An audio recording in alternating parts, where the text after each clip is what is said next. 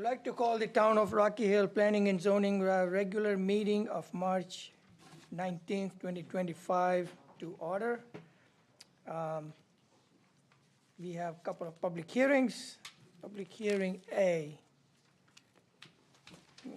This is a continued public hearing, special permit site plan application AMG Pub 2 LLC proposing to combine properties and reconfigure gas pumps in the building into a relocated retail convenience store and gas station for properties located at 2720 and 2736 Main Street in the City Commercial Zoning District ID 14-227 and 14-225. And just for the members who are seated, that's myself. Are the microphones on? Yep. Hello, hello, hello. Commissioner Zarelli, Commissioner Aglico, Commissioner Robbins, and Commissioner Brescia.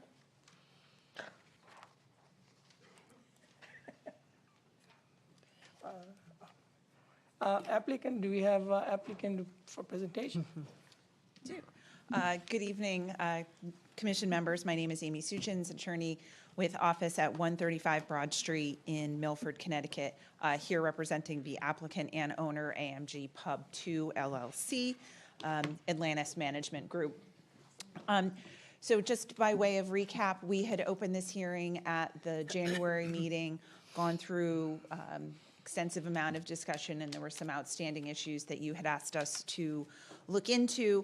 As a reminder, the site is at 2720 and 2736 Main Street. We are located in the C commercial zone.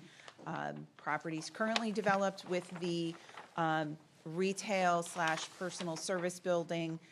That's approximately 2,700, just shy of 2,800 square feet. And then the gas station at 2720 and that little kiosk area is approximately 650 square feet. So currently developed on the site is just about 3,100 square feet of use. The gas station has operated in that location since the 1950s, according to your records. It is non-conforming with respect to the separation distance from Moser School. That is the I know there's been a lot of discussion at the last meeting about the nonconformity, and the nonconformity is with respect to the separation distance. It is not a nonconforming use. I want to make that clear. Under your zoning regulations, the fueling station is allowed by special permit. The retail is allowed by site plan approval, and so there's no question that what we're requesting is allowed under the zoning regulations with your approval. At the January meeting, the couple of issues that you had asked for were renderings and updates to the site plans regarding the view and proposed elevations for the site. We'll walk you through those, as well as some kind of technical details like turning movements for vehicles, delivery times, types of deliveries. And then also where we had wound up at the end of the hearing was the request for a full traffic study and a peer review of that traffic study. Our traffic engineer is here as well. He'll walk you through the process of conducting that study, the comments that we received this morning from your peer reviewer, and address those details. The one other minor thing that I just did want to address, because there was a question that came up, the building at 2754 Main Street, which is the corner opposite us at Forest and Main, is owned by the town of Rocky Hill. It's where Rocky Hill Community Television is located. As I expressed at the last meeting, and I brought one copy just to document it for the record. We're not making any changes that would affect the nonconformity with respect to the extent that there's a determination that that is a theater under your regulations in the separation distance. We don't think it is, but to the extent that there is that determination, it's also an existing nonconformity, and we're not making any changes that would make that situation more nonconforming. Everything with respect to the fueling moves north from its existing location or is maintained. So I'll just note that for the record. And with that, I will turn it over to Gareth Wilson, who is our project engineer, and he will walk you through the site changes. Good evening. My name is Gareth Wilson at BL Companies, 355 Research Parkway in Meriden. So on the screen, hopefully everyone can see, is on the left-hand side the existing gas station and retail stores, and the right-hand side is the architect's rendering, which we've got quite a few of them tonight to go through as well. Pablo, our architect, is here tonight, and he'll present after me on that. So just for contrast to showing what we're proposing compared to what's existing, additional landscaping, a reduction in impervious area, moving the gas pump at the front of Main Street back in line with the rest, and consolidating the two stores, one in the middle of the gas station and the retail unit together for a slightly bigger store towards the south there. So if we could go to the next slide, please, on that. So that's the existing survey. That's what the site currently looks like. Gas station on the left, retail on the right. Can we move forward to the next slide? So this is the previous layout we presented back in January. So the comments were mainly about the access. We have dual access for ingress and egress along Main Street. Originally, we have took that comment on board, and again, comments from the DOT, which was also received and dealt with, and we have amended that, which I'll show you shortly. There were comments, excuse me, about outdoor display area in front of the building. We've addressed that and shown it on the next drawing. Comments about the location of the EV chargers being close to the gas tanks and dispensers. Again, we've addressed that. And really, they were the key components, except for traffic, about the site plan. If we could move to the next plan. So you can see there's very little happened. I've highlighted in red the main changes. Really, the main one is the entrance and the exit are now functioning the same way as they do today. So on the right-hand side, on the southern side, is the entrance in, which is in line with the drive aisles in front of the gas station, the parking, and the convenience store. And then on the left-hand side, you've got the exit, left and right turning lanes. With still full circulation within site. Those changes resulted in a couple of minor changes on site, mainly the dumpster in the center top has been rotated 90 degrees, mainly because the garbage truck's now entering on the right, not the left. The EV chargers have moved from the back of the site to actually the back of the building, which is on the south side. So behind the building, there's circled in red there, the 4 EV chargers located there, over 100 feet away from the canopy itself. The transformer for the EV has also moved over from the top left corner to beside the existing transformer. And also with the DOT comments, we have widened the sidewalk, which is existing 4 feet to 5 feet wide.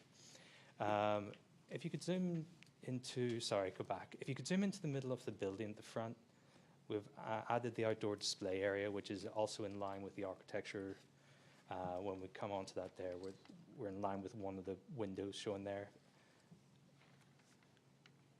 So there's a small rectangular area right in the middle, just below the entrance door. I don't know if you can see that.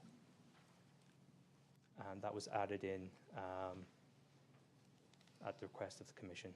But then you see the close-up of the entrance and exits, sidewalk, transformers, everything on that. Is there any questions on the site plan before we continue? Can you repeat what is that area to the? Outdoor display area. Oh. Outdoor display area. What's going to be displayed out there? Seasonal stuff will Can we- be, I would wait till Yeah, hold questions until the end of the presentation. okay. So there are the site plan modifications. We've had our first round of comments with the DOT. They're satisfied with this arrangement for the entrance onto the road. We've just received a second set of comments to do with drainage that we just received a few days ago, and we're working our way through that. We met with DOT to discuss this, the entrance and exit in detail. They were happy with this arrangement, and I know yourselves were asking for it as well. So hopefully that satisfies one of your points. I don't intend to go through much more of the site changes. That's really it. I was going to hand over to the architect to go through the building, the facade, the renderings, to give you a better picture of what is actually proposed. That'll be on file 2, I believe, architecture. Yes. Thank you.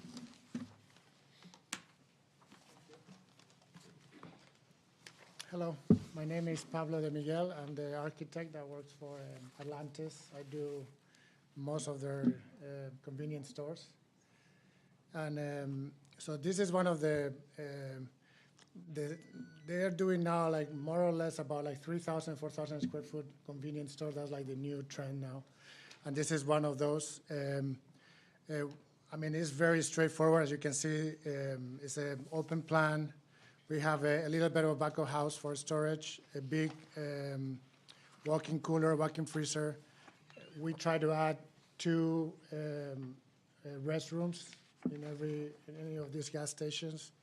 And then in this case, Atlantis serves coffee and also hot food. So that's what you see there on the middle of the plan. There's this island, that's their hot food, and all the equipment on the top. And that counter, all that is their coffee and bakery servings. And the rest is really like any other convenience store with their gondolas and their, I don't know if there's any question regarding the plans, no. So you can move ahead with the next one. So in terms of the facade, the look for their branding is, we use this Alucobond panels. They are like a composite metal panel. The color is called champagne, which is like a metallic gray, but it's a little bit warm. It has like a little bit of brown, depending on how the sun hits it. Big openings on the window, it's very important for them to see, so the customers see what is inside, and there's like active, and so we have very large windows for any of the main areas, and that's basically it. I don't know, like a canopy, and then what Gareth was mentioning there's like a little dotted line on that first window on the right. That is where that seasonal display will be. They usually have in winter they have salt, in summer, I don't know, they have they have wood for like the fireplace, things like that. That's what they usually have on this seasonal displays. You can move forward to the next one, please. So this is like the aerial view that shows the building and the canopy and all the parking spaces. We tried to include basically what is there in terms of vegetation with what the landscape architect is proposing in terms of new trees and new planted areas. You can move ahead. So this is another view a little bit, so you can see how the site works. You can see the in and outs, as Gareth has explained, the new parking spots. This is only showing the proposed new trees. Beside the ones on the corner on that top, those are small. The real ones are actually much grown now. So you can keep going. Next one. This is just to show a little bit the amount of vegetation that we are proposing. So this is a view from 179 Forest Street, which currently there's one thing that is really hard to see on the site plans is that the elevation of the site, this is sunken compared to the rest of the properties around it. So in reality, what you're going to see, even if there was no vegetation, what you're going to see over the building, because the building is not that tall. It's about 15 feet tall overall. So once you add the vegetation, it's really hard to see from any of the properties around because of that change in elevation around. You can go to the next one. This will be the view as you approach that intersection on that light. This is what the top view is, what it is there now, and the bottom view will be the proposed. So you can see the new building is barely about the same height as the existing retail store there, a little bit more. You can move to the next one.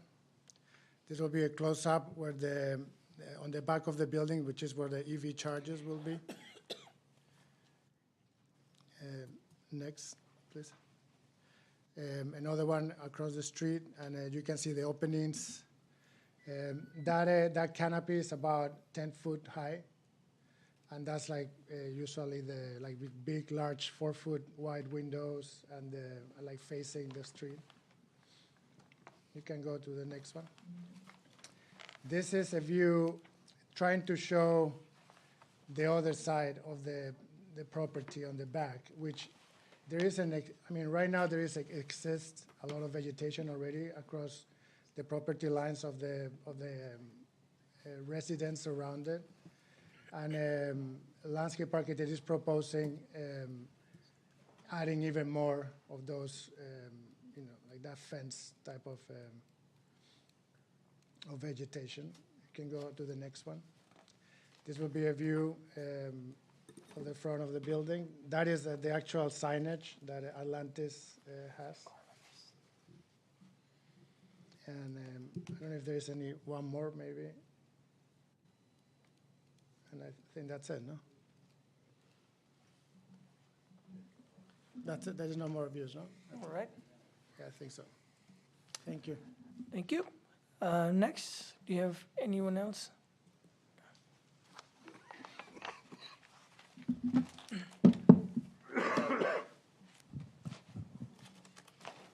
Good evening, Commission members. For the record, Frank A. Filicciotto, F as in Frank, I-L-I-C-I-O-T-T-O, licensed professional engineer in the state of Connecticut. I'm the project traffic engineer. I was brought on by the applicant and the project team to perform a traffic study based on the request that came out of the January meeting. So what I intended to do tonight is kind of walk you through our methodology, what we did, and then summarize some of the comments that came from your consultant, Soli Engineering, this morning, and then kind of explain what the path forward is for us. If that's good, I'll get started. I think what would help would be to have the site plan up, just because I'll be referring to that. That's perfect. Actually, the page before it. There you go. Perfect. So whenever we perform a traffic impact study, we go out, we do a very thorough evaluation of the existing conditions. We go to the site, we visit it, we look at the underlying condition. One of the most important things about this project is the consolidation of access. That would be a benefit as a result of this project. Right now, if you're on West Street and you're passing through the intersection, you can virtually drive straight across the intersection onto the site. There's an uncontrolled driveway there, even though it's part of a signalized intersection. So this project will eliminate that access point completely, and it will enable there to be a pedestrian connection from Forest across our site all the way to the north of our site, which does not exist today. It's currently broken. You can cross Forest Street with a pedestrian signal, but then you're kind of in no man's land on the site itself. So that will be kind of sewn together. You'll have a continuous sidewalk that will connect both of those crosswalks, the one on Forest and then the one crossing Main Street. So that was evident to us when we went out. I think it's a big part of this project because whenever you can close access points, especially on a state highway like Main Street, you're looking at improving safety by reducing the number of conflict points that exist on the state highway. What we also did is we performed detailed traffic counts at the intersection of Main and West and Forest on Wednesday, January 29th. Schools were in normal session that day. We generally look at traffic counts in the morning peak period, the rush hour or rush hours, so to speak, in the morning from 7 to 9 a.m. and then again in the afternoon from 2 p.m. to 6 p.m. We started at 2 because of the nearby school. We wanted to make sure we captured dismissal activity associated with the school. So we started at 2 and went all the way to 6. In addition, we also counted the ins and outs at the driveways serving the site itself. So we could understand the existing level of traffic, on the site. And what we found is that the existing site certainly generates traffic for the gas station and the small convenience store that exists. But the southern half of the site, with the building there with the insurance office and the other use, generated zero traffic during both time periods. So there's essentially a vacant use there that is not generating any traffic. But it's important to note that if it were to be redeveloped, if some tenant went in that building as of right and started doing business there, you would have activity on the site as it exists today. Looking forward, that would no longer be the case. That building would be removed, the driveway would be closed, and you'd have just one use, the gas station and the convenience store working together. Existing, we have a 700 square foot convenience store and 10 vehicle fueling positions underneath the canopy. The proposed condition is a 4,200 square foot convenience store with 12 vehicle fueling positions under the canopy. So what we did was, whenever we're looking at the change from an existing to a proposed scenario, we look at forecasting the traffic based on that change. We as traffic engineers have what's called the Institute of Transportation Engineers trip generation manual at our convenience to look at. It's a compendium of data on a wide variety of land uses. We looked at that data, but what we also did is we collected very local data. We found another Atlantis Mart with a gas station of a similar size in Farmington on a street that has more or less the same amount of traffic as Main Street in Rocky Hill, and we counted that site. That site's located at 286 Main Street, Farmington, and it has a 3,900 square foot convenience store and 8 vehicle fueling positions. So it's more or less consistent with what we're proposing today, although there will be a few more spaces to fuel on the proposed condition.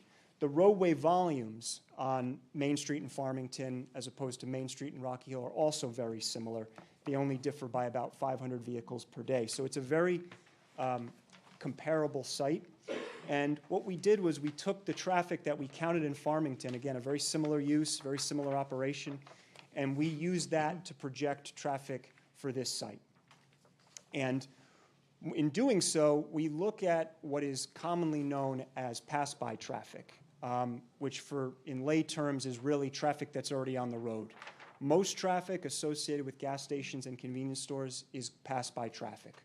We rarely go to a gas station, turn around and go back home. We typically buy gas and buy convenience items en route to some other primary destination. That's called pass-by traffic. The ITE, that Institute of Transportation Engineers, has documented data that shows 3 out of every 4 trips associated with a gas station and convenience store are pass-by trips. Why is that important? It's important because when you have a gas station, when you're looking at changing something like this and making it slightly larger, in the case of the vehicle fueling positions, and what amounts to several times larger in the convenience store, the traffic associated with it becomes a concern. But when you're talking about gas stations and convenience stores, 3 out of every 4 of those trips are already on the roadway today. That's a documented data set. However, when we did our analysis, we applied only a 50% pass-by credit. That's a Connecticut DOT standard, so we are beholden to that. But there is data, plenty of data that's accepted industry-wide that substantiates a much greater pass-by behavior. And what that means is that if you're passing this site today and you don't think there's something in the convenience store for you today, but maybe in the future, you'll pull off and go in, but you're already on the road. That's the nature of a pass-by trip. You're already on the road.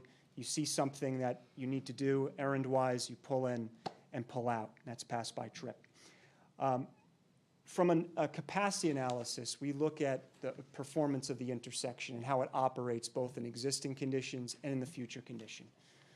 When we look at future conditions, we look at what's happening on this site and what's being proposed, what's in front of you this evening, but what's also happening in the area.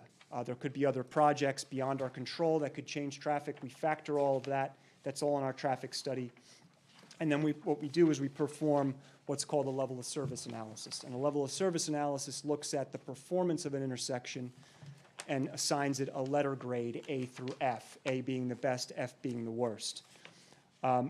Based on our analysis, and that was reviewed by Soli Engineering, your consultant, there would be no change in level of service, no negative change in level of service as a result of this project.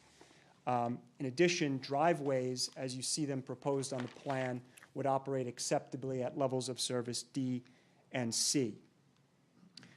The access management plan is important here because we had an opportunity to review it with Connecticut DOT. It has jurisdiction over Main Street. We're consolidating access by removing the driveway that I explained across from West Street. And then the two remaining driveways on Main Street, one would be egress only and one would be ingress only. So we have a very kind of defined ingress and egress pattern for trips coming to and from this site. In addition, we have the ingress-only driveway on Forest Avenue for access to the rear. So if you're going to charge your car electrically, you would need to enter that site via that location and pull up behind the building and charge. But you could then circulate around the building to the front of the site if you needed to leave, obviously. So from an impact perspective, from a level of service perspective, we do not anticipate any negative or degradation in level of service as a result of this project. You have a access management plan that complies with current guidelines. It's something that many departments of transportation encourage as a result of new development, closure of driveways, consolidation of access to eliminate conflict points. And you have a site that provides complete circumnavigation of the fueling canopy, as well as adequate parking to serve the uses. So that, in a nutshell, was our traffic impact study. I can provide more detail if you wish.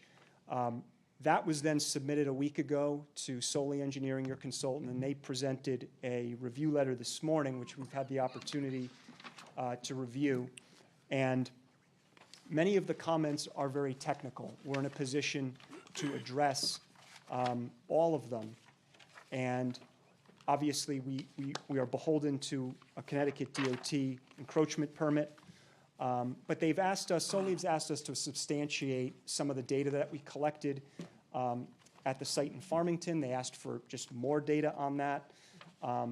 They wanted us to analyze the intersection of West Street and Main Street with and without left turn lanes. There are no left turn lanes on Main Street now. I'm sure many of you have passed that intersection. You know that if someone's trying to make a left on onto either Forest or onto West Street, those people kind of dwell in the middle of the intersection, and there's only one choice for through traffic but to get into the shoulder and move around them. That's happening today. That's an existing condition. Soli identified that they'd like us to analyze that intersection with and without left turn lanes. So we're prepared to do that.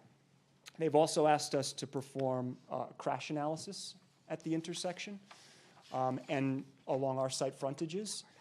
So that's something that we're prepared to do as well. The hope, obviously, is that the consolidation of access, the safety benefits resulting from closing a driveway and pushing the entrance driveway on Main Street farther away from the intersection will actually create a more safe environment at this intersection, coupled with the pedestrian enhancements that we're proposing along the site frontage with the continuous sidewalk. So we intend to reply to Soli's letter and hopefully address their comments in the next go-around. But I'm happy to answer any questions that you might have. If you'd like me to expound on anything, I'd be happy to. Thanks for your time and attention. Thank you. Anyone else? That's the extent of our affirmative presentation. Obviously, we're all here, happy to answer any other questions, or if you want to take public comment first, but whatever your preference is. All right, thank you. I would like to open public comments. I don't think we have a sign-in sheet, so if you can. No, we do not. Right, we do not, right. So whoever wants to go first? I would ask that you state your name and address for the record. please. Oh, okay, so we'll have to take this. You want to let someone else go ahead and then I'll go? That's fine.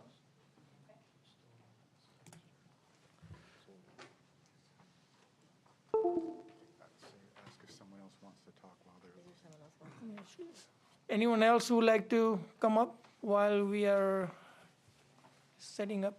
Is that okay, sir? Yeah, he said, yeah. That's him. Yeah, you can go.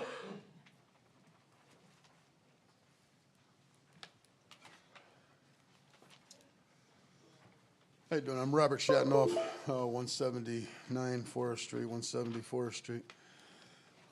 Quick couple things before I lose it on the traffic man here. Said how people pass on the left and the right and the shoulders. Well, they do it. And it's a crazy scene out there. Doesn't make it right. And it shouldn't even be figured into a traffic thing because, well, they do it now. So just let them do it. So, and again, if you had that picture up there with the entrances, and you're showing these entrances with the in and out for both of them, let me tell you something. Like I said, 35 years being there. You try taking a left, and then somebody on that 30 feet away wants to take a right because traffic's going so fast. You turn left, and he's looking this way and come out. Boom! You wait. This is aggravating. But just for the record here again, you keep mentioning existing convenience store. It's Yeah, not you I please I address. apologize. I Thank you. apologize. I just Thank had you. to spend $400 on a ticket to fly home from Florida to address this meeting because it got canceled after I did it last time. So I'm a little heated. I'm sorry. I'll try to compose myself a little bit. But it is not an existing convenience store. It's a gas filling station that is not supposed to be a convenience store. The size of the building, immense. You know, the fast-acting chargers, they make lots of noise. Now you're going to move them over to my side, even closer to me. Does diesel have any kind of venting at all? I don't believe so. I believe it just goes in the ground, in the air, and you pump in the air. There's no consideration for any diesel fueling, even though it might be and not any kind of an ordinance in the state. They're looking into it, trying to change something because the gas has recovery, but diesel doesn't. You know, they mentioned the display on what they called their display shelf. They sell everything out there, from water to wood to antifreeze to windshield wiper fluids, whatever they can do to make more money to profit their pocketbooks. It doesn't benefit us. You can go to Walmart. You can go to a numerous amount of places. They already sell it outside the store already. They got it piled up out there, and it's probably not even supposed to be in that agenda of what constitutes the use of that store right now. But they have packed so much stuff into the store, outside the store. Listen, I'm probably my 3 minutes are halfway gone.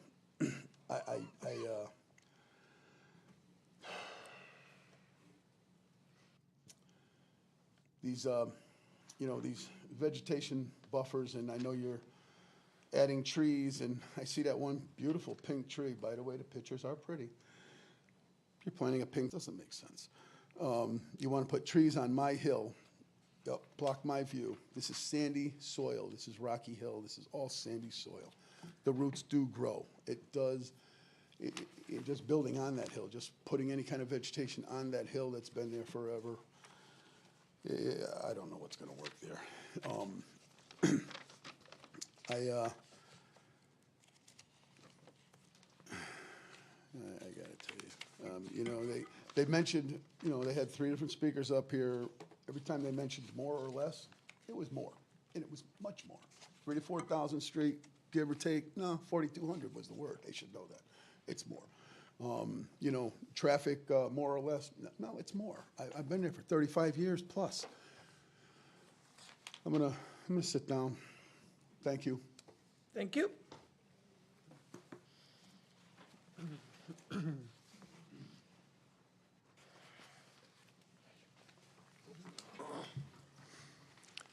My name's Steve McLeod. I live at 167 Forest Street, within the 500 feet of the applicant's property. So the applicant's team started off talking about how this is not a nonconformance, and with all due respect, if I could go to the next slide, would like to disagree up front. I mean, when you think about it, it's nonconformances that got us here. if we go all the way back to to when the existing size of the store was approved, it was conditional, even though it was 25 years ago, okay?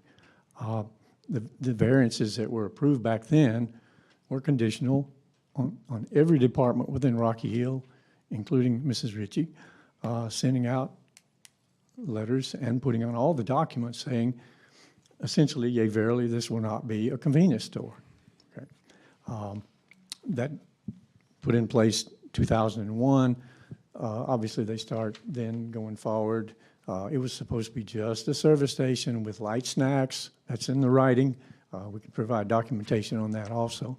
And then, obviously, as this starts coming to mind, let's bring in a few more things, snacks, drinks, small items, and fill up this six-square service station with all the items that would make it a convenience store.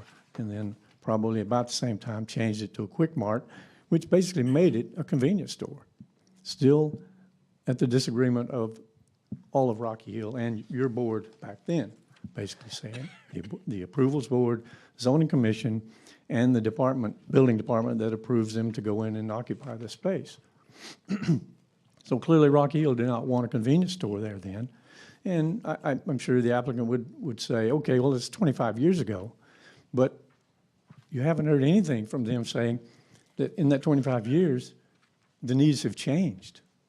There's a convenience store, which nobody talks about either, is across the street, larger than this one. So plenty of convenience store capability. We haven't really heard anything from the applicant to sway us from the need, to show that there is a need. Sorry, go to the next slide, please. And it was, so the variance has been there all along. It's just never been discussed. Or nonconformance, I'm sorry. It was supposed to be a service station, not a convenience store. So, and your regulations say, in 8A14, you can't take a nonconforming site and expand it and grow it. This is 6 to 7 times growth, 650 square feet to 4,200 square feet. So that in and of itself, as I see it, is in violation of your variances. I was skipping over to the traffic. Glad to see the traffic survey and the approach.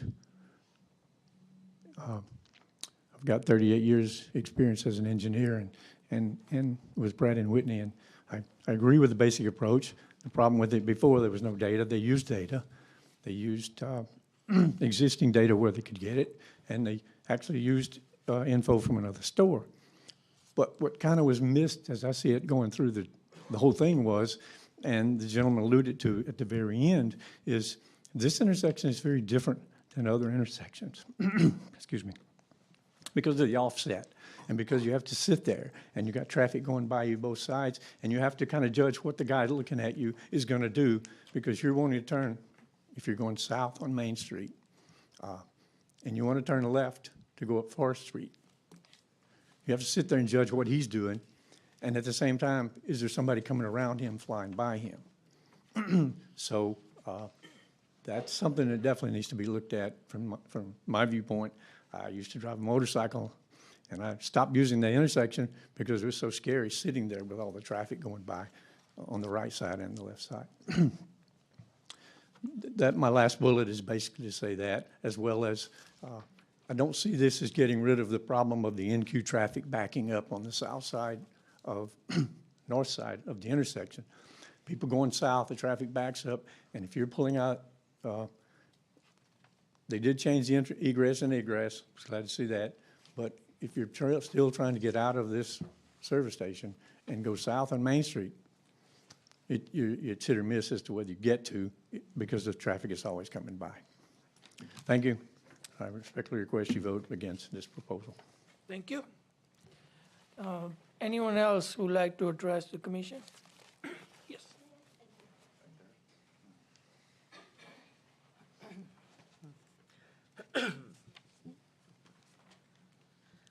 Hi, April Shetnoff, 170 Forest Street, future owner of 179. I'm here today to strongly oppose the proposed Sitco expansion.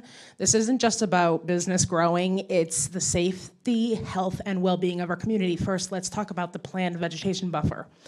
I want to point out that didn't seem to appear to be shown on the crest of the hill in the submitted drawings. I could be wrong, but those very tall pines that it showed in the picture seem to be much lower. The proposed white pines may sound like a good privacy screen, but these trees grow to 80 to 100 feet if left unchecked. Based on the neglected buffer zones around the existing Sitco, I have little confidence that they will receive the proper care they need. The woods behind our house are dead. That is well within their buffer area that is meant to be upkept.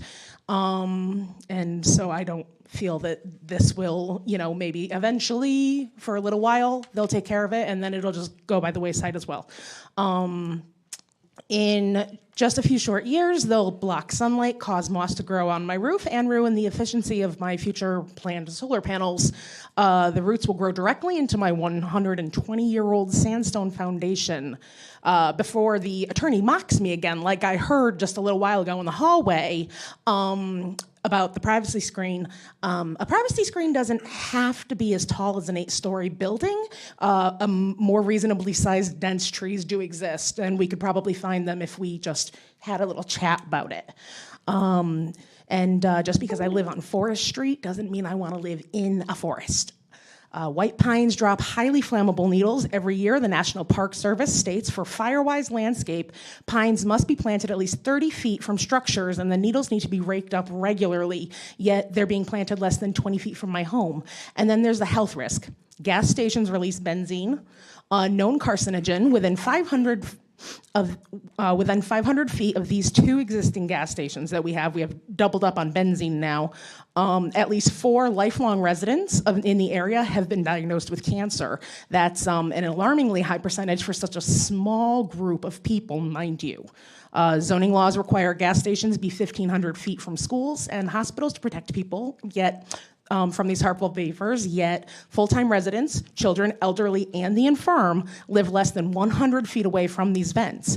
These vent pipes are raised up about 10 to 11 feet in the air, which is the perfect height for Forest Street, as a matter of fact. They are exactly level with my property, meaning all of the vapors come out and go directly into the yard. What regular testing is being done to protect us, and why would we increase these risks by adding yet more fuel pumps? The new metallic building, that sounds wonderful, it's a great color, sounds pretty. It's gonna reflect lights, making the area excessively bright. Perceived light is actually magnified by a metallic surface. So what we see from the reflection of the light is actually brighter than the light gives off. That's science. And the Sitco operating 24/7, the noise will definitely disrupt our homes at all hours.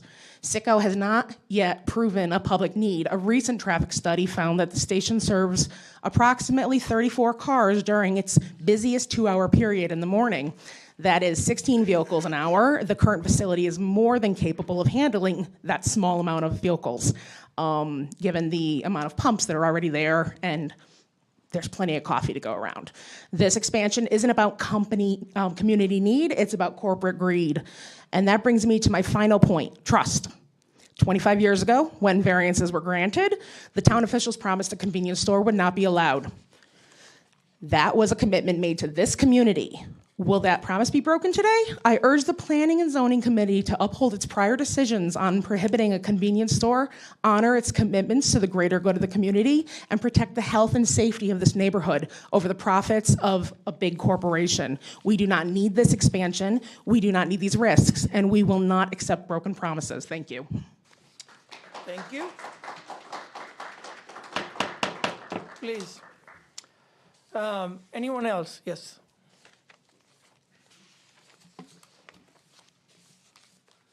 My name is Astrid Kodersi, 2708 Main Street. One of the most affected house from this proposal. Sure. Sure, sorry. I don't want to focus much in a proposal than the existing gas station, how the gas station operate today. I bought the house in 1999. Was a small gas station over there, you know. Was not really bad, but over the years, the gas station grew, and the noise and everything else make our life miserable.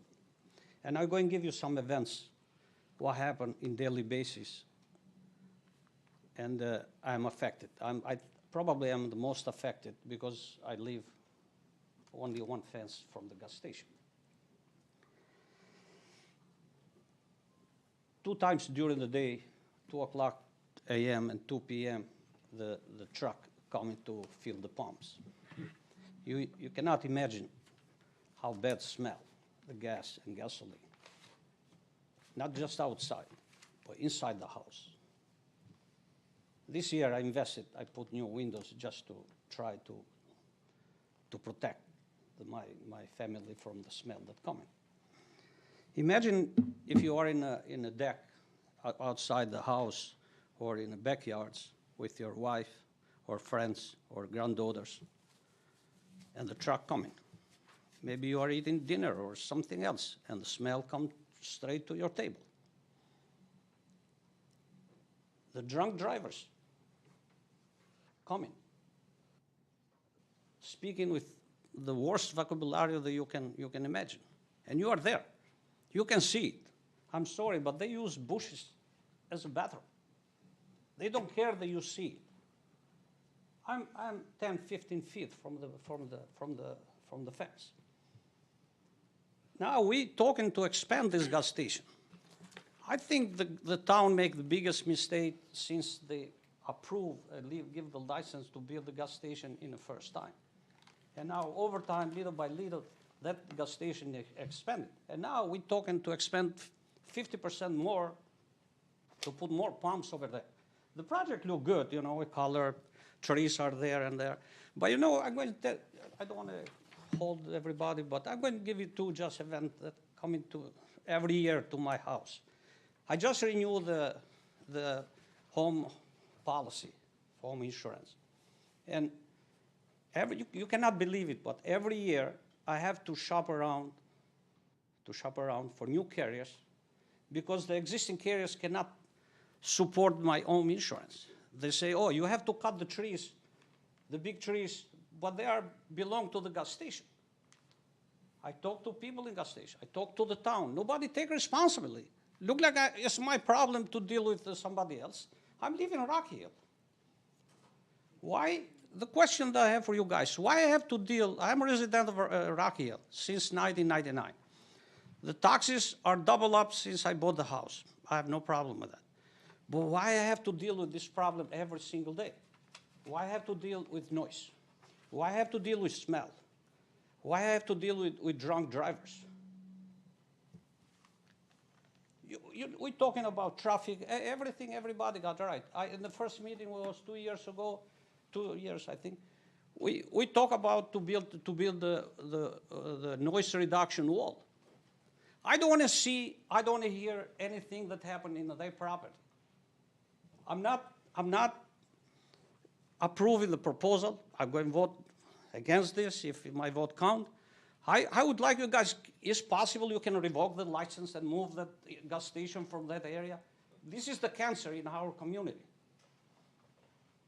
Affect our life daily basis. Our value of our house is going down. I cannot sell my house as the value it is because it's the noise coming from gas station, the environment that's coming from the gas station. You know, you have a problem. You are alone. You come into town. Town don't take any responsibility to talk to the gas station. Why they don't cut the trees, for example? A few years ago, they expanded the gas station. They relocated the pumps, okay? They use heavy machinery to dig the underground, to put the tanks, new tanks. You cannot imagine what I feel for 1 month in my house. The house was shaking. You cannot live in a house from morning to 4 o'clock. And when you ask town, oh, they say it's normal. The noise is normal, the shaking is normal. Could be normal for residential, for the commercial zone to build, but not for residential. Well, I have to hear it. Imagine now what's going to happen if you guys approve it to expand it. Put yourself in our shoes, how we deal in daily basis with this. I think our life is more important than the business, and you guys have to protect it. Thank you. Thank you. Anyone else who'd like to speak to the commission?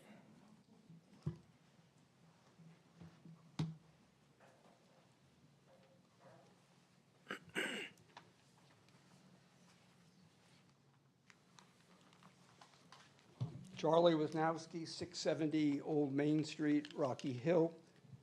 I'm going to read kind of an introductory thing, then if, with your permission, Mr. Chairman, may I ask you a question? I'll do my question first.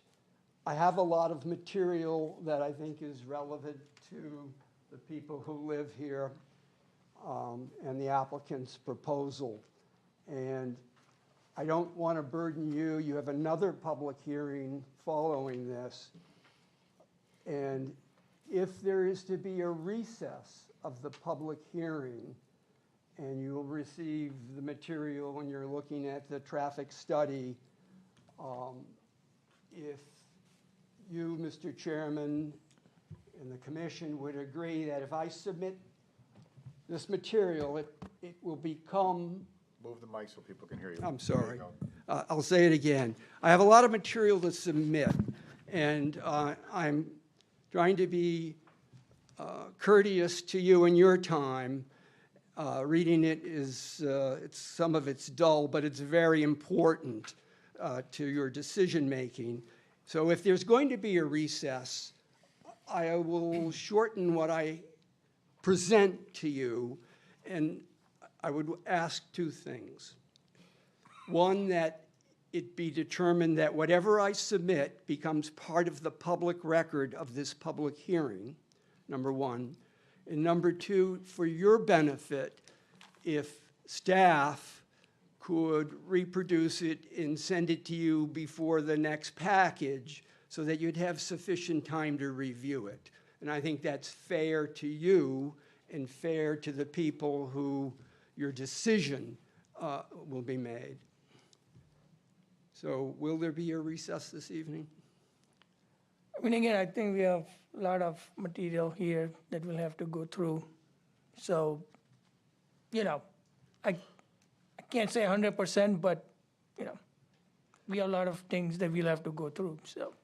All right. And anybody who submits material gets into the record. Thank you. Yes, so. Okay. So as a broad overview, as a member of the public, I have an interest in this application. I'm going to give you 10 packets of information on various issues related to the four corners of the application. If you will vote tonight, I will read it all, but my understanding is it's not likely. The commission bears a serious duty to consider not only the request of the applicant, but more importantly, the health hazards of living with 24 hours of chemical vapors and disturbing noise. You have the power to help the lives of hundreds of people living and breathing nearby. Please be patient with me. I'm excited about it. And please review the information. My goal is to provide to you substantial evidence to make a reasonable decision. You are reviewing both a 3 million gallon a year fueling station and a 24-hour fast food establishment.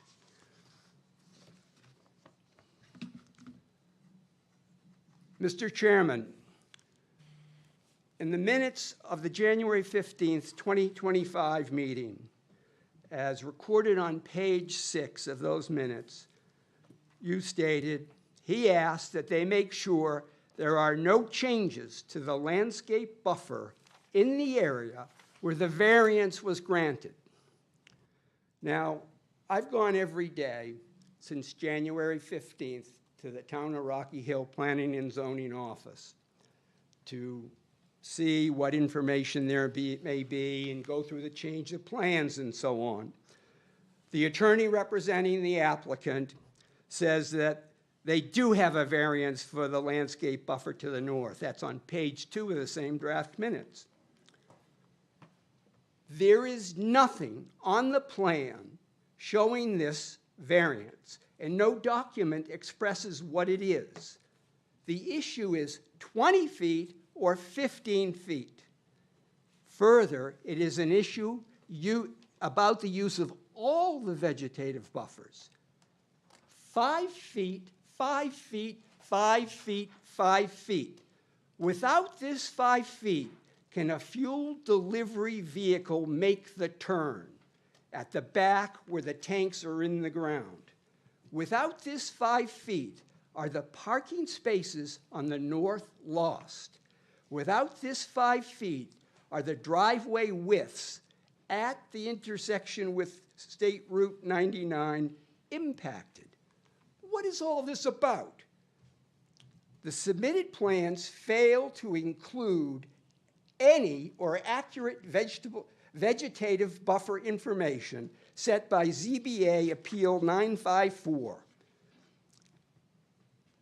There's not been any other reduction of the vegetative buffer that's been identified. The last time I checked was at noon today. All the site improvements on the north, including drainage, paving, must be relocated out of the vegetated buffer and redrawn. Basically, where this gentleman who just spoke last home is, that's the north. And the vegetative buffer that was reduced from 50 feet with ZBA Appeal 954, reduced it to 20 feet. I have 60 pages of evidence about that, and I'm not going to read it. I'm going to give it to you. I'm going to read it a little bit more.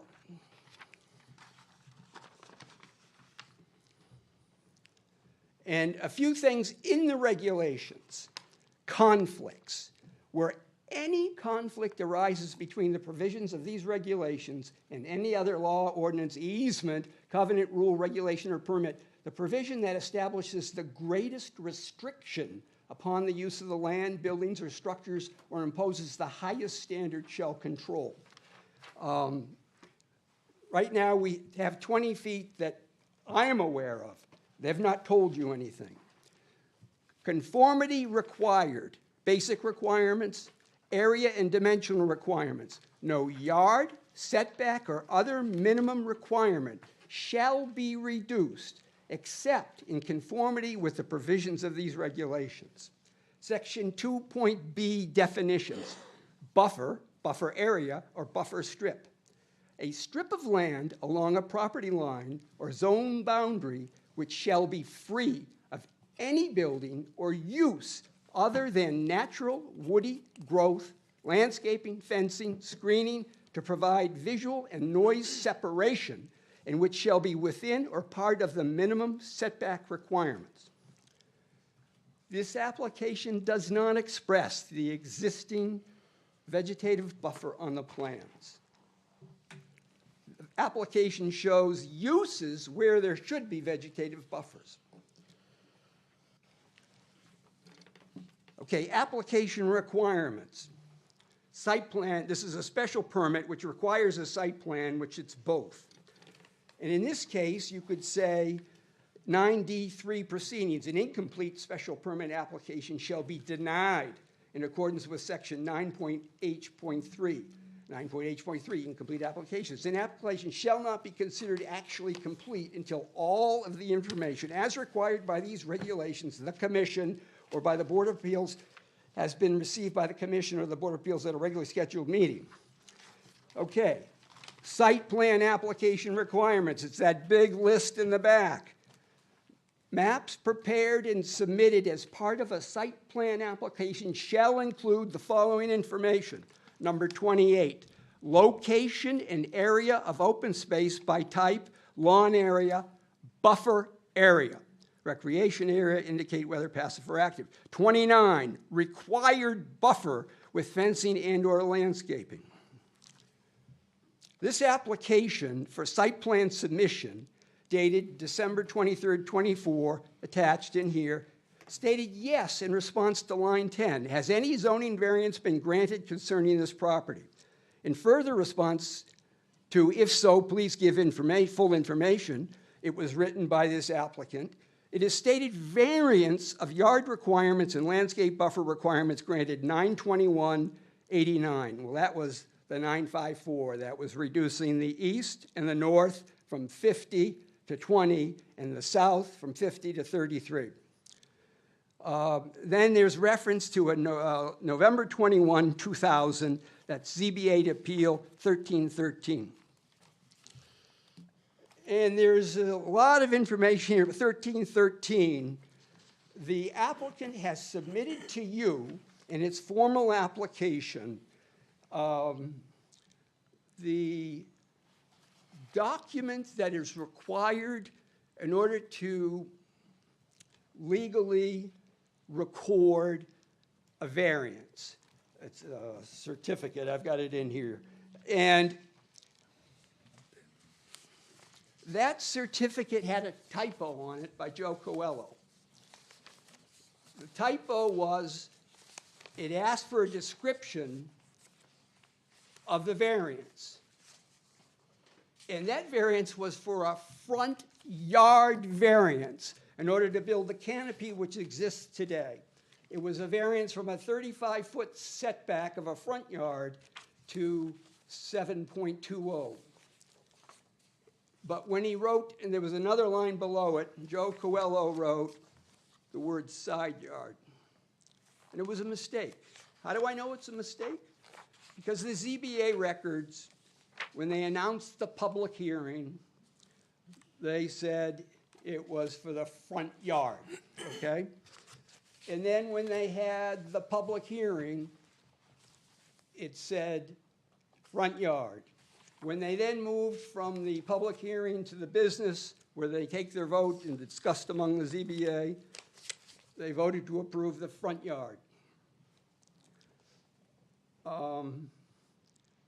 The funny thing is that's about a front yard, not a vegetative buffer. So there's a lot of, you've been given something that's untrue. It's in here. I'm not going to go through page by page, line by line, but it's untrue. Okay, so on the plans, in the bulk table, there's some reference to a proposed 15-foot side yard. So the plans changed on March 13th. The new plans came to the town of Rocky Hill on March 13th, 2025. The new plans do not identify the existing 20-foot vegetative buffer on the east side by name or dimension. And that's the place where, we're going to get to this later on, the gas vents are, the vacuum is, the air pumps for tires. They may be in the eastern vegetative buffer. The new plans do not identify the existing 33-foot vegetative buffer on the south side behind 179 Forest by name or dimension. And that's, another gas vent is there.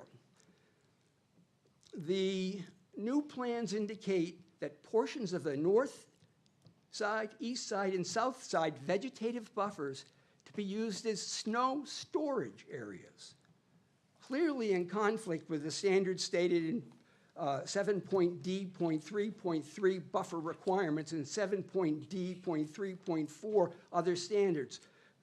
Placing snow and ice, including salt and sand, is likely to harm any vegetation.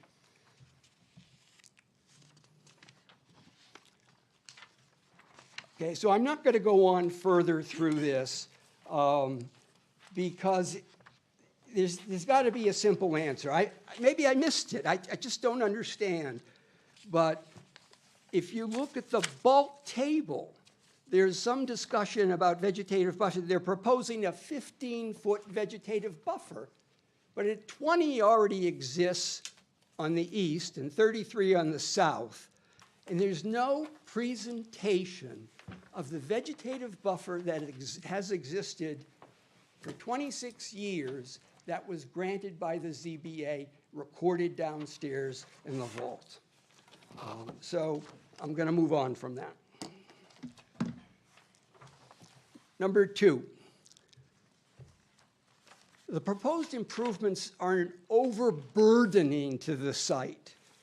This application increases the intensity of use on 2720 Main Street by adding uses and increasing existing uses without consideration of the express purpose of the Rocky Hill zoning regulations of less intense use in a commercial C zone surrounded by residential zone properties. This plan is not in harmony with appropriate and orderly development.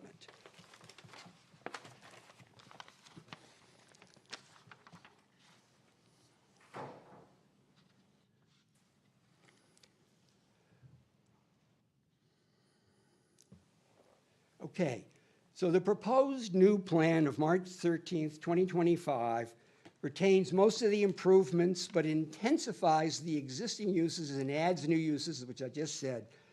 Again, this is at the expense of the residential neighbors, already lacking the full 50-foot vegetative buffer on the northeast sides. That's a 60% reduction, and in the south 34.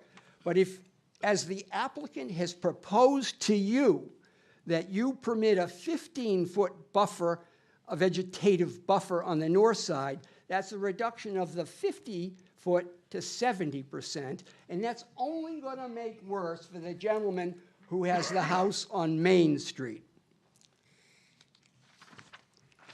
Okay,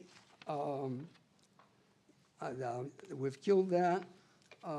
The proposed increased intensity of uses of the existing fully developed commercial site, which has previously benefited from vegetative buffer, is really an overburdening. It's too intense.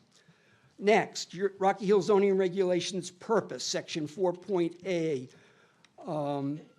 Again, this is the issue about what the intent of the plan of development and your zoning commercial C district.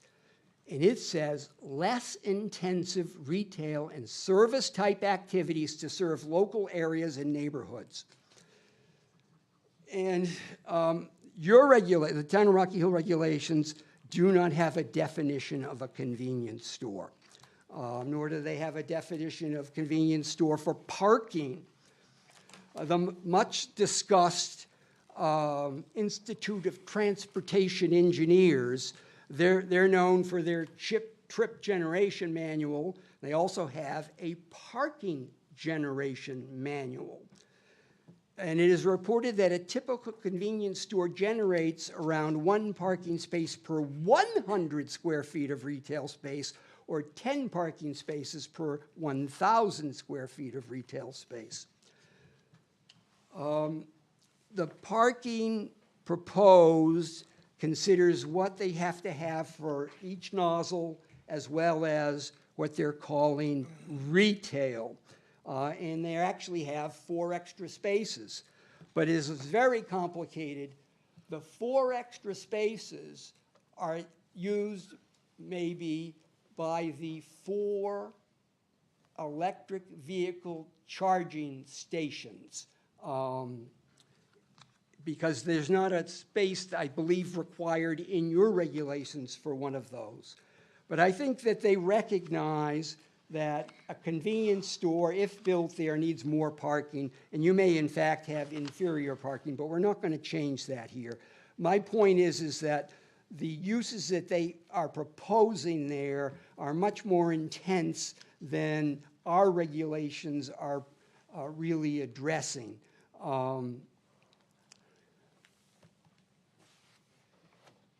Okay, and as the gentleman earlier stated, there is a history of expressing that this site would not be a convenience store. Contrary to the applications submitted to you in the narrative, it was never a convenience store.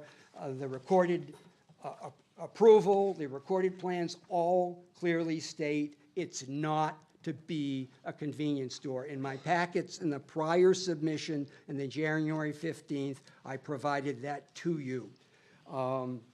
So as to purpose, electric charging stations in the last week submitted plans, there are now 4 of them. And again, the Institute of Transportation Engineers just published a brief that provides insight to the use of electric vehicles.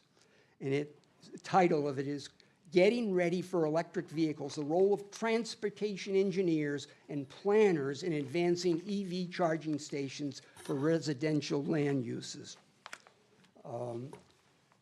Basically in it, it says, So, Mr. Wisnowski, I see there are a lot more packages there, so can we please, because you're going to submit this. I'm going to submit it, but I'm hitting the highlights. If you can please summarize, I mean, we are going to. I will, but you're Yes. not limiting them, and these people have a public interest. Do any of you give me any minutes? Well, I think. I agree with you. Yes, please, yes. You're correct. I respect apologize. you, yes, no, I respect apologize you, to I'm giving you, and, but I Okay. think. Okay, we have but to- yeah. basically, you are being asked to approve a plan with uses that are inappropriate for an RC, for a C commercial zoning district abutting residential. If you would go to Mr. Emmanuel's 12 Tesla charging station site on Route 3, or if you go to the one at Aldi's Coles, all of the vehicles are out of state. And when you go and speak to them, they say, yeah, I got it on an app. I'm coming off of 91. I'm heading to New Jersey, which I have done. It's not a neighbor use, and this is a neighbor site where we do not want to bring people to this site at 3 in the morning to charge their car. And, okay. All right, noise. This is a big issue. The purpose of a site plan application is to enable a detailed review of all the proposed development, including health, safety, and general welfare of the community. 9.C, procedures, appropriateness of location or use, the obstruction of light or air, the emission of noise, smoke, and odor. It goes on, so it's a bad thing. You're not supposed to approve it. Noise. No noise which shall be objectionable due to volume, intermittence, beat frequency, or shrillness shall be transmitted outside the property where it originates unless in accordance with the Rocky Hill Ordinance number 180, noise. And so I've provided to you the Town of Rocky Hills or Chapter 180 noise. And there's 10 pages of it. And it's detailed. And it says people aren't supposed to emit a lot of noise, okay? And basically what it says is that no person shall emit or permit noise exceeding the levels stated herein, okay? And they talk about a commercial property emitting noise to a residential property. In the Town of Rocky Hill Ordinance says that the daytime dBA is to be 61 decibels. So that during the daytime, it's from 7 a.m. to 9 p.m., you're permitted to generate noise at 61 decibels. But at nighttime, it drops to 51, okay? And this ties in to the comments of the public about noise, that enforcement of the noise ordinance hasn't been taking place. But noise will be important in my next, in one of my following packets, where you, under a special permit application, can set the hours of operation. Okay, so you don't want to hear noise, but just quickly. Putting gas in a car, 60 to 70 decibels. Car door closing, 80 to 90 decibels. Gas station vacuum on the property line, 70 to 80 decibels. Typical air pump at a gas station, 80 to 90 decibels. A banging propane gas tank, 80 to 100. And a backup alarm for the trucks that are going to be there, 112 decibels. Okay? So I won't go into all those other aspects. It's here. There are all kinds of studies about fast type electric. So there's an article in here, research on battery electric vehicles, DC fast charging noise emissions, proposal to reduce environmental noise caused by it. So they exceed levels of 60 and so on. You'll get that. Hours of operation. This is to be considered with the noise. Again, all follows under your special permit criteria. So you do have the ability to control noise, and there have been challenges to the idea of a commission, a planning and zoning commission, attempting to limit the issue of noise. And the case where I'm giving you the actual court case, it's identified as the Perillo Food Group versus the Board of Zoning Appeals of the City of New Haven, which it got there because it went through the planning and zoning. And they have a very similar criteria to the Rocky Hill regulations. And it says, it is recognized that there are certain uses and features which, because of their unique characteristics, cannot be distinctly classified or regulated in a particular district or districts without consideration in each case of the impact of such uses and features upon neighboring uses in the surrounding area compared with the public need for them at a particular location.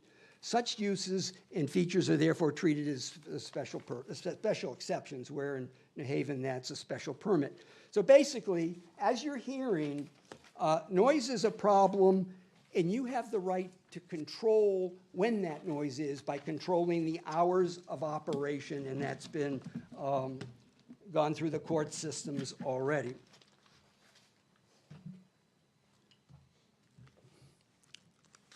Fuel separation distances. We heard earlier this evening some words, and I'm going to suggest that you seek an opinion from the town attorney, unless you're happy with how you read this. So I have in front of me 6.1.2 separation distances, 2 point fuel separation distances. I'm going to read you 2. Fuel separation distances. No gasoline or diesel filling station shall be erected less than 1,500 feet from any part of any lot or plot used for the above stated purposes. We're going to come back to what's near it, but as the gentleman Steve mentioned, the Rocky Hill Planning and Zoning Regulations, Section 8, Special Standards, 8.A, non-conforming situations, 8A1, non-conforming uses, and all of this is under uses, 6.1, uses. A non-conforming use shall not be extended or enlarged. Enlarged. So adding 2 more dispensers increases that. You can argue that one. I think you might need your attorney or whatever. So, a second. Okay, so we'll move on from that. You can all argue about that one.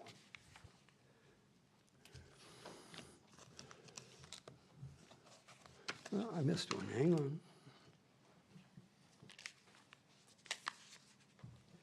Okay, Moser School is approximately 840 feet south of the proposed development.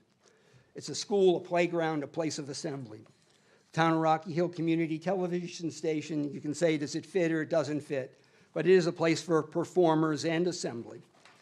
Elm Ridge Park, including Veterans Memorial Amphitheater, is approximately 1,200 feet west of the proposed development. It's a theater, it's a playground, it's a place of assembly, it's all of that. You've all been there. Historical Center Cemetery is approximately 1,400 feet north of the proposed development. It's a place for historic reenactment, education, and assembly. And these distances are off the assessor's map. Now, cemetery, what are you talking about? Well, in my packet for you is the Historical Society runs a whole bunch of different programs. They take the children from West Hill third graders to the cemetery, and they do a lot of different things there. And they write back and they say, we're very grateful you took us there. The Center Cemetery, on this coming June, there'll be a number of Civil War reenactors. And they're going to camp there, and it will be a public event. The cemetery has a walking tour, and there are all kinds of events there. Whether it fits someone's understanding if that's a place of assembly or a playground or whatever, you can worry about. The Rocky Hill zoning regulations, vent pipe emissions, benzene, cancer risk.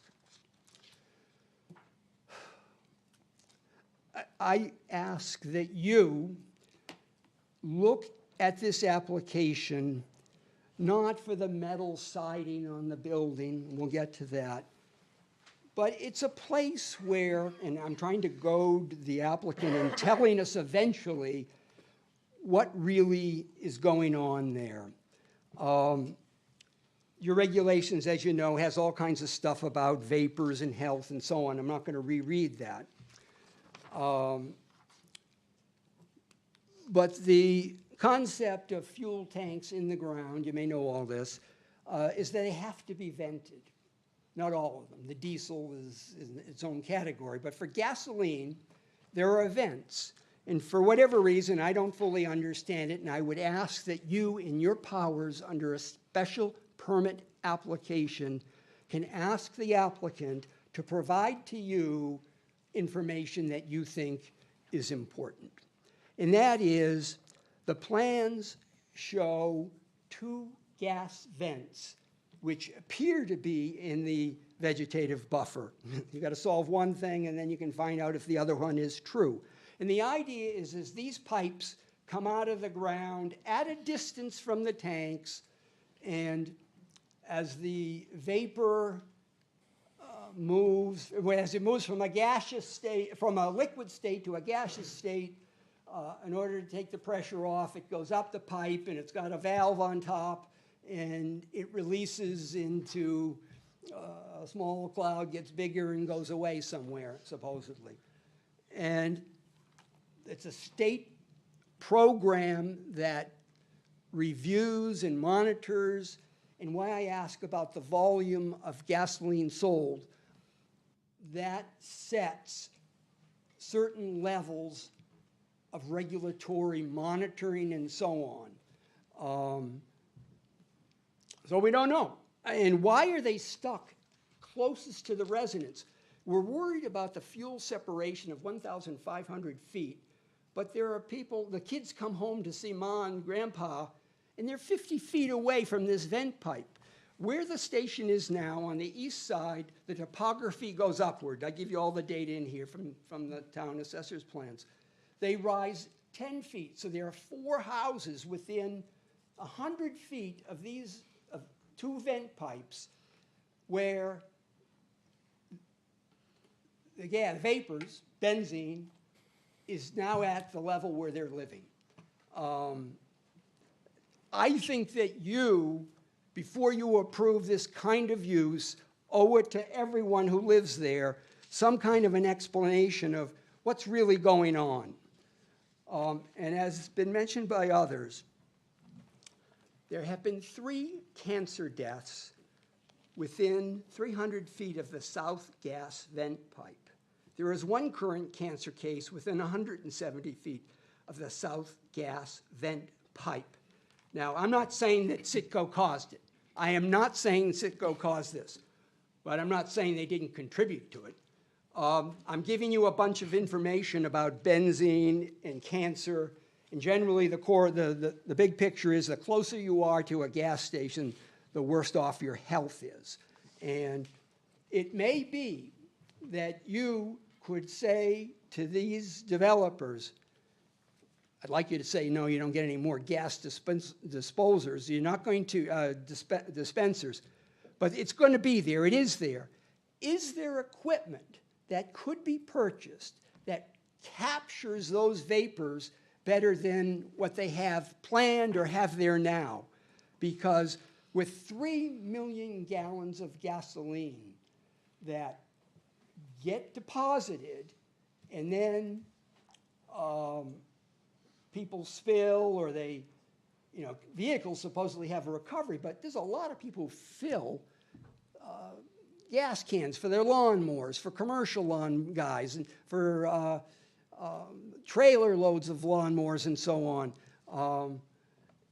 Yeah, I don't think we ever got pictures. They were supposed to give us pictures of trucks. In any case, there's a lot going on there. But we need to know the monthly throughput of gasoline. And in no way is there a good idea to put more there, okay?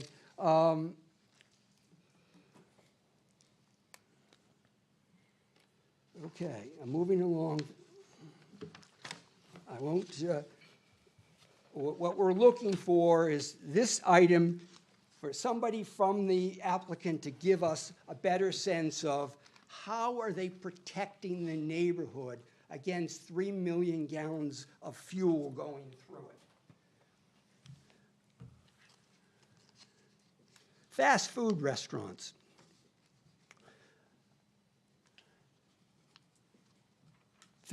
Under section, zoning regulations, section 6H, use-related standards, 6G, fast food restaurants. Fast food restaurants and similar eating establishments, when and where permitted by these regulations, shall be evaluated with regard to the following considerations as part of any special permit application for such use in addition to other applicable standards of these regulations. Number one, the use shall be appropriate with the existing land uses in the area for which it is proposed to be located.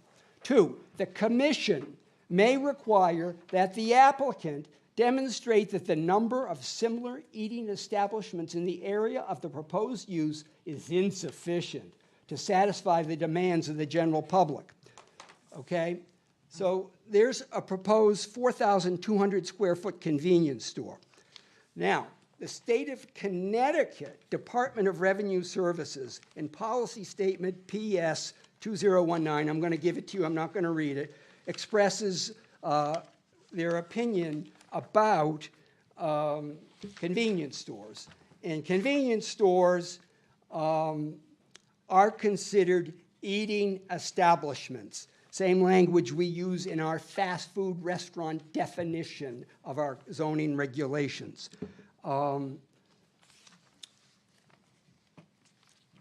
In our definition of restaurant hyphen fast food, in the definition section, we say any establishment where principal business is the sale of foods, frozen desserts, or beverages to the customer in a ready-to-consume state, usually served in paper, plastic, or other disposable containers for consumption within the restaurant, elsewhere on the premises, or for carry-out.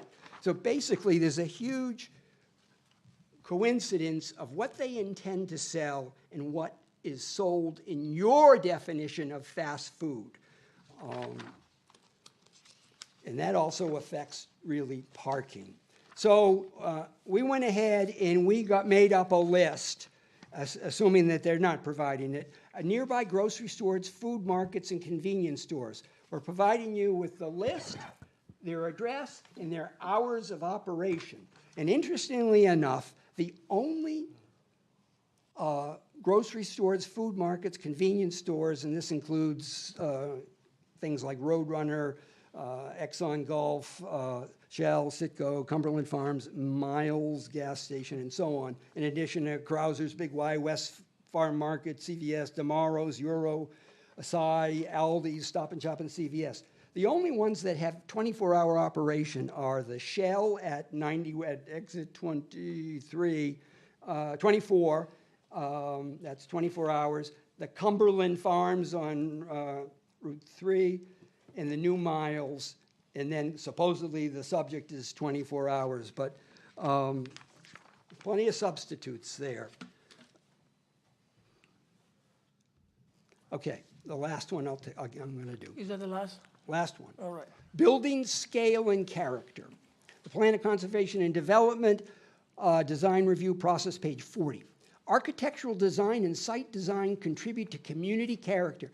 Buildings that complement Rocky Hill's identity as a New England town contribute to community character. Buildings that are fundamentally out of character or scale will negatively affect community character. Zoning regulations, section 4, business districts, 4A, purposes 4A3, commercial C district, to provide an area of less intense retail and service type activities to serve local areas and neighborhoods with a broad diversity of commercial uses. Scale. The proposal has two structures, a 4,200 square foot convenience store and a 3,500 square foot canopy for the fuel pumps, as of which we don't have any plan of. The footprint size of the canopy was determined from the site plan and estimated to be 50 by 70. The proposal has two large structures, 4,200 square feet and 3,500 square feet. So we did a survey of the neighboring home sizes.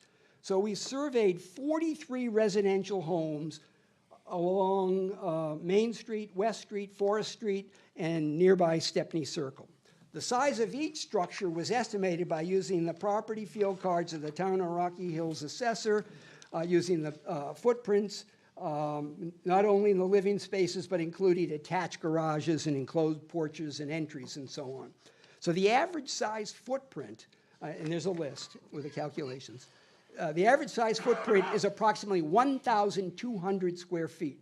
So in comparison to the proposed 4,200 square feet convenience store, the proposed convenience store is 3.5 times larger than the average home at 1,200 square feet. In comparison to the 3,500 square foot canopy, the proposed canopy is 2.9 times larger.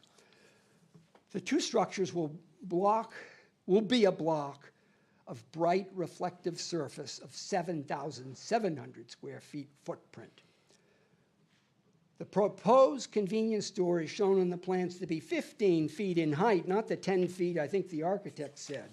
There are no plans for the canopy, but again, we estimate that at 15 feet. Buildings that are fundamentally out of character or scale will negatively affect community character. The proposed materials that the architect talked about on the elevations, the facade material is stated as aluminum panel with a finish listed as classic champagne metallic PVDF-3 gloss 30. Not only will light be reflected, but also sound for an increase in noise pollution. Please see the noise pollution section.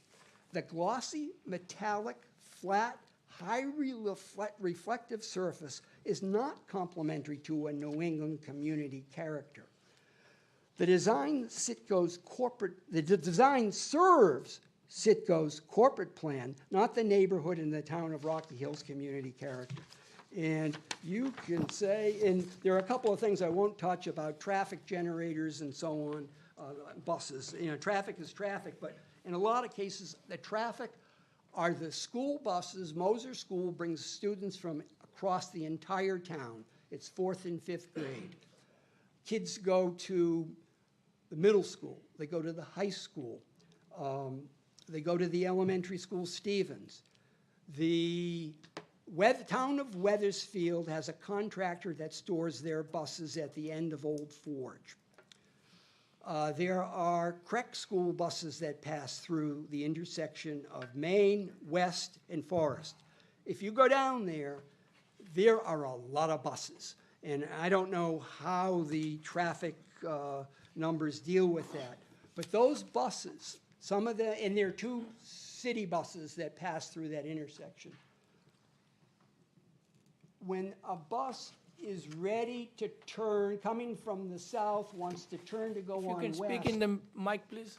when a bus is on, coming north on Main to turn west on West Street, and a car's going south on Main and wants to turn on Forest, because remember now, that's the only way someone would get to a charging station, that 30 or 40-foot long bus blocks a lot. And in the, I have pictures, but I think you can imagine it. In the morning and at the evening peak, the peak use of the gas station is also the peak use of the school buses, is you'll have 6 to 10 of those buses lined up. And it's very, very difficult to see the people sneaking around. You know, the traffic guy said, well, you know, they kind of work. Yeah, but is that really what government should do, is just say, well, yeah, you're going to sneak around? I don't know the accident history, maybe because the level of service is so low at D or whatever it is in those, that it slows the traffic down and maybe saves somebody's injury. But it's much more complicated than just the numbers on a page there. And one last thing about the traffic study, I looked at it, I saw it came in recently. The traffic study submitted by the consultant for the applicant does not address the use of 4 electric chargers there. Are they going to bring traffic there? And when they go there, to charge a car, even with the fast, noisy one, takes at least 20 minutes or so. So are those really parking spaces that you have? They're a little extra, but that also needs to be considered. There's just a glossing over of too many things here. Thank you. Thank and you. I'm going to give to Kim. So these are, this is, just for clarification, this is one item. One So item. this needs to be copied for them. And there's an correct? explanation. Okay, thank you.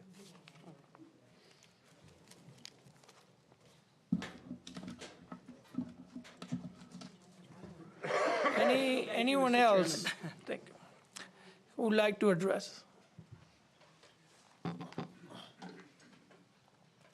Mike Garrity, 2 Stepney Circle, Rocky Hill. Again, this is the 3rd or 4th meeting we've had for this. They were told in January to come back with a traffic study. They came back with a half a traffic study. They don't have any crash data or anything like that. That when you ask for a traffic study, oh, well, everything's fine. We did it on a Wednesday. Do it on a Friday or a Thursday. Do it on a Saturday. We don't know what day the traffic study was done in Farmington, what day of the week it was or when it was. So that's not really a, oh, well, it looked good in Farmington, so it's the same, you know, same amount of traffic flow and everything. And as far as the noise, last week was a new record on Wednesday morning. 4:08 in the morning, they came and picked the dumpster up. You know, but nobody, you guys obviously don't hear it. They don't hear it where they live. I hear it every time they come pick it up. I hear every fuel truck that comes in. Is this about quality of life? That I only sleep 3.5, 4 hours a night as it is. When I got a fuel truck waking me up in the middle of the night, in the middle of my sleep, it gets really aggravating. And then the dumpster comes when I finally try and get back to sleep. At what point, you know, I've been in town for close to 40 years. I've lived within a half mile of this gas station. And up until recently, it was open until 10 o'clock at night. When I first bought my house, it was only open until 9 o'clock at night, and I didn't have music serenades at all hours of the night either. There's nothing like getting woken up to rap music in the middle of the night, you know, banging your windows. Over the sound of my closed windows, over the sound of a TV in my bedroom, it wakes me up. But it's, you know, it's fitting to put a store there because that's not going to attract any more people there in the middle of the night and 24 hours a day. Thank you. Thank you.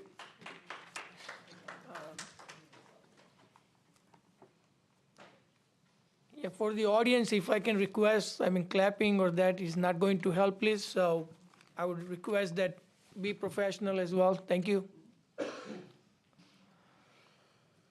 Go ahead. Joseph Stanton, 2774 Main Street. I think with the, one of the concerns I have is with the orientation of the building and the light map and the vegetation map. They've created a congregation spot on the corner across from West Street. That the alternative wouldn't be any better. Removing the vegetation and having security lights would make a large amount of light pollution for anybody across from Forest Street. Additionally, I think such a huge increase in the store size is going to make a largely negative impact on litter around the area, which is already bad. There's like disposable vapes hidden in the grass, people hitting with lawnmowers. It's not good. I don't think an approval would have a positive impact on the community. Thank you. Thank you. Anyone else who would like to address the commission? Anyone else? The last call? If not, I don't know if, I do have correspondence that Okay. you have, and I know it should be, Site plan back up. okay. can we get the site plan up, please? And the monitors. And the monitors? Yep. So I do have correspondence. There's several I have here. Thank you. It's from Claudette, and I forgive my pronunciation, please. Claudette Chateauneuf, 38-year resident of Rocky Hill. My name is Claudette Chateauneuf. I own property adjacent to the proposed site and across the street. I would like to know if they've done the proper study to address the town's needs of this enormous expansion of a business that should not be allowed there in the first place. I believe there are certain ordinances in town that say they must show a need for this type of business in a residential neighborhood. And there's the size of the building, which is much greater in size than most of the houses, or if not all the houses in proximity, 3 to 4 times bigger, also bigger than any other convenience store in Rocky Hill. All these bigger convenience stores are located on multi-lane roads. This is a distressed intersection with single lanes. The fact that they've come back with a new plan for the entrance does not dismiss all the other land use, zoning regulation, health concerns now and prior to the acquisition of these properties. The applicants being fully aware of all the setbacks, all the regulations of the previous variance granted, given specific instructions on what the property was to be used for, they're counting on wearing down the public and the board. They're professionals at this. They don't care about the community or the people that live in it or the long-term ramifications of this project. All they care about is money. I can only hope that the board takes everything into consideration. The intersection of Main Street, West Street, and Forest Street does not need this, nor does the town. A convenience store of this size, selling the types of food they sell, must get thrown away at a certain point. At that point is when the air starts smelling even worse and the guarantee of rats increase immensely in my neighborhood. I apologize for the long-winded letter, but for reasons beyond my control, they've managed to have a meeting when I was out of state and unable to get back. I can only hope that when the board makes their decisions, they do it like they lived in the backyard and had to raise their kids there and grandkids. That was sent by email March 18th, 10:34 p.m. I received an email from Wojtek Sarzo, an email March 18th at 10:05 p.m. My name is Wojtek Sarzo. I live at 30 Rachel Drive, Rocky Hill, Connecticut. I'm 100% against proposal for expanding of existing Citgo gas station. This part of the town does not need a 24-hour gas station. It will drive our neighborhood's home values down, but more importantly, they will never have quiet nights. They will never get to enjoy quiet nights when they can just sit outside and not hear constant sounds of cars pulling in and out of this newly proposed monstrosity. Please keep this part of town quiet. An email dated March 18th of this year at 10:20 p.m. from Amy Slavka. I apologize once again. 29 Stepney Circle. It has come to my attention that the owners of 2720, 2736 Main Street are continuing on their plan to redevelop the corner of Main and Forest Street. While I have always been a proponent of developing the town of Rocky Hill, the current plans would be detrimental to the area. The proposed plan does not take into consideration the quality of life for the homeowners of nearby homes. Would cause a high volume of traffic that could be harmful to motor school traffic and could create legal precedent for developers of commercial properties to force future harmful developments in town. I urge the boards to deny the request and look very closely at the plans for the property and urge the property owners to revise their plans to provide value to the town and the community.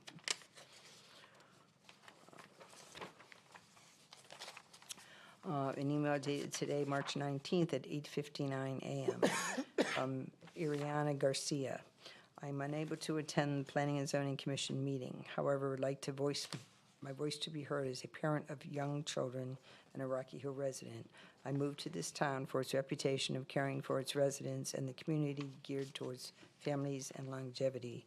I'm currently concerned with all of the gas stations I see and a new one possibly in the works. Many of us are aware of the health causes that come from living in a poor environment. Gas vapors are a pollutant causing health risks to elevate in our town. In my personal opinion, we have enough gas stations in town, and the proposal for a new one should not be accepted. And then when I came back to the office this evening, there were others, an email, I think they're in order, an email today, March 19th through 58 p.m. from Sarah Keener, 160 Forest Street. 35 years ago, my family chose to move to Forest Street because it was a quiet, safe, and near a small elementary school. It was a place designed for families, not commercial expansion. The street does not even allow large trucks on it. While change is inevitable, progress for the sake of progress alone is not always beneficial. The existing Citgo station is a small convenience store that serves its purpose. It is never overwhelmed with customers, nor are there long lines at the pumps. So why the need for such a massive expansion? A 4,200 square foot store filled with snacks, soda, cigarettes, and a coffee bar is unnecessary when the current store already provides these offerings. Surely there are alternate ways for Citgo to grow its business without being so disruptive to surrounding neighborhood. Equally concerning is the issue of trust. The residents who live next to this gas station today are the same individuals who were there 30 years ago when the original variances were granted, with the explicit condition that a convenience store would never be built. Town officials who approved those variances made a promise to the community. If that promise is now disregarded, what does that say about the integrity of our leadership? If officials cannot honor their commitments, how can we trust them to serve in the community's best interest? When leaders move on, they just don't leave behind politics. They leave behind a reputation. I urge Planning and Zoning Committee to uphold its prior decisions and stand by the promise made to this community. Email dated today, March 19th at 3:55 p.m. It is from Mary Parenti, 128 Forest Street. I am unsure if I will be able to attend the March 19 meeting of Planning and Zoning Commission, but I want my voice to be heard pertaining to the Pub 2 planned changes to the Citgo gas station. I am not in favor of the reconfiguration and expansion of the gas pumps, e-charging stations, and the building of an over 4,000 square foot retail convenience store. The safety of the neighborhood is at stake. An increase in benzene exposure, carcinogen, will be seen with additional pumps, bulk fuel deliveries, and an increased volume of gasoline sold. Benzene emissions occur in gas stations due to unburned fuel released to the environment through delivery, spills, leaky pipes, leaky dispenser hoses, leaks in underground storage tanks, and underground storage venting. At-risk populations include the families living near the gas station and the children going to and participating in activities at Mosier School. We already have a number of neighbors battling with cancer. Please keep our neighborhoods safe. The last email I received before I came into this meeting room was March 19th at 5:55 p.m. from Sharon Hartstein. And I just have an email for her. I've been a resident residing on Carillon Drive for over 35 years. I'm terribly concerned about having a new superstation on the corner of Main, West, and Forest Streets. Even with a no turn on red and a crosswalk signal, you are taking your life in your hands as you try to cross the street, while some drivers ignore the no turn sign. I also think many drivers would use the station to cut through to avoid the light, as they already do at the gas station at the corner of West and Main.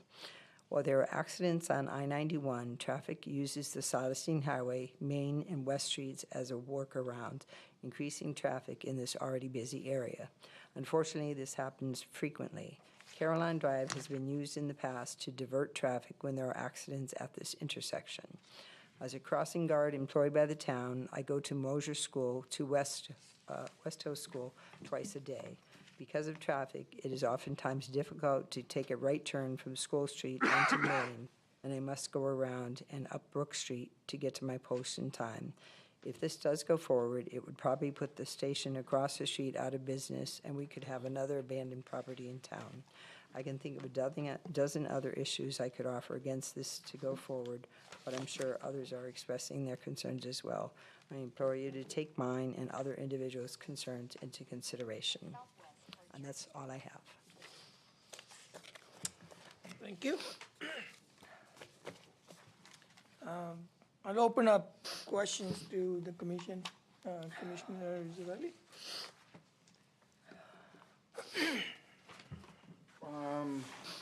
First question I have is probably out of order. Looking at the site plan here now, and yes, it's changed since the last time we've seen it. Take me through the circulation on the site, because I don't think that has changed. In past site plans, you show how cars can get gas. I mean, they come in through the entrance and they pull up. And in your renderings on your site plans, you show all the cars going in the same direction. Today, we see on the plans no cars depicted on the site plan. In many of your renderings, we show cars pointing at each other, showing that people have entered from getting gas from different directions. And just going through, looking at the way your arrows are, you create one-way passage on certain parts of your site. You create two-way passages on other parts of your site. And all you did was change the entrance. And I'm just curious if you can take me through. I see you show the trucks. I understand the truck movement. But intuitively, if I'm a driver, I'm going to actually be cautious in traffic as I circulate through your property. So I was wondering if you could just take me through the arrows and how you depict traffic on this movement on this site. Certainly. Could we go back one page, please? Could we zoom in a little bit on the traffic flow in the center?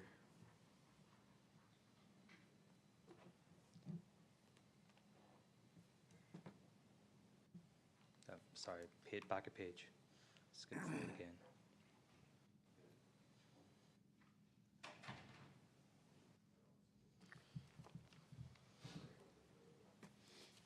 Perfect. Okay, so we have the two entrances of Main Street and of Forest Street, and the exit out onto Main Street to the north. So vehicles either come in from Forest Street, where there's parking at the rear, come alongside the building to the stop bar. There's also the main entrance of Main Street coming in. So cars they're coming here for the convenience store or the gasoline alone, or both. So they can come up, find a pump available on the left-hand side anywhere. As you can see, we've had to keep the existing pumps more or less where they are, and we've moved the fifth one that was towards the front, the canopy that stretches towards the front curb, back in line with the rest, and added the additional sixth in. The spacing between those haven't changed, so there's no drive aisle between pumps to maneuver in. If you come in on the right-hand side and a pump is available on the left and there's nothing available on the right, you have to drive right round, and that's why the vehicles are shown pointed in against each other. We couldn't change that. You could or you couldn't? Well, we can't spread out the pumps any further. I'm sorry, I just didn't hear it, sorry. No problem. Could you speak into the microphone a little bit? Oh, sorry. Is that better? A little bit. So basically, the vehicles go to the pump, pay for the gas. If that's all they're doing, they leave via the left-hand side. If they need to go into the convenience store, there's plenty of spaces around the property to park there. Basically, keeping the pumps in the middle allows full circulation. If there's anybody moving over one area that they want past, nobody's going to hold up each other. There's circulation all north, south, east, west around the pumps, so that if there's a pump available, you can get to it. You're not waiting behind someone else who's at the pump in front of it to get access to it.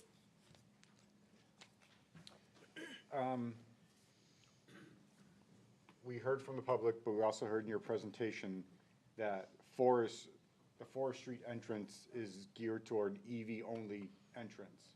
Now, we know that's not going to take place in the real world. So show me how an EV would pull in off of Main Street and charge, because you can't, according to your flow of traffic. So now you're going against the grain to go get to the chargers. Now, and with that, why do you have to have the entrance on Forest Street? We're talking about consolidating curb cuts. Why do you have to have that entrance? And Well- then, as a follow-up to that, you went back to the way Main Street is configured right now with your entrance and your exits. Was it ever considered to have one entrance and exit right in the center, or to the north, or to the south, or whatever it is, and not have the two entrances? And would that promote better flow through the facility? So one entrance, get rid of 1, 2, 3 curb cuts, and create one curb cut. And take me through the logic behind that, if you could, please. Gareth, could I just so the commission is aware, we've had this circumstance before. The commission can certainly suggest that applicants investigate these things, but on state roads, the commission cannot dictate what. Yep. I just want to No, say that for the record. I Okay. appreciate that. Okay. This is all about circulation on the property, and as a body that Oh, I is- understand. I No, just no, wanted to, so I'm people asking know. about Forest Street because Yep. we're looking at a intersection that is in our POCD that we're trying to improve. We've been trying to do this for over since 2015 when we wrote it. And now we're still promoting use in there, and I'll get to traffic after this. But if you could take me through some of those thoughts, Okay. that'd be great. So can we skip, I think, let's go one page ahead. This is the right drawing. So it shows the vehicle tracking. There we go. So we can zoom in on the two entrances on Main Street for that.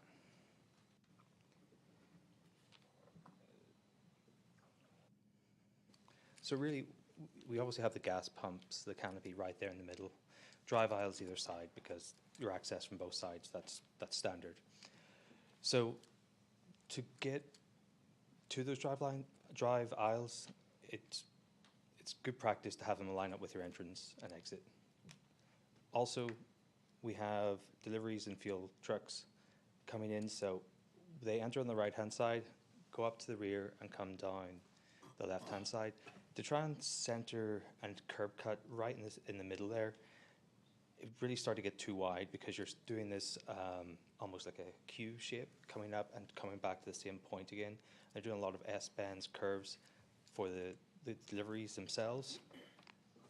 That also creates a wider curb cut for pedestrians to cross, so we've narrowed them down both to 24 feet, which is narrower than what's there along the 3 curb cuts themselves. So that's another great improvement for pedestrian safety. Linking up the sidewalks all the way through, which isn't there existing either, so it's another improvement. But also, if you were having the dead center, you're driving in and you're perpendicular to the pumps. So it's like, well, do I turn left or right? You don't want any confusion. Well, at the moment, you can see the pumps. If you miss one, you loop around the top, come down the other side.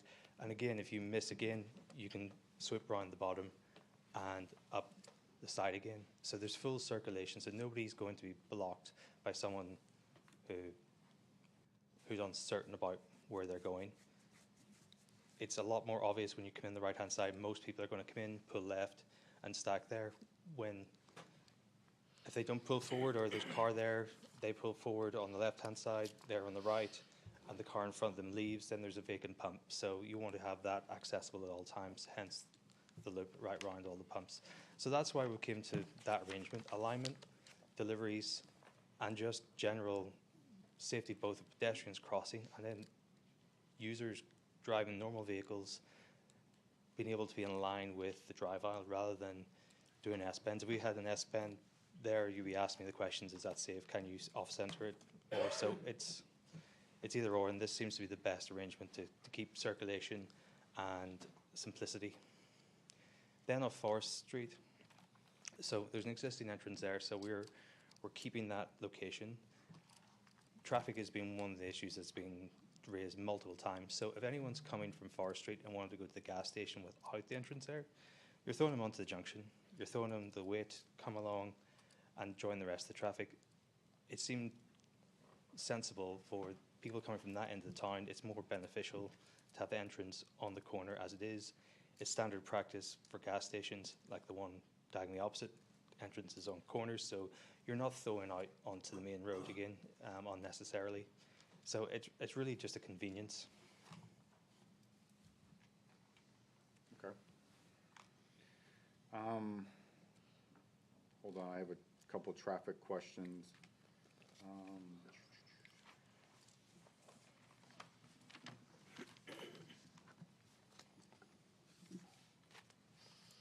So in the traffic study, and I was just wondering if I could, we talked about the intersection, we talked about levels of service, 2025 and the 2028 build, projecting. And you show Ds, you show numbers, and then you show the deltas. And you say that the intersection doesn't either, it just stays the same, but yet I see a lot of negative numbers in that column. As a commission who is trying to improve that intersection, I see this column and I see these deltas as that the intersection is not improving and you're eliminating a curb cut. So what lends me to believe that the intersection is the same when you show those numbers there? And coming to those conclusions, how does this intersection get better? If this was in a vacuum, if this intersection was in a vacuum and there was nothing there, how does this intersection get better in your professional opinion? So one of the things that this intersection has that maybe not every other intersection has, we contacted CTDOT when we started this. CTDOT has adaptive signal control technology in place at this intersection currently. What adaptive is exactly what it sounds like. It's constantly measuring demands and it's shifting green time to the approaches that need it the most. Is it perfect? No. But what it's attempting to do is deal with periods where you might have a little bit more activity on Forest or a little bit more activity on West, and it's shifting that green time around. How does it do that? With sensors in the road, with eyes in the ceiling? How does it do that? It's typically cameras. Okay. And it's measuring that. Now, when we spoke to CTDOT, they're running that adaptive system within a set cycle length, which is not always done. Sometimes it's just purely adaptive, and there's no set cycle length. The cycle length is the time it takes for you to get green on Forest and then green again after it cycles through all the other approaches. That's your cycle length. When you don't have a cycle length, you can run adaptive a little bit more efficiently because you can really maximize green time where you need it. If you're beholden to a cycle length, you always have to come back to that same. And that's what they're doing. So certainly southbound in the evening, you have a queue that extends past the property. You're only going to be able to service that as within your ability of 90 seconds without starving the other approaches. This intersection's tricky. It's offset. West and Forest do not get green at the same time. So if there's calls on both approaches, you get Forest, then you get West, then you get north-south on Main Street. So it's 3 phases. If a pedestrian was there to hit the push button, it shuts the intersection down for 15 seconds so that they can cross any which way. That's why this intersection is challenging to begin with. Couple of things about this project. I just wanted to amplify Gareth's point about why the driveways have been designed the way they are. It's important that the exit point on Main Street is as far north as possible, because you're providing as much offset distance from the intersection that we possibly can. And then, of course, to his point, you don't want to have the ingress come straight perpendicular into the canopy. You want it to be able to go around. So that's a little bit more of background from my standpoint. But this project, as I mentioned, it's mainly a pass-by use. The traffic that's going to go in and out of this site in the future is largely already on the road today. I know that's kind of a hard concept to think about, but we purchase convenience items when we're usually en route to some other destination. Very rarely do we seek out a specific brand of gas or a specific convenience store. It's done with convenience in mind. There's a gas station across the street, so if it's more convenient on your path of travel to use that site, you probably will. So for that reason, you're not seeing major changes in level of service. What's a D now is going to stay a D. You might see a few seconds of degradation. That's largely imperceptible to a driver. You're not going to detect 2 or 3 seconds extra delay through an intersection. So generally speaking, if you're at a D or if you're at a C and that level of service is maintained in the future, that's why we're able to say that the impact is negligible. Of course, with adaptive, that signal might see that additional demand and say, hey, let's give a couple seconds extra green time, clear this out, and address that additional demand. So that's a long way of answering your question. Adaptive really is the solution at intersections like this. They have it already. And it's really up to CTDOT if they wanted to take it another step further. Hope that helps. This application last time was put before DOT from your previous curb cuts, and we had a letter in our packet talking about the proposal and what changes needed to be made. Was this ever? I don't think I have anything in my packet. I don't know if I saw it. Did this go back to the DOT, or just because it's existing, you don't have to go to the DOT? This version of the plan? I'm going to confer with Gareth, who's been dealing with them directly. So we had a meeting with the DOT staff to discuss this entrance. They suggested that we move to, we proposed this as an alternative, and they suggested that that would be a good idea. So we've updated our drawings, sent it back to them for comment. We just have received comments back, all to do with drainage of what's happening on the existing system and sprinkler systems along the vegetation there. Nothing to do with traffic, curb cuts, etc. We'll get that. We'll get a copy of that when they do their final findings, or you have those final findings, and do we have a copy of that? Typically, what happens is once a commission acts on an application, then it goes to the Department of Transportation for I their. was just going as a reference, for but we their got dinner. one Yep. before this, and Yep. that's why I was just going by after that, that's But all. we were kind of shocked that we even got that, because typically what happens is the commission renders their decision, then DOT reviews things and gives comments. So that's typically what happens. But I think you said you have received the revised comments. We've received a set of revised comments. They haven't mentioned the entrance at all or vehicle movements on that, just drainage. So it's still questionable, so we we can don't still know. see well, We can we still had see a it, meeting though. with them. We presented this as an alternative. They okayed that, and we resubmitted on that basis. So any comments are going to be minute detail about it, not fundamental about vehicle movements and safety. The last time we spoke about the rear of the building, we talked about a door back there. Yes. Mostly for possibly to, just go out for a break for your employees. But we also talked about, I believe we talked about deliveries. And then we talked about, no, the deliveries are gonna come through the front, and now we show some depictions of how you're gonna sell stuff in the front of the store. Can you take me through the deliveries now that the site has changed? Certainly.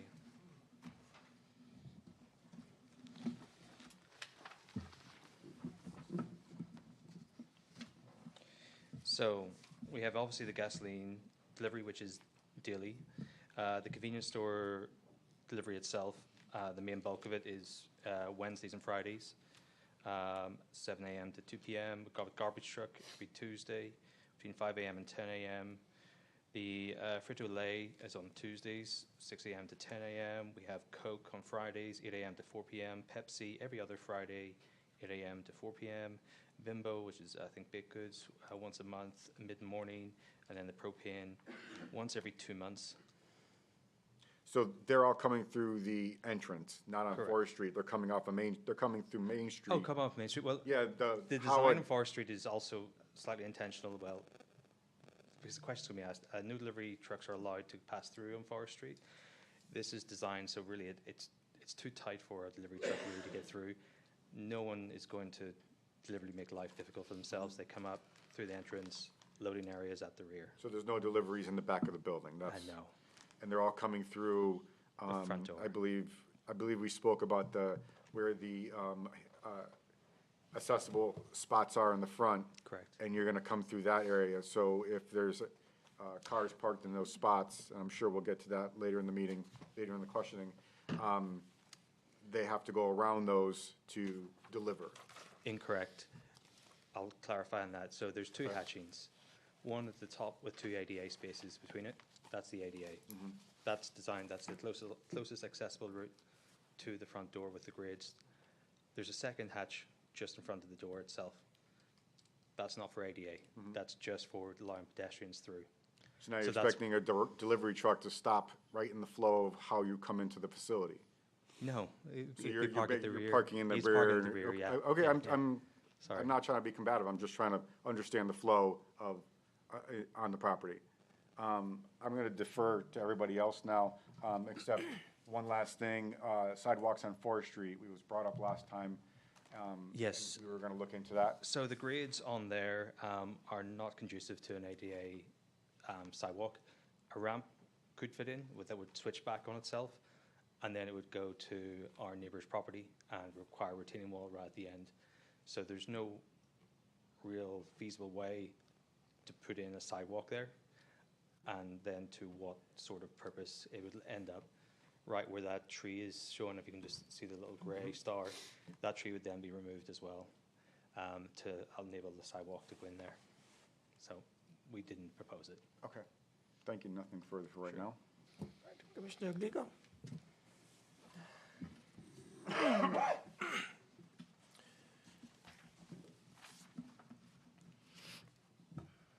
The rear parking, it's directional, one direction. Correct. Why is that?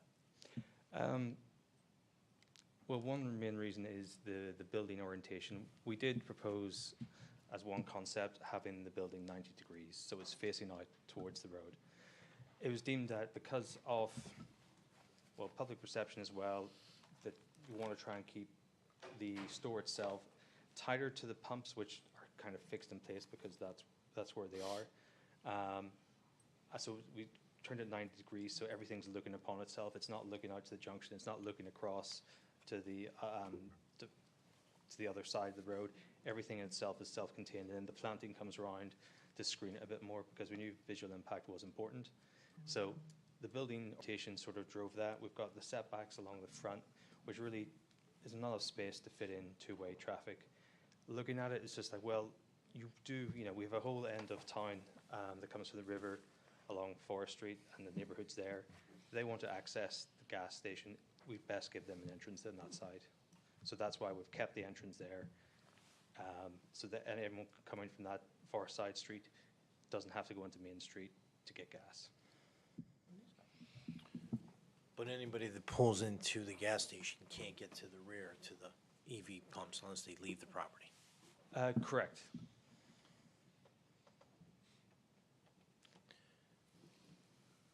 Extending the sidewalks to the apron, would that be feasible? To the apron of Forest Street? Yes. The grids work there, yes.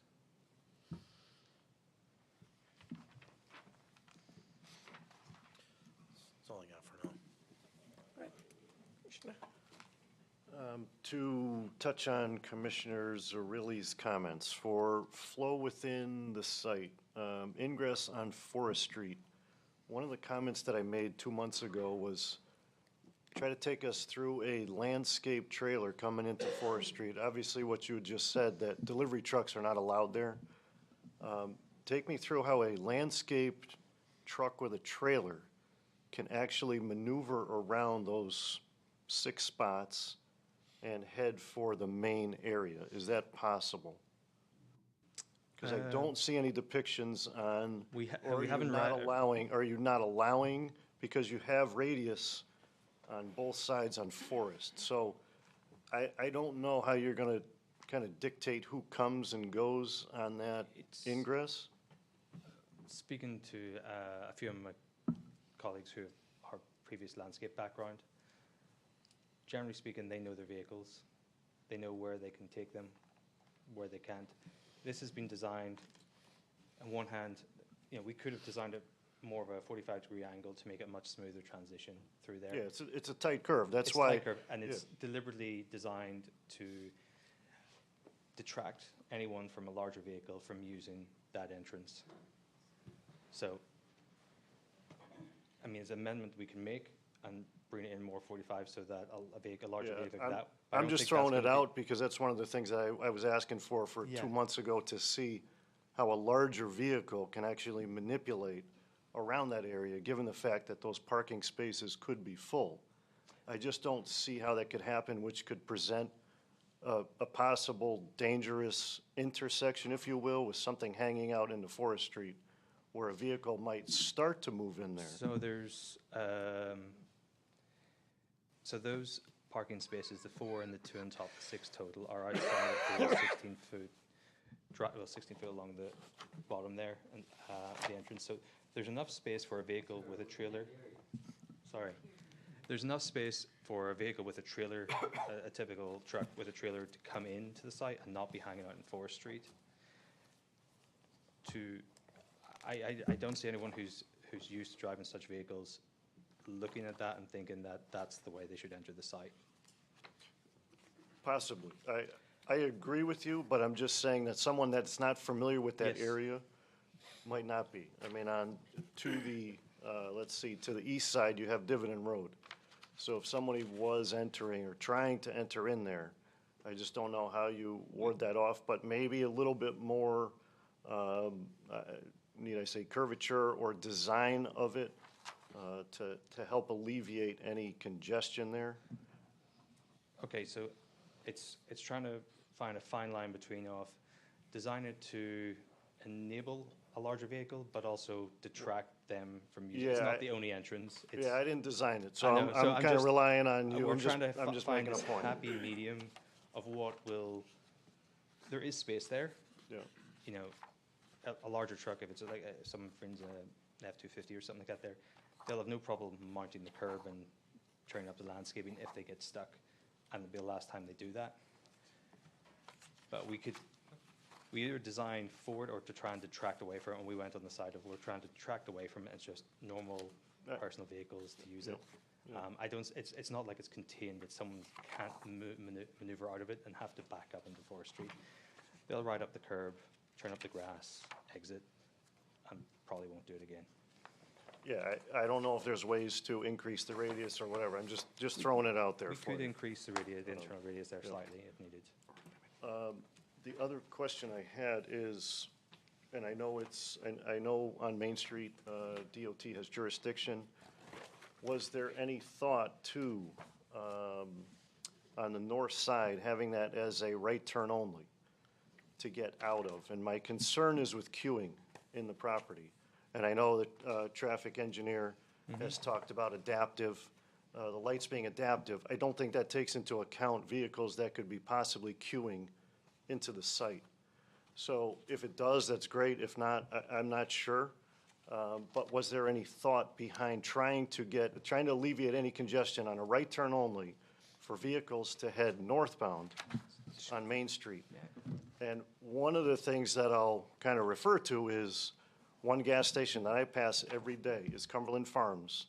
And theirs is a little bit similar in this scenario where you have an offshoot. Forest can be similar to France Street. I'm sure you're familiar with it. They have a turn in one way and a turn out the other way. So your flow is kind of directed in one direction. So I don't know if there was any thought behind possibly doing that. I understand you want to have vehicles directed southbound to then head on to West Street. I get that premise. But I think queuing can be a serious issue. Given the proximity to that light, I think it's something that you might want to consider. Again, I know DOT has jurisdiction there, I get that, but I didn't know if that's something that was considered. So whenever we look at access, and again, this being a convenience-based use, you're going to adapt your relationship with this site based on the ease of getting in and out. So I think if you're trying to make a left out of this site at 4:30 in the afternoon, it's going to be a little bit more challenging. So you might be, you might go there and make your left at a time when it isn't experiencing peak. But to restrict it altogether, I think creates a lot of unintended consequences because there isn't another way to get south. So what you commonly see when you force people to go in one direction on a street like this is you get downstream U-turns, you get cut-throughs through neighborhoods, you get that kind of unintended consequence of trying to control something here and then losing control elsewhere. So you're right, it's got to pass the sniff test with DOT, but I think where it is in relationship to the intersection, it's as far north as possible, and you, as you become familiar with this gas station, you're going to know that making a left at certain times is more difficult and probably adjust your behavior because it is a convenience-based use. It's not a use like a school or like, a residential development where you have to make that turn at that time or else, you're out. So that we, of course, consider these things, but I think in the case of this site, without being able to get back south, you start to look at unintended consequences. Okay, thank you. Yep. Mr. Lecco? Yeah, I have a question about circulation.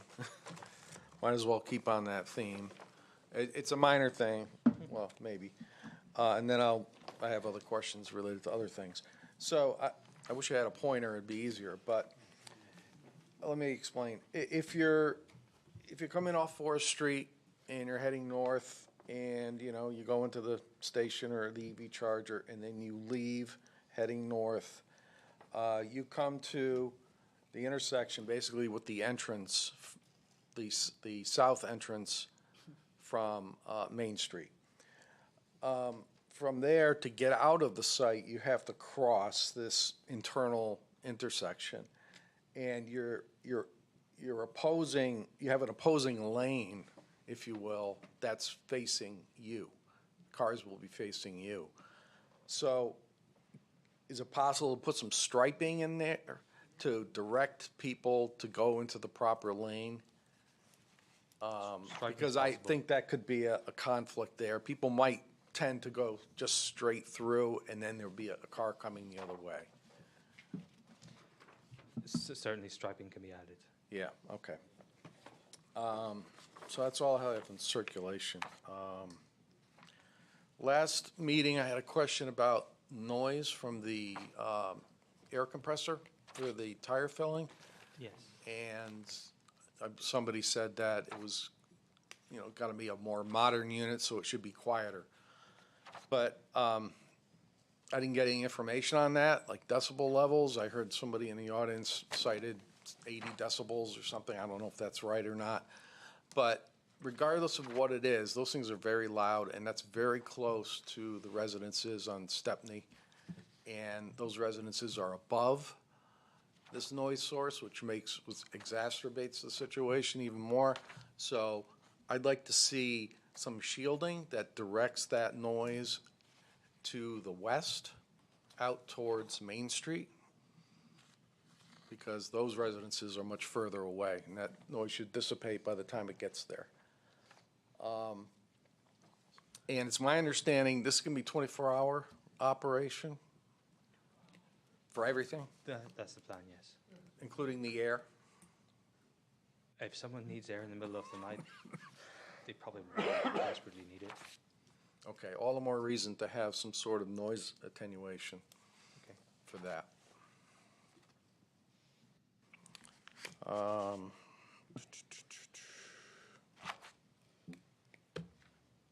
It was mentioned, and I'm sure you're going to look into this a little more, about the fact that you're adding one more pump.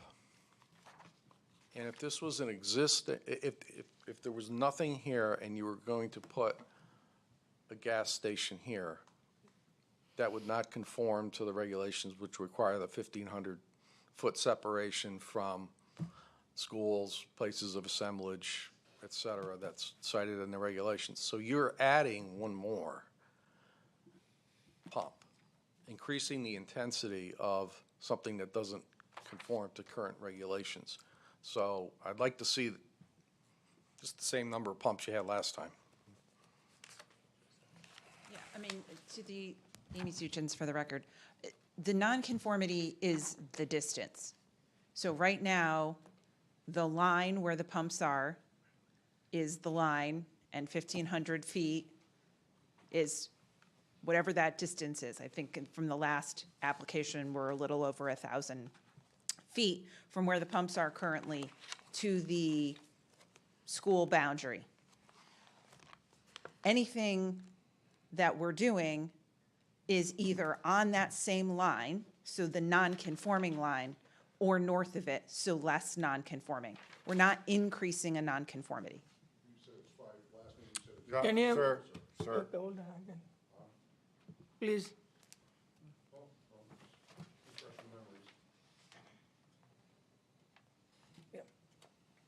All right, well, I'm just saying that, you know, these regulations say no gasoline or diesel filling station shall be erected less than 1,500 feet from any part of a plot of land.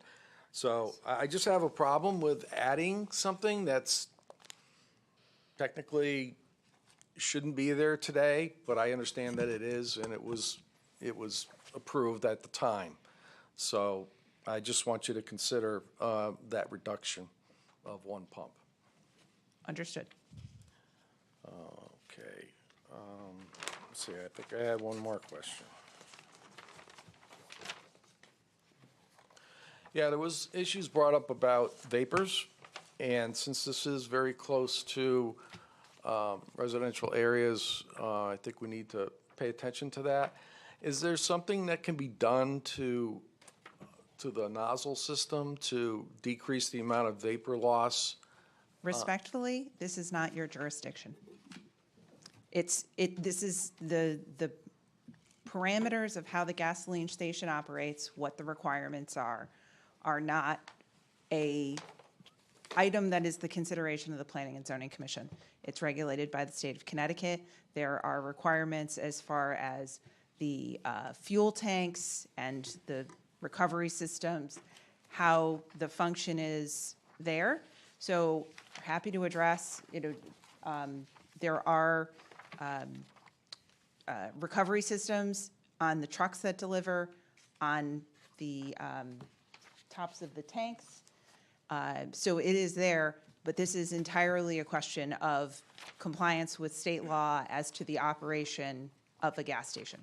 So I think that's. Understood, but I'm just asking you to consider to go beyond the compliance and do something more, if something more is technologically feasible.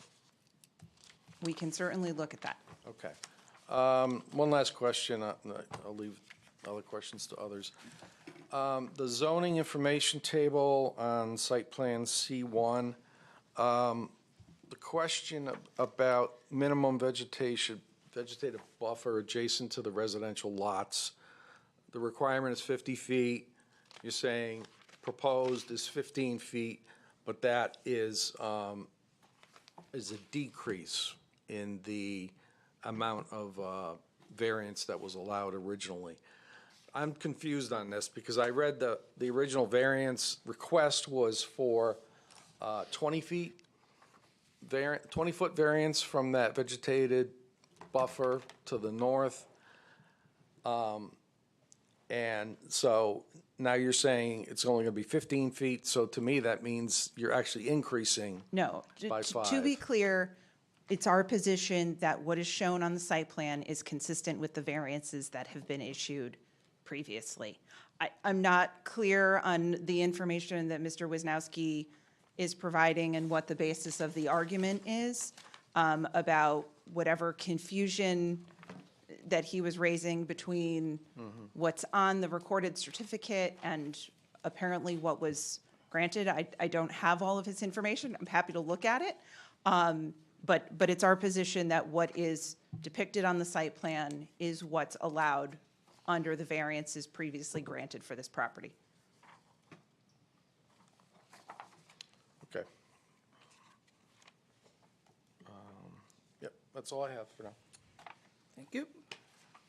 Mr. Robbins? When are the allowed scheduled deliveries of fuel and trash pickup? If you can. When are the allowed scheduled deliveries of fuel and trash pickup on the property?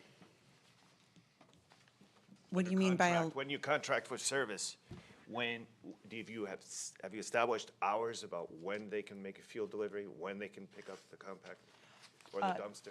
I was gonna say, the fuel delivery, Gareth has the hours and can run through. There are situations where if there's a problem at the terminal, sort of literally fuel coming in and that's delayed, that occasionally has an impact. But I'll let Gareth walk back through the times. Yeah, thank you. Let me just grab my notes here. So under regular conditions, regular weather, nothing on towards the planned delivery schedule. So gasoline delivery is daily, and that's normally time dependent on when it's actually received. They do have the flexibility to put in hours on that, but that would normally be sort of morning time or end of day. And then the garbage truck is Tuesdays 5 a.m. to 10 a.m., sorry, misspoke. That's when the current garbage is scheduled. But, so the possibility exists that you could be disturbing the neighbors with a fuel delivery and or trash? I mean, we've heard it tonight, it's already happened. It's just, again, it's the issue of noise and disturbance that we have to address. Another question I have too is that you can comply with all the state regulations, have certified tank systems operators working for Atlantis, use stage 1, stage 2 vapor recovery, put all the bells and whistles. But the one thing you can't prevent is human error, and it happens. So if there was a major spill event on this property associated with the fueling operation, what procedures does Atlantis have in place to ensure that the surrounding residents are not adversely impacted and that they're duly notified so they can take any additional precautions that they might need to take? You Okay. have a plan, a process, a procedure? A detailed plan for the emergency response is standard protocol for Atlantis. They operate over around 100 gasoline stations. It's part of their standard operation. I don't have the manual in front of me. Normally what's used is sand to clean up spills. Then if anything is excess of that. So for this gas station, if I want to point you towards the oil water separator, could you move forward a few sheets? It'll be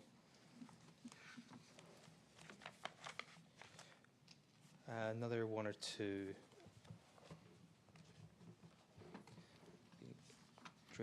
Drainage and grading plan. Thank you. And one more, please. And one more. There we go. So if you zoom into the bottom left-hand corner, I see it. What's the capacity on that? of the tank itself. Yeah, yeah.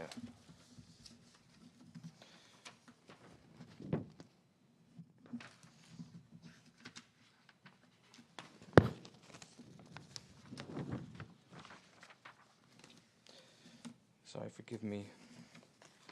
This was designed several months ago.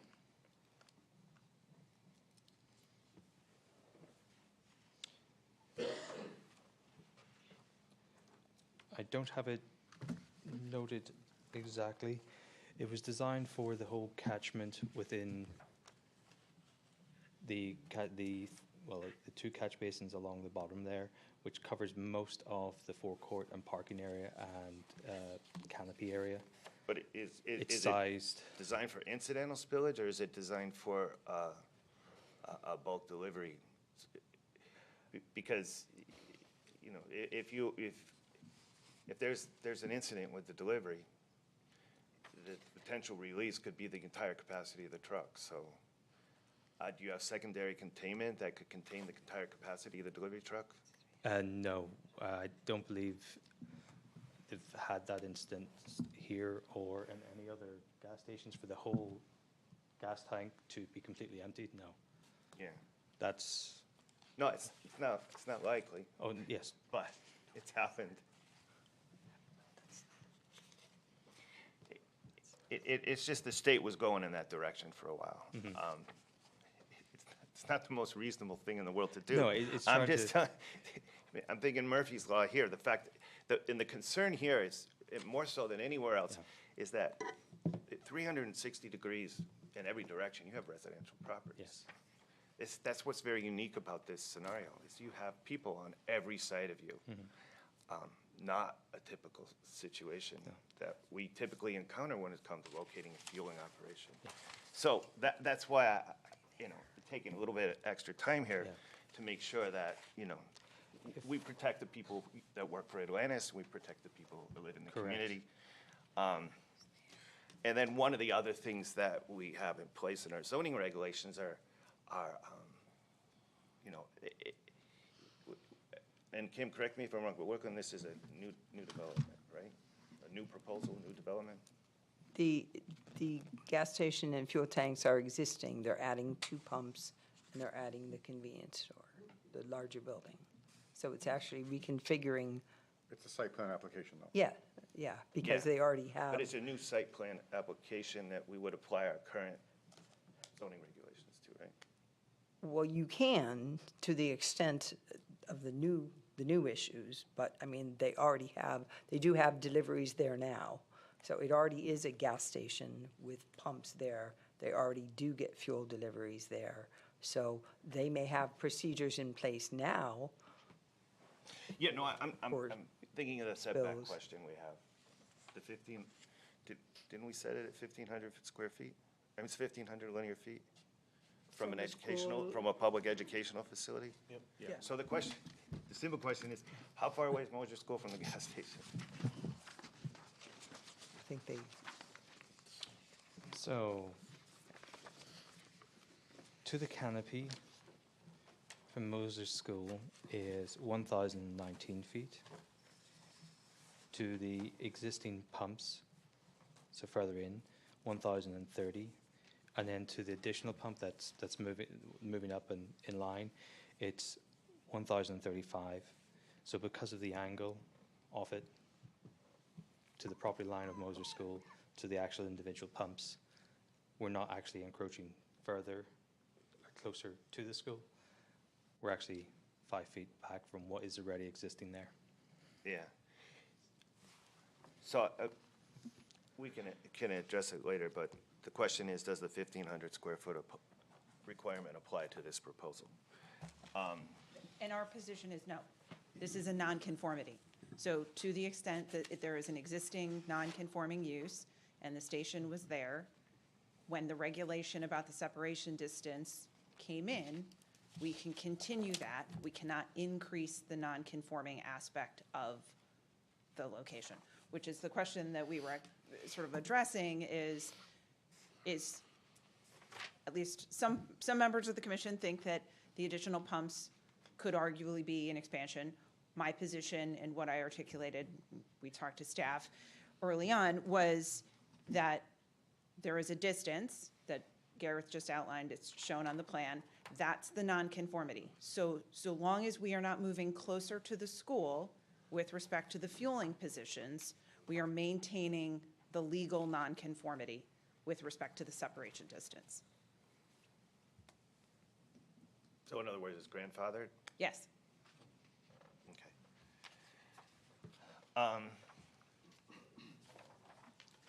So the next questions I have are traffic questions.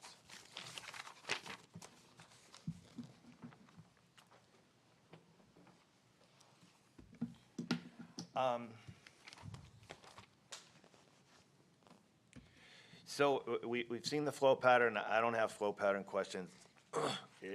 But all this new, excuse me, increased traffic is going to be coming out of the northernmost egress point that currently exists today. So any of us who've ever used that egress can be keenly familiar of how well that works or doesn't work.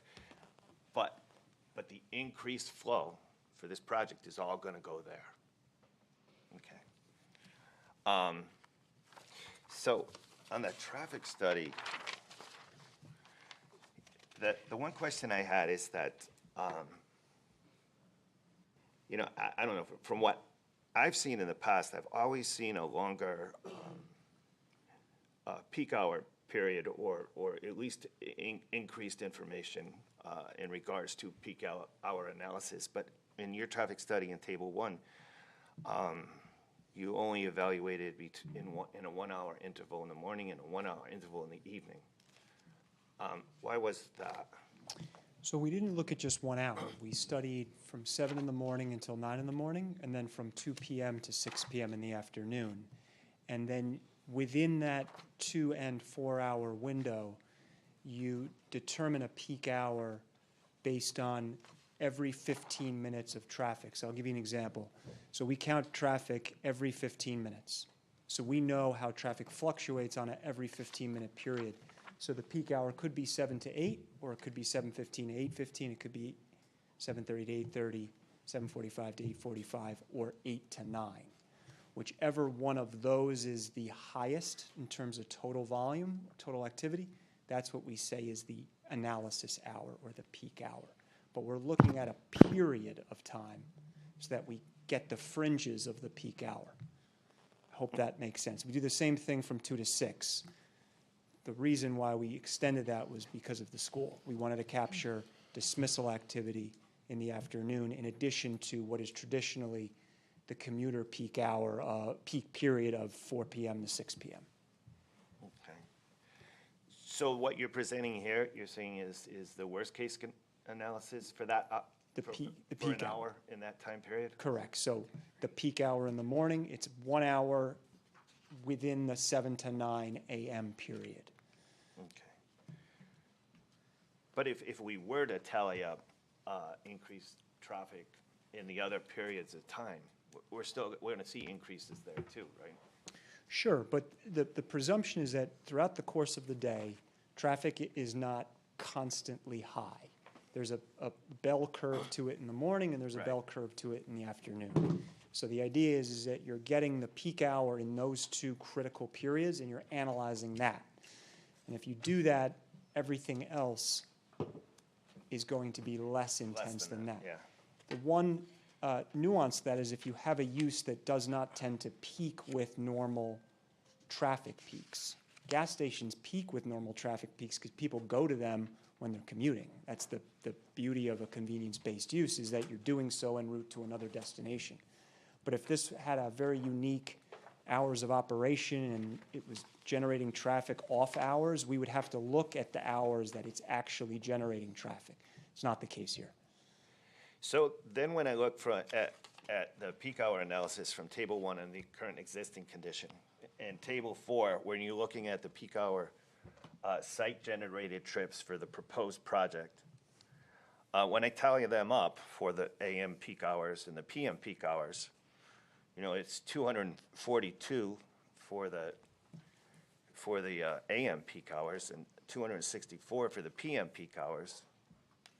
And if I compare that to Table 1, for AM, you're talking about a 400% increase in traffic from this property. And in the PM, you're looking at about a 300% increase in traffic from this property. Is that correct? No, so Table 4 looks at two different ways of forecasting traffic.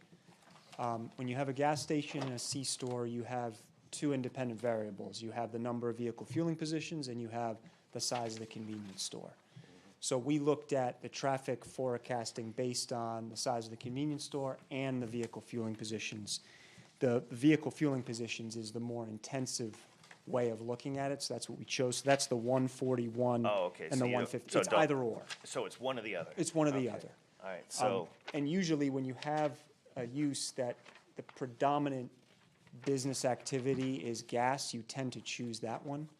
And, you know, this is probably first and foremost a gas station, given its history.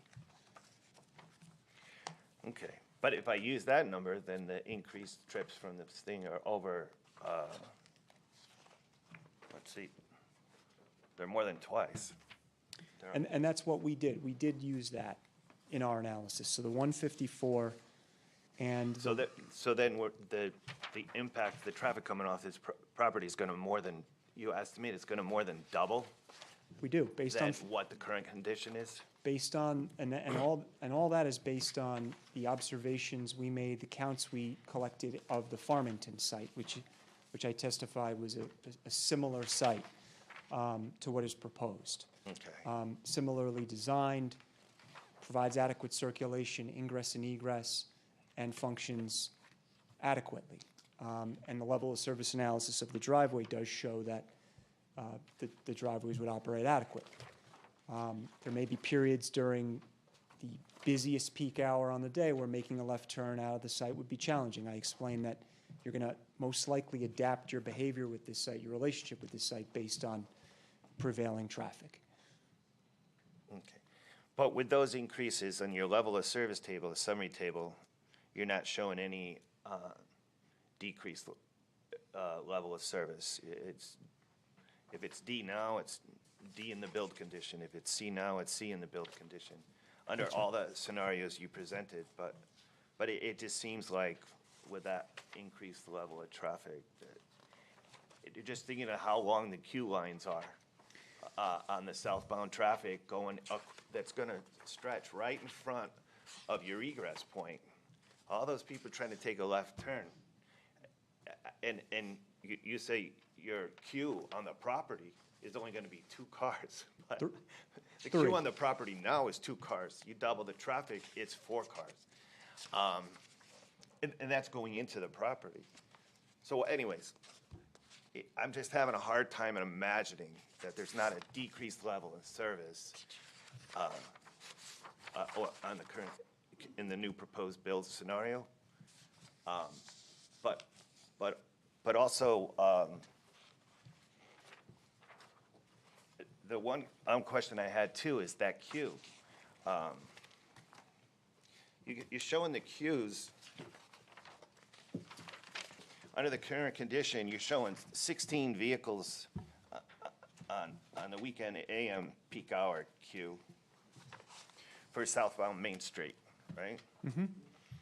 And then in the build condition, you have it at 474.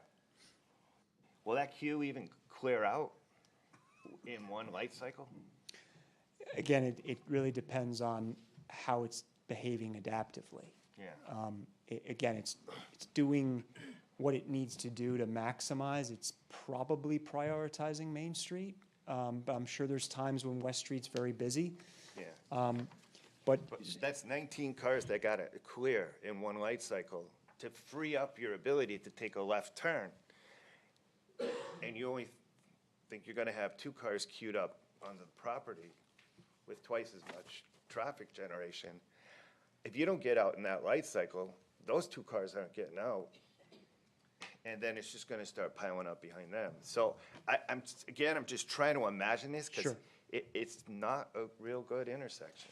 let me help you understand. So again, the reason why you're not seeing a level of service degradation is because this is predominantly a pass-by use. Pass-by traffic does not increase traffic levels at adjacent intersections. It only increases traffic on the site. Because the presumption is that you're traveling on, I'll just use you as an example. Let's say you're traveling on Main Street now, not going to this site. But in the future, you are enamored with it, you want to go in and purchase something. You're going to turn into the site. You're already on the road today. You're now a future customer of that site because it's appealing to you. That's pass-by traffic. It's already there. It's like a rest stop on an interstate. It doesn't generate new traffic. The traffic's there. It's merely pulling in and pulling out. That's the same idea with a gas station on a state highway, is that the activity is mostly limited to the site itself, and it's not increasing traffic peripheral to it. So then if we go to table 5 with new trips, and even if you assume that all that pass-by traffic is not going to be your new customer traffic, you still have 70 new trips. That's right. In the morning, which is 100% more than what you currently have. That's correct, and it's conservative. It's still, the numbers are still big, because this current situation isn't good already. And now you got 100% increase in the trips. So I'm just saying, whatever, I know you're doing it to the state standards and whatever, but there's always something missing in the reality of it all. And there's nothing more definitive than actually living it. So it's not like it's a mystery. It's a known fact of what we're contending with this current situation. So I just put that out there as a concern. And with that, I probably. I'll add one, if I can. Your consultant solely reviewed this. They've remarked at the very end of the letter, when we looked at this site, we counted the existing traffic going to it. Okay? We then removed that traffic from the driveways and added the future traffic projections. We did not take out that existing traffic from the intersection. We didn't do that, largely because it's a pass-by use, but because we wanted to be conservative. So there's a lot of conservativity built into studies like this to present a worst-case condition that most likely will not manifest itself, to demonstrate that with certain factors of safety, that the intersections would continue to operate more or less with existing and no-build conditions. If we were going from a D to an F, I totally agree with you. We'd have a completely different conclusion. We'd have mitigation. We'd have all sorts of different aspects in the conclusions. But the analysis is the analysis. We obviously have to. I mean, I know what Kim said. We can't tell you what to do with the state because it's a state road. But are you going to try to get permission from the state to try to create a right turn lane on the southbound so that we can at least clear out the folks that want to go right out of the queue? Number one, I don't know if that's even feasible. Yeah, the state put in a new traffic signal at this intersection in 2019. I have to imagine that the patterns at this intersection predate 2019. I'm sure when they put in that traffic light, they looked at some of these things. They may have had certain constraints that would be even more burdensome for one private developer to effectuate. So we have to have a continued dialogue with them, and certainly we have to, gain their approval. I'm just not sure that that's something that we as one property can effectuate. That's an existing condition that really requires state intervention. Yeah. It's a tough one. And just concerned that. Well, actually, this is question Yeah, I time. think, It's not. You don't need to know. Right. I'll turn it over to Commissioner Gresham. So let's stay on the traffic kind of information. You just said that on Soli's report, they concluded traffic volumes were acceptable, right? Is that what you just said in conclusion? Well, not that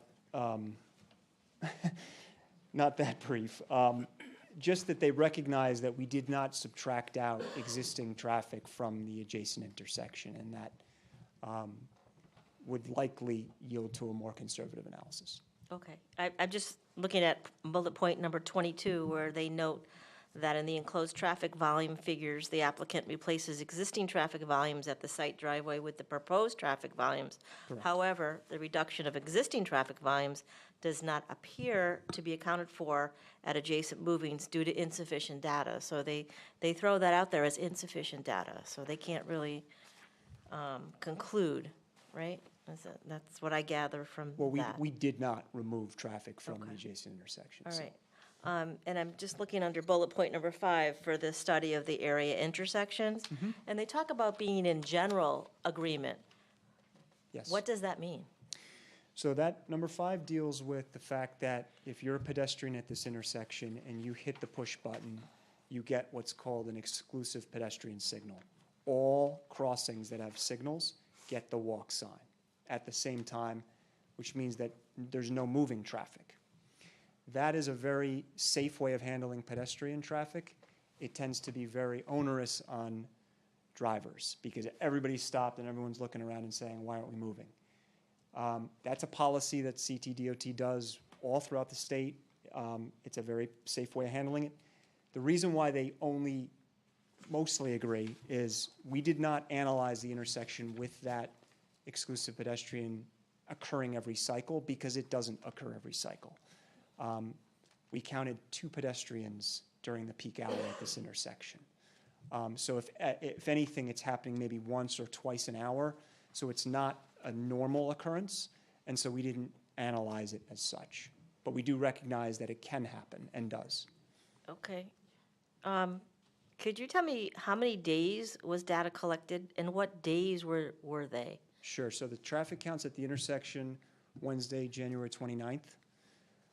The counts in Farmington at the comparable Atlanta Smart was March 6th, Thursday. Just one day? Correct. What about weekends? So gas station convenience store, not typically a use that requires a Saturday data collection period. It tends to move and generate traffic with standard commuting hours. Saturday is not typically looked at. I know Soli commented on that. They brought it up, something we're going to have to address with them. I'm sure if they demand it, we'd be happy to do it. I don't think there's going to be generally vastly different conclusions. But typically AM and PM are what's looked at for gas stations. Have you had any interactions with the community that live there, the residents, to maybe get anecdotally their input? I have not, no. Okay. Going back to the intersection, such a tough dilemma to fix that intersection. Have you thought about putting bike boxes in or suggesting bike boxes be put in so that way there's some sort of buffer between bicyclists I have not, and no. cars? We've Okay. not, no. All right.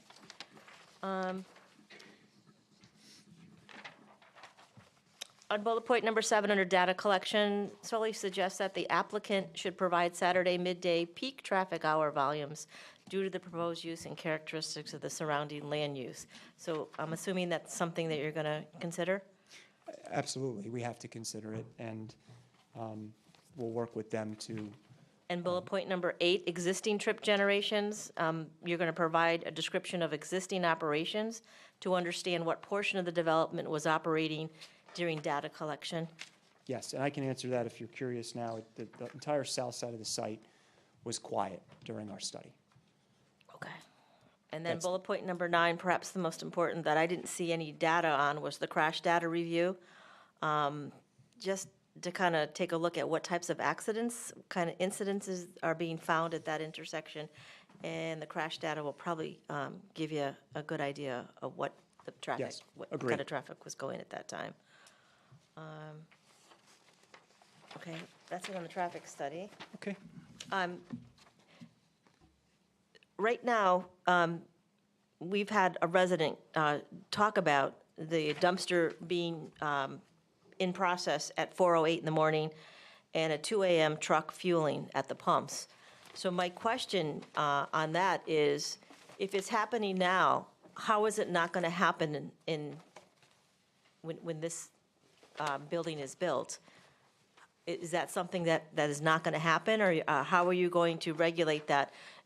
Of course, there are circumstances that could come into play where it would be outside the hours. But it sounds like if this is happening, and maybe talking to residents, you can gain more information on that, of when it occurs. But 2 a.m. in the morning, I wouldn't want to be hearing a fuel truck, and then at 4:08 having a dumpster come. I wouldn't want to hear that. Certainly, we can take all that into consideration. We know it's a Nope. pressing matter. Okay, because if we can fix it now, then we can fix it when it's really built up, right? We had someone say that, a homeowner said that the trees from Sitco are overhanging into his property, causing an insurance increase or insurance problems. Is that true? That's something I can't speak to. I have no knowledge of prior to this meeting. Would you look into that? Sure, certainly. I know we're not healthcare experts, but the benzene issues are discussed. And so I don't know if that's something, and Kim might know the answer to this, is that something that our central health district can weigh in on? I don't know the answer to that. You're the Planning and Zoning Commission. The speculation about this benzene causing cancer in the neighborhood, I really frankly was very surprised to hear that. There's an attempt to sort of disclaim it, but then at the same time, make this insinuation that the neighborhood's getting cancer from this site. Certainly well outside your jurisdiction, and certainly not something that you should be asking for input on as to how the facility operates. As I said earlier, this is something that's regulated by the state of Connecticut, and you're the Planning and Zoning Commission, certainly outside your jurisdiction. And I understand that it's outside of my jurisdiction on planning and zoning, but it's not as a healthcare provider. And I would say that perhaps the community can take this information to the Central Health District and ask them their opinion. And if your position is that you want to take that information into consideration, I don't think you should be sitting on this application, because if you're going to take into account information that's Order. outside Can of your jurisdiction, Can I? that's inappropriate. Okay, thank you. Commissioner, let me try to clarify. Section 8-2 and the regulations that we have adopted says, protect the public health, safety, convenience, and property value. That's state statute, Yes. 8-2. So, public health is a concern, and we can address as a commission. However, we understand deep underground storage tank program and all those have jurisdiction over those. However, as far as the public safety is concerned, that is a public safety. Now again, we are not saying, I don't even want to go there, cancer and all that, I'm not thinking about it. However, you cannot tell us that we cannot look at the public safety, because CGS 8-2 specifically allows this commission to look at public safety. Yes, and I would submit to you that public safety is the traffic discussion that we're having, the input from your fire marshal. What I am objecting to and telling you is outside the scope of your public health and safety consideration is whether or not you should be considering cancer rates that are, number one, entirely speculation from the neighborhood. I'm not, as I said, I'm not even going there. There is nothing about cancer or anything. But I think Commissioner Lecco, when he asked about, is there an equipment or something that you can put on the vent? And we were told that's outside of your jurisdiction. And I said, in my nevertheless, opinion, that is not. I said, nevertheless, we would consider that. Okay, But but it I is, just- yes, the function and operation of this, much, frankly, no different than what happens on Main Street. DOT has jurisdiction over the street. How the facility operates is regulated by other state agencies. To the extent that we are happy to look into these things and answer questions, but what I'm trying to make clear is that there are questions that are going beyond your jurisdiction and would be outside the scope of what the state So law as- is with respect to As public far as health the and state safety. statute and Yes. what the state statute has, required the planning and zoning to look at, public safety is an issue. We can look at public safety. Yes. How, so if, and again, you can go back and provide information that Deep UST has looked at it and it complies and it's okay. Yes. However, and as I said, we are not getting into the cancer rates and cluster and all that stuff. That's outside of our jurisdiction. However, public safety in general it's not a very narrow case where we only have to look at traffic or we look at this when we talk about public safety. Public safety is a broad statement that the state of Connecticut, legislature has given mandated to the planning and zoning. Yes, in the planning and zoning context. Understood. So that's all I'm saying. I think you and I are ultimately agreeing that to the extent that there is a question about cancer rates or anything else, that's outside of your jurisdiction. That's not within the public safety, public correct. health and safety. I To the extent understand. that it's relevant to your jurisdiction as interpreted by the courts and everything else as to planning and zoning, yes. However, I just want to make sure, Commissioner Lecko's questioning was not out of bounds, and yours is not either, as far as we are not going into the cancer and all that. Except the reason I raised the comment was because there was a request to get information about or bring in comments from the health department as to cancer rates and what could be going on, and I think that's where you're outside your jurisdiction. I agree that. I think that's outside of our. And I said nothing about bringing the health department in for cancer rates, all right? I didn't say anything about cancer rates for the health department. That's a resource the community can go to ask questions.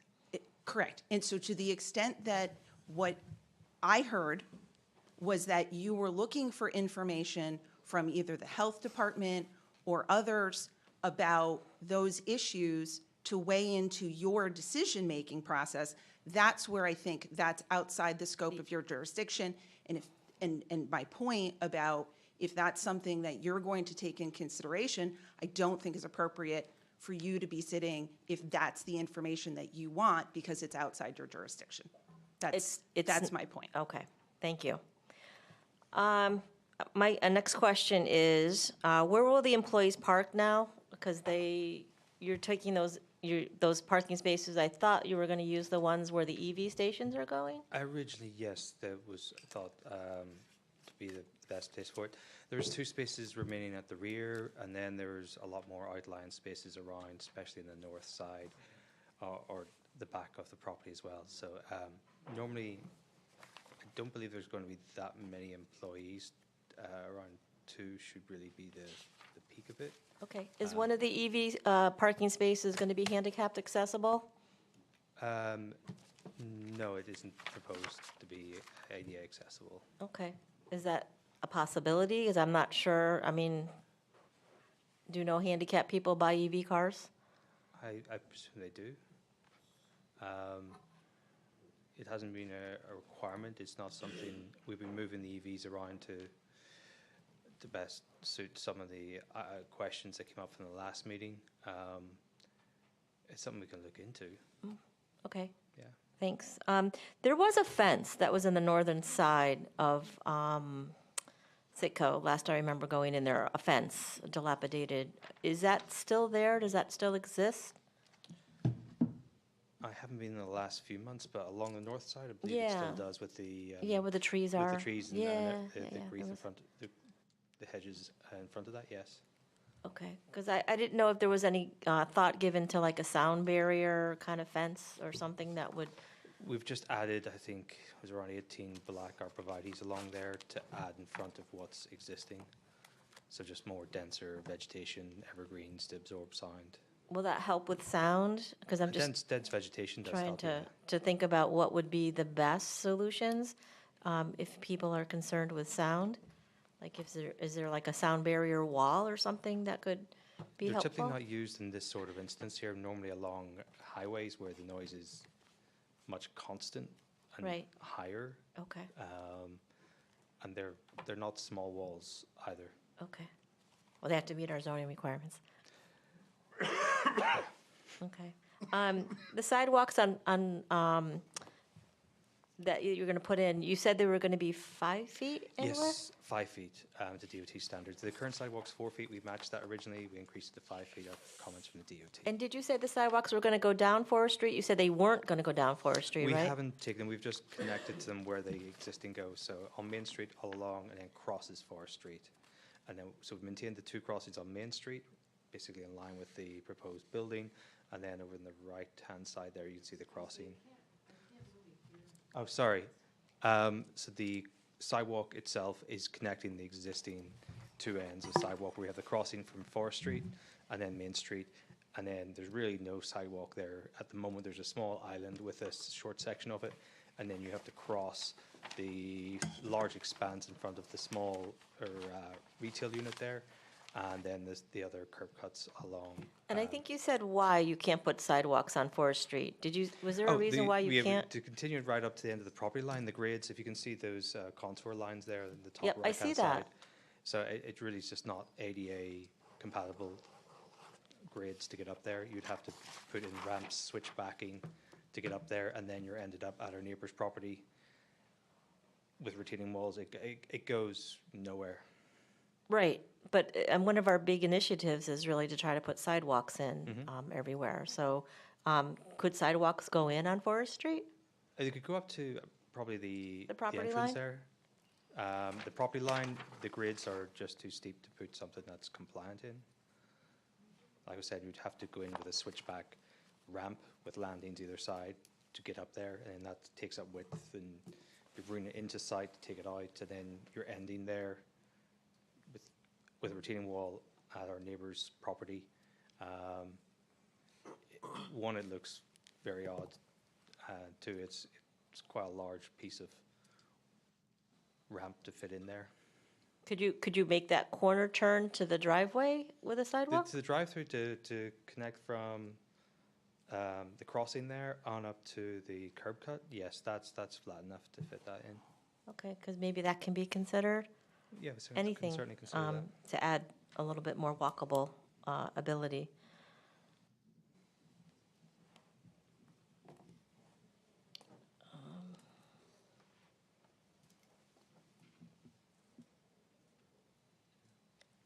And was there any changes to the lighting plan that you had talked about last time? No. Okay. All right, and that's it? All right, thank you. I have a couple of questions. First is, I just want to clarify, have we, do we all agree that this is a non-conforming use? It is not a non-conforming use. The non-conformity is with respect to the separation distance. The use is allowed by special permit in the C-zone. The retail use is allowed by site plan in the C-zone. So both are allowed. The non-conformity is the separation distance, not the use. Fueling stations are allowed in the zone. Now, when it comes to convenience store, the nonconformity I think I'm going back to the question that was raised by Mr. Wisnowski about the Board of Appeals. Originally. And we are asking now to put in a retail use. So the application before you is for a retail use. Yep. Whatever exists on the site was what was permitted originally back in, I believe, 1959, and then modified by this commission. I don't have the whole zoning file with me, but my recollection was fueling use was originally approved in the late 50s, and then the most recent application that came to this commission was, I believe, 1991, 90-ish, and that was the configuration there. And so to the extent that there's an argument about not being a convenience store, certainly whatever that 600-foot kiosk is, there was and again, I don't know, have all of the information that Mr. Wisnowski put in, but there was certainly an understanding at that time that it was going to have at least some retail type sales, whether it was fuel oil or drinks or whatever it was, accessory to the gasoline station. We are coming in now with a proposal for the fueling station and the retail use. So I think we will need, Kim, we'll have to go back to history. We'll have to understand what happened after the Appeal 954, that was from 1989, and what happened after that, because that particular appeal, as approved, it had said, please be advised with respect to number 3 above, the use is not to be a convenience store such as Dairy Mart and/or Cumberland Farms. There is to be note on this effect on the final plans, and all these things are here. So I think what we have to do is clarify, see what happened at this site over the years, so that we want to make sure that it was never, again, I don't know whether it was never supposed to be a convenience store other than snacks and things like that. So, and when that changed. But I this think that's- application is asking to allow a retail convenience store on this site, and that's allowed. We are allowed under the zoning regulations to come in and ask for a change to a different use. No different than if we were going to come in and propose a restaurant on this location. That if it's allowed by the use, what may have been allowed as an accessory use or a limited accessory use in 1991 does not bar us from submitting an application for something different today. So I think that's what I will have to clarify. And I know I mentioned at one of the previous meetings that it's a commercial zone, and over time, our regulations have changed multiple times. So what was allowed or not allowed in 1989 or 1972 or 1959 may be allowed today. But they have to go through the approval process. So, That's why they're. But when you open Right, that door again, right, we're hearing that the past decisions With stick. respect to that. right. You got grandfathering going on, and No, then so you I got think- changing regulations. But I Because there's a think- difference. So I think we need a clear picture. Right now, I think there is no clear picture as to what happened from 89 to now. And when did, that change that was approved or whatever, it was like snacks allowed to be sold on site as originally approved. So from that, can we say that there is a convenience store today? Yes, you can if it is, create, right. yes. So if it is there, then I want to know, like, when that change happened. I just want to clarify the history. Are you talking about outside this application as existing condition right now? Is that what you're Yeah, talking about? right. I mean, So you're it's, talking about an existing condition, you're not talking about this application. right, like existing condition, like what We make sure we're all on happened. the same page Yeah. here. I understand what he's saying. How did we get to, He understands the right of the Right. applicant to ask for this Okay. in a site plan. What he's wondering is that, how did it get to this point from 19 whatever? 89. That says you can just sell a snack to 600, whatever it is, whatever he's saying. But my recollection is that application had this, there have been no expansions of this Well, building he's since trying to then. make sure through staff that this is the last thing on the record for this property. He's not talking about you don't have the right to ask for it in a site plan. That's my recollections. Then I believe it's about 90, if it's not the ZBA, it was shortly thereafter. Yeah, 'cause It's the operative. right. So I think what I'm saying is, we have something on our possession. Why did it get so big? Right. When in 1991 it Right. said it's snacks only? It was snack only, and all the, I mean, I see all the records, all the plans and everything that Mr. Wisnowski submitted. There are notes in here that said this use is not to be a convenience store such as Dairy Mart or Cumberland Farm. It's all on the records. So, so I'm trying to find out what happened from 89. And I haven't had a chance to look at that, obviously, so Yep. we'll take a look at it as well, Yeah. of all of the information that he submitted. Yep. Now, the question about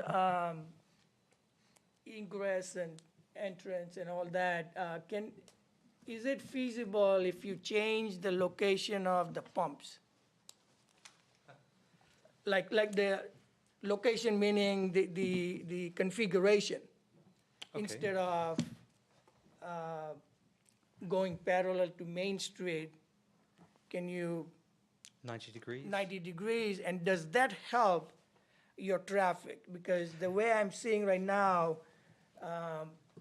the space between the parking spaces along the building and under the canopy, when car is standing, I mean, when they try to reverse, I mean, it looks like there is not much space between if the car is trying to reverse after filling the gas, if they Oh, I can s- move forward.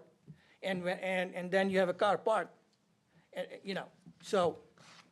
I see what you're asking. Can we go back to the site plan, the one that shows the vehicles at the pumps? That's just the most useful one.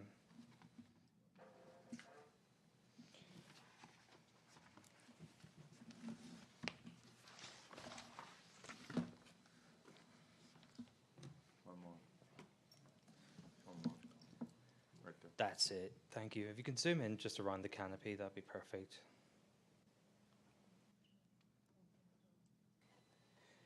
So, if we just zoom in on the dimensions. So, on the left-hand side there, about midway down the pumps, actually just slightly above the pumps, there's the dimension of 24 feet Yep. for the drive aisle. So that's generally enough width for a vehicle coming out, whether driving in or reversing out, can maneuver in that drive aisle. And the same is true on the other side. It's 24 feet between the canopy and those parking spaces in front of the C-store. So that is sufficient park There's sufficient space Space. maneuver, yes. maneuver, somebody coming Correct. in, somebody backing out, like two cars backing out. It's the same you would have in any sort of gas station or Walmart, Target, whatever. The drive aisles are 24 feet. If someone else is reversing before you, you wait your turn and go out.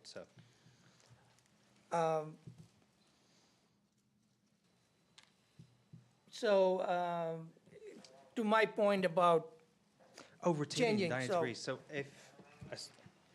So if it was 90 degrees and just the same canopy area, you're talking basically the same number of pumps but rotated, and then you have potentially middle cars right in the center that have got cars around the outside and are completely trapped, which wouldn't work. So we've got that distance from the school, which sets our canopy line that we've maintained, and we've not adjusted that. So that's sort of like what our restriction. We've pulled in the canopy from the front of Main Street and basically made it more uniform and aligned with what you'd see at a typical gas station. To rotate them 90 degrees, the internal pumps, the dispensers, would be trapped by other cars.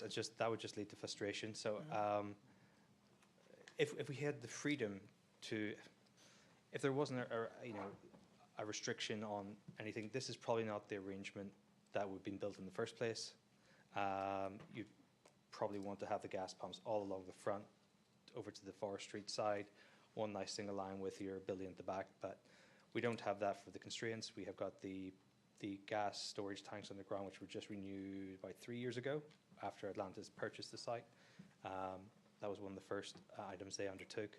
So it's staying there. We can't place anything above it. So it's we've got these restrictions and we've tried to fit within them, and it made sense where we've got the existing canopy just to square it off and bring in that additional fifth pump and add, for symmetry as well, the sixth. All right. And I think the concern some of the commissioners brought in from Forest Street, I think larger vehicles getting in and now need to back out because they can't maneuver. Also, the EV charges are there, so cars may pull in and then they'll have to find out, oh, EV charger is on the other side. So they may try to fight, traffic coming from You know, I mean, it's again, that's human Yeah, nature. so- Nobody's going to go out and say, okay, let me go and go from there, right? So if it's someone coming specifically for the EV charger, so the EV chargers are a requirement by state, 1 per 10 spaces over 30, so that's why we have the 4 there. So we have to show them, we have to provide for them in the future. Normally, I haven't driven myself, but my sister had electric for a few years, hated it, went back to gas. But everything was done by app. Where is the nearest EV charging point? And it takes in the exact route to there. So everyone who's following the app who doesn't know where it is, it's not something that people will stumble across. Oh, there's an EV charger, I'll pull in. They're very much planned for in their trips. So that's why the app will take them through to the correct entrance. So that's why we didn't see it as too much of an issue. And it's a bit more out of the way if someone is there like with 20 minutes or whatever the duration is, that they're off to themselves, and it tends to be the location of EV chargers are separate, pushed back away from the main flow of traffic. And how about putting it on the other side of the canopy at the end? It's a little bit tight. We tried playing around there, but we couldn't quite fit enough in there. We could scatter them through the site, a bit in the north, a bit on the east. We didn't really want to put them in front of the store because, well, that's normally the people who are just coming in for the quick item and going again. So we're required by state law to put them there, to have them on site. So we've played numerous locations to best position these within the existing curb line, which you can see in the faded gray. In the background, there's not much space to play with. We had them at the back of the forecourt originally, and there's a few comments on that because they're a bit separated. So we decided, well, let's group them together and put them at the rear of the property, and the app takes everyone there. So that avoids that sort of confusion. And how about like closing that entrance on Forest Street, so then they just go in and go out from Main Street? So there is no confusion of, you know, Closing the curb cut on Forest. Well, again, you know, if you look at the wider layout of the town, Forest Street, I can't remember the road that's the other end of it. You've got residents there, you've got people coming down that road as it is. If they want to get to the gas station, if there's no entrance on Forest Street, if they really want to go to that store, they have to come around Main Street and in, and that's more of an inconvenience when it's right, you're right beside it and you want to get in. Why is there not an entrance here? Most people get frustrated with that and not use the store. So the idea is that, well, it helps alleviate the traffic on Main Street for anyone who's a potential customer here. So it makes sense to keep that curb cut. And we're not throwing traffic out onto Forest Street because we knew that was a concern. So entrance only makes the most sense. Because, again, I think what's, and it's human nature, what's going to happen is Main Street is busy, so they'll just try to go fill the gas, try to get out of Forest Street, even though it's a one-way. I mean, it's a human, so because we know this, we had approved one gas station on Route 3. And, you know, there wasn't supposed to be left coming out because it's a highway. Guess what? People were doing it, and what DOT did is they put a divider. So again, it's a human nature. There is access. I know it's a one-way, Yeah. but I don't want to go on Main Street because there's a traffic, so I'm just going to go out from, you know, and cut through. It can be a cut through. I see your point. It's, again, when you're at the gas canopy, you don't visually see it as an exit. You'd have to know the area, deliberately take the wrong choice to drive that distance, which isn't short. It's not like, hey, this is just an entrance in only, and you're just doing 10 feet. And not, I understand, and not to be argumentative, but one consultant already said it's a bypass or a pass-by. Pass-by So when traffic coming to the site. Yeah, so when you pass by, meaning they're passing by every day. They know the area. Yeah. So we are not talking about new people coming in. They know the area, so they're going to go in and, hey, I'm going to take a cut through Forest because that's the easiest thing. I don't want to get stuck on Main Street. So again, you can't have both ways, right? So I think, to me, at least now, I don't know about other commissioners, but it makes sense that if you cut that off, now, you know, you are. So we're You have know. two options here. So you got people who are coming to the site from Forest Street. Yep. Which I would say is substantially higher volumes than the individual who will try to go through a fairly long one-way system the wrong way. I can't see that being a daily occurrence or weekly occurrence. There may be one individual who tries it, but to shut off access from all the traffic that's coming down Forest Street that could use this site seems very much, for lack of a better word, overreaction trying to prevent every possibility. I mean, And again, I think it's our job here is to Yeah. look at public safety, and we are Correct. looking, and it takes only one does. instance It to does. get Like, into that accident. This year alone, So- I don't know how many times, it's been once a month that there's been a driver on a highway in Connecticut with the wrong way. Right. If we were to take that approach, we'd close off all highways. Well, I mean, Because we're of- not talking about, right, I mean, You we're know not what I mean? talking about highway. We're not, We've tried to design this in a way that About this during the regular meeting. yeah. deteriorate. So, right. So I think let's, that was just. Okay, that that's was fine. just It's a good to comment. discuss it. So we can discuss that. The business hours, what are the current business hours? I believe it's 24. Is it? 7, I haven't checked. 24/7, yes. Yeah. The current business hours? Yes. Oh, it is? And when did Oh, that the store change? closes now. So I think, Let the applicant answer. Yeah. Not the- I don't know what it was at any time previous or if there was a change or not, but it's operating 24 hours at the moment.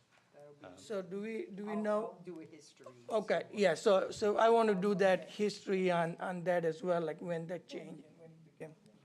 I just want to remind the commission that we do have a second public Yes, hearing. yes, I apologize yes. to everyone in the room. I'm gonna We move do on. have a second Couple. hearing, and we, Yes. latest we can adjourn is 11:59. Okay. Just two quick questions, mechanical equipment and generator.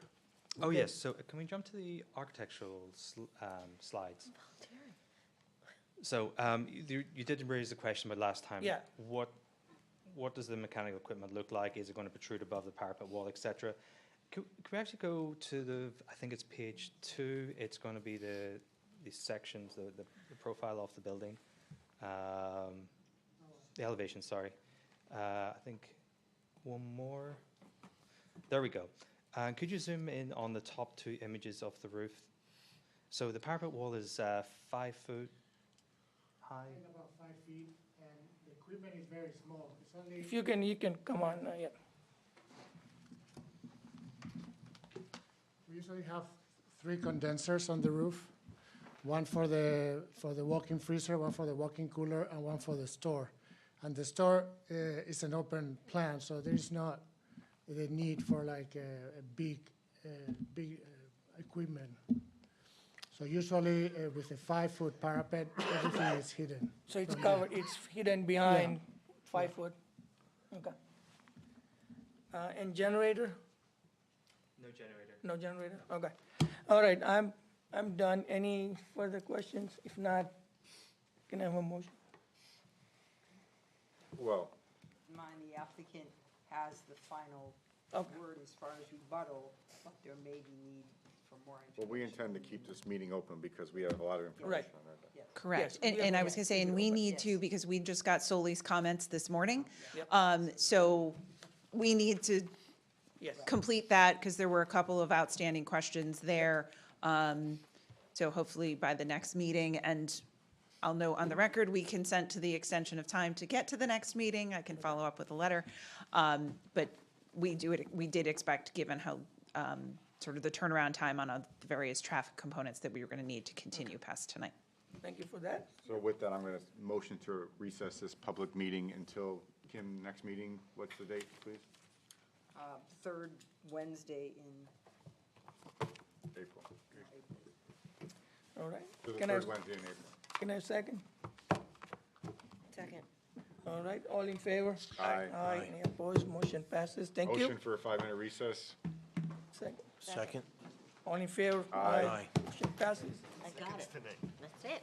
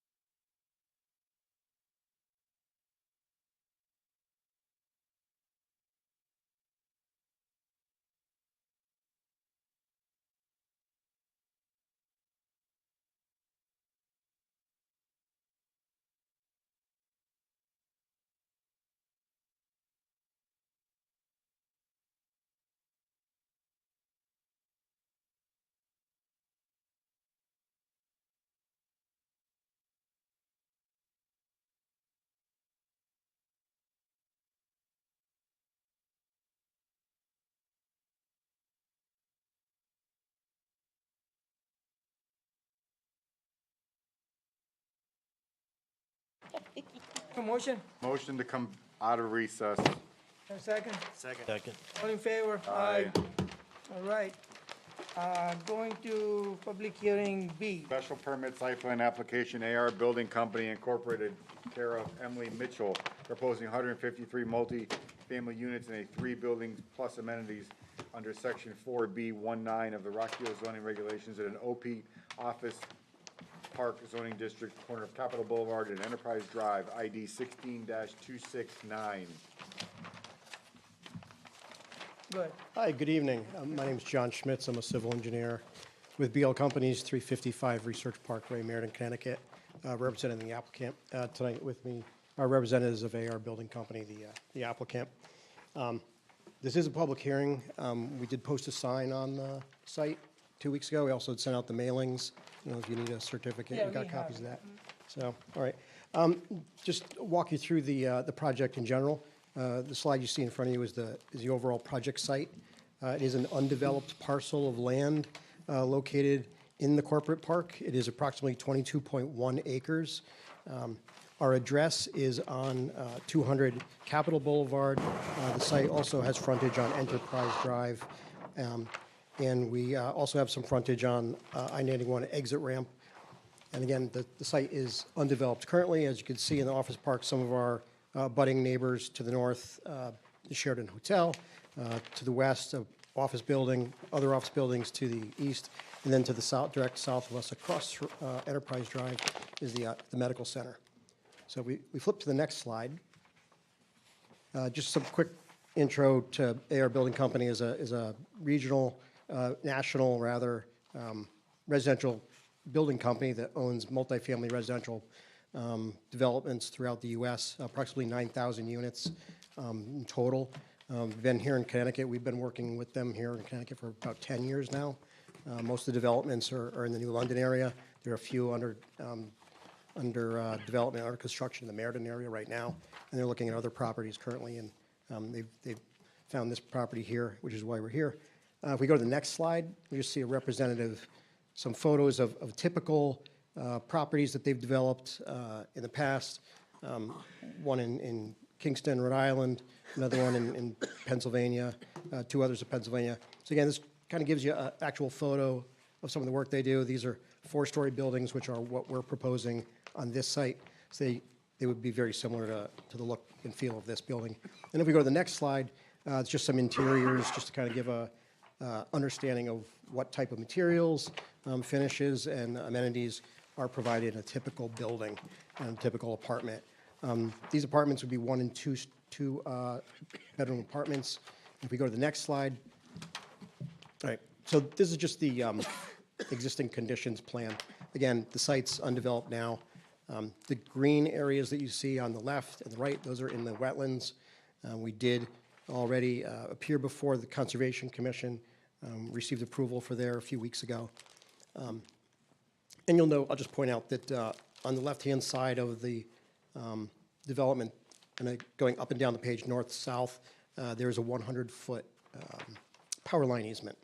There are power lines that currently go through that, so that's why there's that kind of slice that cuts right through the site. We go to the next slide.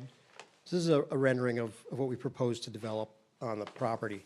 So again, 3 multifamily residential buildings, 4 stories apiece, and then a smaller community building with a pool located to the north of the development. We propose to take access to the site via 2 driveways, both of them on Enterprise Drive. What's not shown in this photo is the medical office building, which is to the south of us. If you could see that, you'd see that our driveways line up with the medical office building to the south, as far as those driveways go. And then again, just I'll point out as we go, but our stormwater currently is draining to the south. The site has quite a bit of relief. The low point outside of the wetlands is also along Enterprise Drive, and then we have a high point in the middle of the site, roughly where the swimming pool and the community building is. It's about 55, 60 feet of relief to get up to there. Total, again, about 150.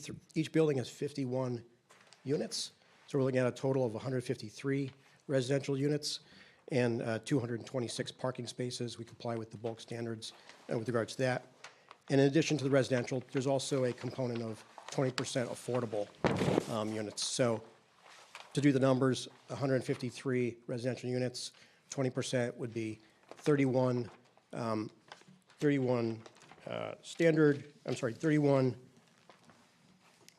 affordable units, and the balance would be market rate. So if we go to the next slide, again, just another non-colorized version of the same slide, but just showing the site. Again, I'll just point out, though, we do have sidewalks throughout the development. We also have a dumpster enclosure to the left-hand side of the development. We've positioned it so that we do stay outside of that existing easement. We can't go in there. We do have sidewalks out to the road.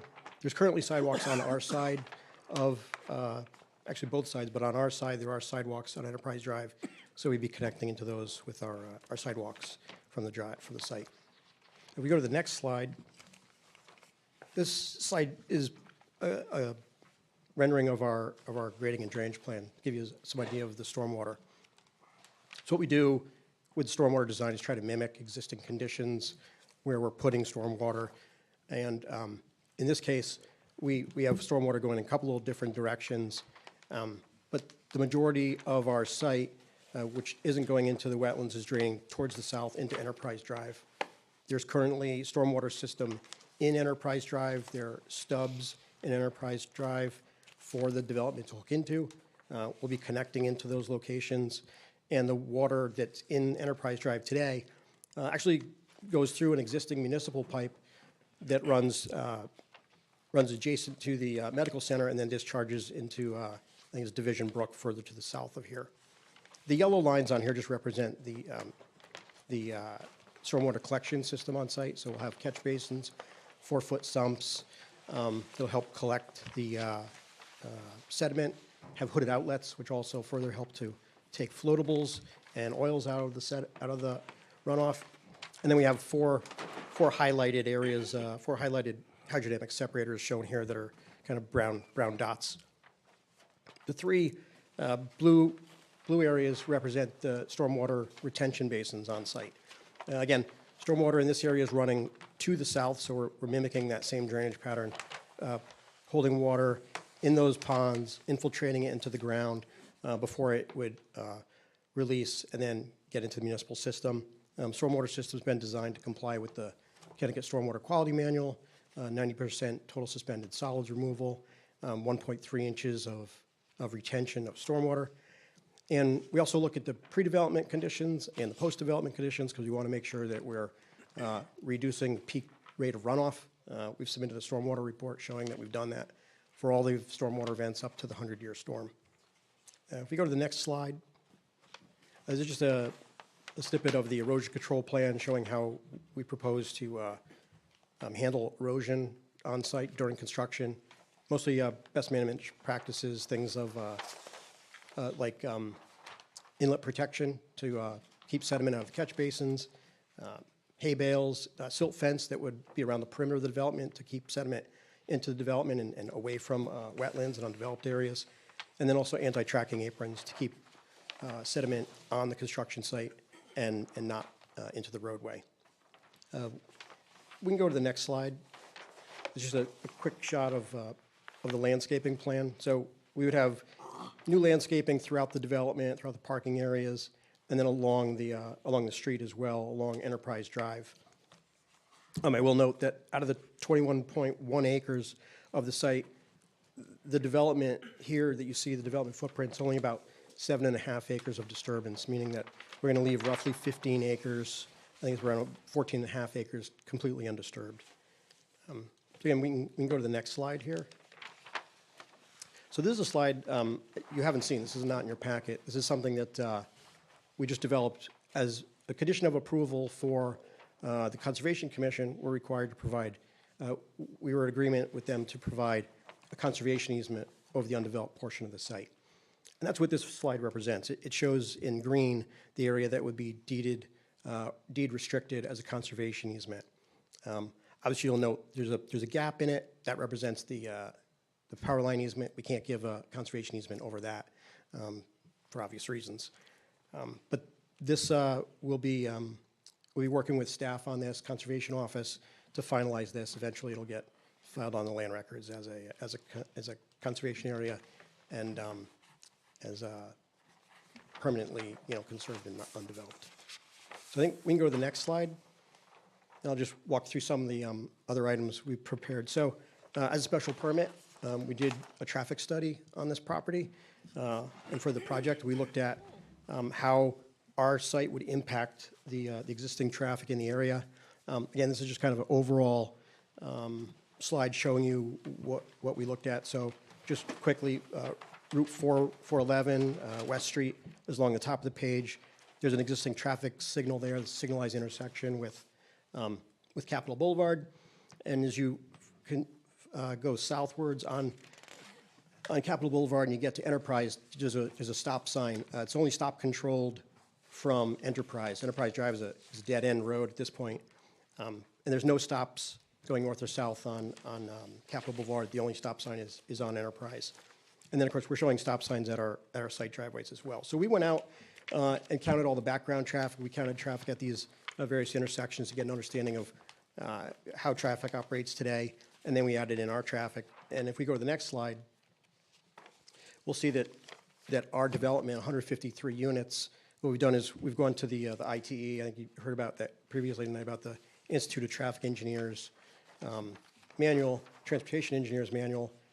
We look at the land use code. This would be a multifamily housing development with 153 trips. We're looking at an AM peak hour increase of 57 total trips, and then the PM, 60 trips total.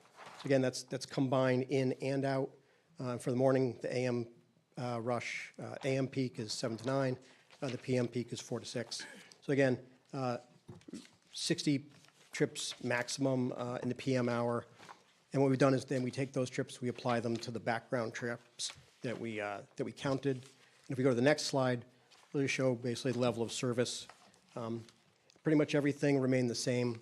There was only one minor change in level of service, and that's at the stop sign that I mentioned before at Enterprise Drive.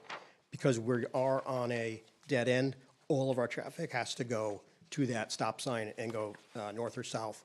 The majority of trips are projected to head to the north, obviously to get to the interchange to go on the highway or east or west onto 411. That drop in level of service went from a B to a C. It's only a drop of about 1.5 seconds to get to a C. It means it added a queue length of about one car queuing at that stop sign. So if we go to the next slide, I think we're just going to take a quick look at the architecture. These are some of the renderings of the buildings. Very similar to the pictures I showed you previously, but this is just an architectural rendering of what the actual buildings would look like. And just the colors are very similar, exactly what we would propose. But just to give you an idea of some of the materials, the lower areas, the reddish are brick. The white would be a vinyl siding. There's PVC trim throughout the site, or throughout the building. Aluminum handrails on the balconies. Asphalt shingles on all the buildings. As you see, pitch roof buildings. And again, as I indicated, AR owns and operates 9,000 units in their entire portfolio. So they're owner-operators. They own these buildings long-term, and so they put an investment in them with products and with materials that are going to stand the test of time because they're going to own it. They're not going to sell it to somebody else. They want to make sure that the materials they're choosing are durable. So I think we go to the next slide. We just get another idea of the end elevations, the rear elevation of what the typical buildings look like. Again, the three buildings are identical. We're proposing. I think the last slide, one more, I think. No, so we just a couple of floor plans in here, just kind of showing the typical layout. Obviously, a central lobby location in the building, elevators in each building, stair towers, and then a central hallway with access to units on both sides of the hallway. I think we flip to the next slide. It's just upper floor plan again, showing similar layout. And the next slide, just a quick elevation showing you the clubhouse building, what that would look like. Again, the building would use the same materials as you'd see in the larger buildings, in the residential buildings. And I think that might be the last slide. If you flip through, I think that's the last slide. And then I just wanted to note too, we'd also submitted just, for the record, well, two more things. One, we had gotten some staff comments from the engineering, mostly minor in nature. We didn't see anything here that we had an issue with. Happy to, provide any of the detail that they're looking for. There wasn't anything, again, in here that we deemed significant. We did submit with the application also a narrative just kind of outlining the project in general, how we comply with the special permit criteria. Again, suitable to the location, appropriate improvements. We talked a little bit about suitable traffic conditions and how we comply with that. Adequate public utilities. So again, in the corporate park, we have access to all the available utilities, electric, water, sewer, everything's available to us either in Enterprise Drive or Capitol Drive. The site will not use gas. They don't bring gas into the development, so we don't have a need for gas, but everything else is available to us for the site. Again, some more criteria with regard to environmental protection and conservation. We talked a little bit about the conservation plan that we're developing and be deeding that over. And then just overall objectives that, we are in compliance with the bulk standards. The project does not conflict with the POCD and, supports the affordable housing plan for the town of Rocky Hill. And most part, that's a very quick rundown of our project, but I'd be happy to answer any questions you might have. Right, thank you. I'm just looking at public, if there is anybody who will want to address the commission, so have to go through formal process. I don't see anybody.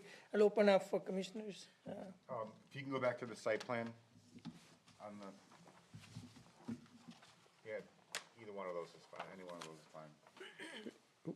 Too far. Go to the one with the pig, yeah, that one right there. Just a couple questions. Your orientation of the buildings, all the fronts are inward to the property and all the rears are outward toward the street? That's correct. So the front doors are all to the parking lot? That's correct. Facing the clubhouse. Two entrances, two exits.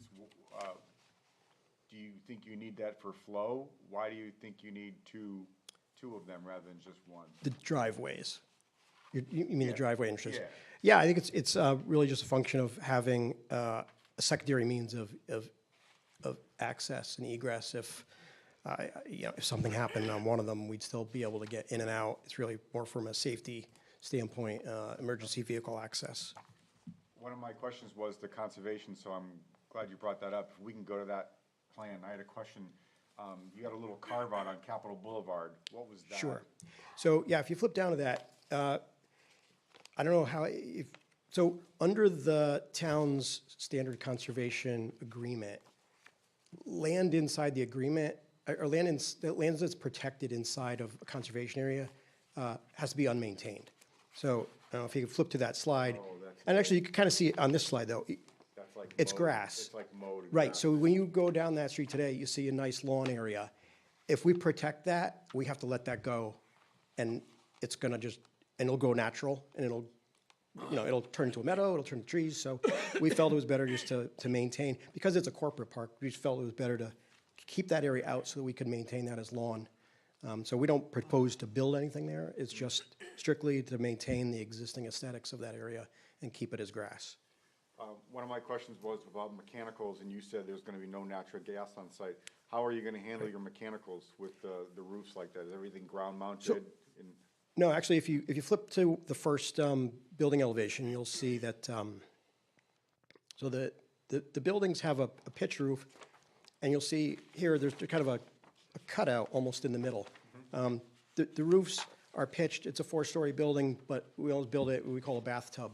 So on the roof of each building, right, so everything will be, right, everything's hidden, rooftop mechanicals inside there, so you won't see them. There'll be rooftop access for people to maintain the units, but but they're hidden from the ground, you can't see them, and that's how it's handled. This is an all-electric site, right?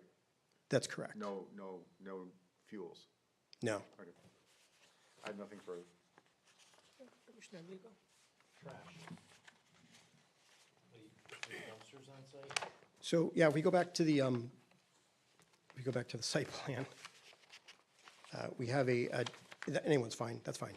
On the left-hand side of the site, on the far extreme left-hand side, there's a little brown dumpster enclosure area there where we have a couple of dumpsters in that area. And again, we have sidewalks, so people could get there. No, from an operations standpoint. Yeah. Can we have your name and address for the record, please? Hi, my name is Jason Kambitsis, Kambitsis. I'm the president of AR Development Company.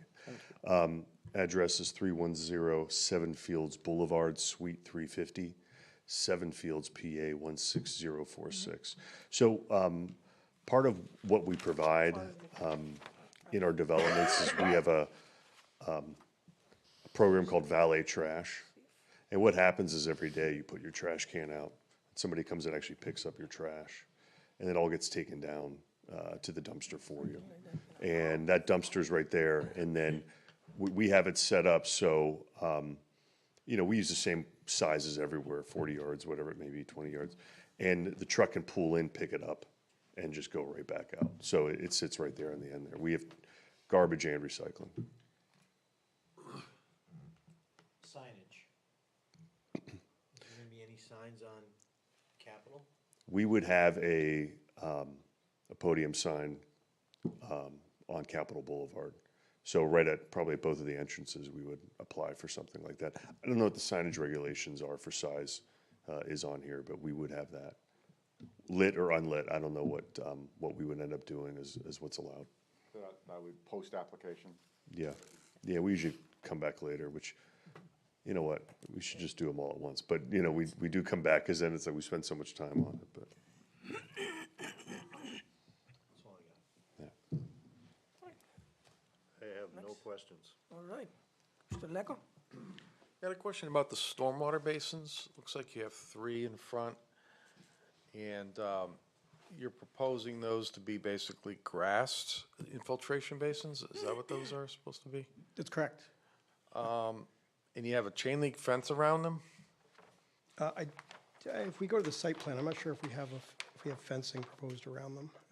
Just, looks like, Yeah. We go to like the site plan, I think it'd be the next sheet. Actually, I'm not seeing any well, that fencing doesn't at this really point. show it. It's on C5, it does show. So if we go to see, that would be the grading and drainage plan. Yeah, it shows fencing around each of those. Is that, I'm just thinking in terms of an aesthetics, that is your entrance. Yeah. That's what people are gonna see. I see you have some trees in the front, but first of all, do you need them for safety reasons, or is that something you can eliminate and put shrubs like in front of them to make it a better appeal from the road? Yeah, no, I mean, they're shown in there, we don't care to have them. I mean, frankly, some communities, you gotta have a fence, it could be a wooden fence. We've never put a chain link fence around that, it's just showing that there could be fencing around there. We don't wanna have any kind of unpleasant sight like a chain link fence around it, but sometimes we've like a posted, rail fence around it. If the community asks for that, which we have had that where they say we want to have some sort of fencing, but that's not normally what we can do. If we can keep it open, we will. It's really just to have some sort of barrier, at least something to denote. We could shrub it so people don't, go down into it, kids or anything like that, but we don't need to have a chain link fence. Yeah, Kim, I don't know if we have any requirements for that. No, we want to verify what the Open Space and Conservation Commission has approved also, but I don't think they were in that area. I don't think they cared about. I don't think again, John Schmitz for the record, I don't think it came up. But again, the retention ponds are not permanent pools, so there would not be a permanent body of water in there at any time, except right after the rain before it soaks in the ground. Okay. The rest of the time, it would just be a dry pond. It would just be dry. We want to, well, we do want to make sure that they're maintained, but that's something that we would, you know, through a note on the plan or whatever, have management take care of. And one other question, traffic. Do you have to go through DOT Office of State Traffic? We do. Yeah, Okay. actually, again, yeah, so the entire corporate park is covered by one OSTA certificate. And so Right. our development on its own would trigger a certificate, but we're already covered under the overall certificate, so we have to go to OSTA with that application and modify the overall certificate to include this development in it. So yes, they'll be looking at all the traffic and the application, the traffic impact study that we submitted to you is also being submitted to OSTA as well. And they also look at drainage as an aside as well. Okay. And I noticed that the conservation easement goes all the way basically to the property line to the 91 northbound off-ramp there. That's correct, we abut that ramp. Okay. I know that DOT is looking at traffic safety along 91, along that stretch. It's really bad stretch. They'll probably pick this up in their review, but, you know, I don't know if they're proposing any changes on that ramp that might encroach onto your property, because if they are, then you may not want to put an easement Yeah. on that sliver that they take. Yeah, I'm not aware of anything. I mean, OSTA, I suppose, might be the folks to tell us. We could reach out to the district and ask. If, for instance, they were going to redo the ramp, if there was a taking, they would just take the land. You know, they would go through the process, they would take the land, and if there was conservation easement on it, it would disappear. When I say take the land, they say, we want 10 feet over here, or 15 feet. They wouldn't take the whole, 20 acres from us. Okay, that's all I have. Mr. Robbins? Does this project trigger, it's just a curiosity question, does this project trigger the requirements for Connecticut DEEP general permit for, stormwater permit for construction activities? It does. So, so our development, like I said, the proposed disturbance area is 7 acres, so we're over 5 acres. Usually 5 and under is locally approvable by you folks, but so at 7, we'll be submitting an application to DEP, and there's a list of items we need to. Okay, so you have to, So, I was just curious, on your erosion control plan, did you have a rumble strip at the exit point while So- you're trying to, So we have 2 things there. Each driveway would have its own anti-tracking apron, which is basically a stone pad that's basically the width of the driveway and a certain number. But then coming down the driveways, Conservation Commission also asked us to put in some water breaks, because we're going up the hill. So we want to make sure that water isn't coming down and going straight out to the road, so those would be added as well. it's just, I'm familiar with the grade of the property. Right. And while you're cutting down the vegetation and stumping and regrading, if you had a major rainstorm, it could get pretty messy up there for a while. Right. And we just want to make sure we keep that mud and dirt off Enterprise Drives. Absolutely. Because we got all the patients going to the surgery center across the street. And it's just, hopefully Mother Nature's kind to you while you're trying to get that work done. Right. And then just kind of along those same lines, part of the stormwater report that we provided, we also provided an O&M manual operations and maintenance plan. So that's after the construction's done, when the property is actually functioning. It provides the owners, a guideline of how to maintain the stormwater system and do their quarterly inspections and pump outs of the hydrodynamic separators and that sort of thing, and how often to clean out the basins and get everything mowed and that sort of thing. And I apologize if this question's already been asked, but did someone already ask why we didn't push building A down lower and put the parking lot above it, and so that you had all the parking area in one area, then? So I don't think anybody asked that here. We did have a discussion about that with Conservation Commission at one point, because we had an original plan where the building was a little bit lower, and we were working through the site grade. So from an earthwork standpoint, again, with the hill, we're looking at about 7,000 yards of export, which means that when we're moving dirt around, we have to take material off the site and bring it somewhere else. And so it was determined that if we can flip-flop Building A with the parking, it would reduce the amount of material that has to go off-site, less trucks off-site. We could keep more material on-site, Right. so. Yeah, I'm just thinking from a practical point of view, you don't have the cars parked in front of the building. You got an entrance in between the two buildings, then you got all the parking in one area, so when it goes to snow removal, you've got that same general area to move. And we did provide, I think the plans, I don't have a slide of it here, but there is a snow storage plan just showing where those snow areas are. And that parking lot there is, I think, roughly about 40 parking spaces right now. And again, because of the grades, it's going to be higher than the road. There's going to be the retention basin in front of it. It'll be up on the road, so it'll be a little bit hidden from the street. You won't be in the street looking, like if you were up high, you'd be looking down onto a parking lot. Yeah. Here, the parking lot's going to be up above you, so it's not as visible. That's all I have. Mr. Brescia? On that westerly side, is there room for like an access road so that emergency vehicles could get around that building into the other parking lot? So right now, that's roughly, it's hard to see here, that's kind of where the 100-foot electric transmission right-of-way is. And so we haven't really considered doing an additional road there. It's not something that, we've considered at this time. And you said there's going to be sidewalks out in the front?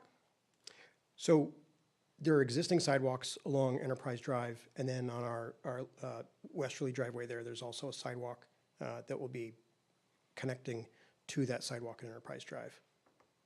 And there's sidewalks throughout the development in front of all the buildings, so you could walk along the parking lot and walk up to the community building without having to walk through the parking lot. You could stay on the sidewalk and go around the perimeter. Sidewalk on Corporate too, right? There's one there. There is, I believe, yeah, because our sidewalk goes up and around all the way up to the light.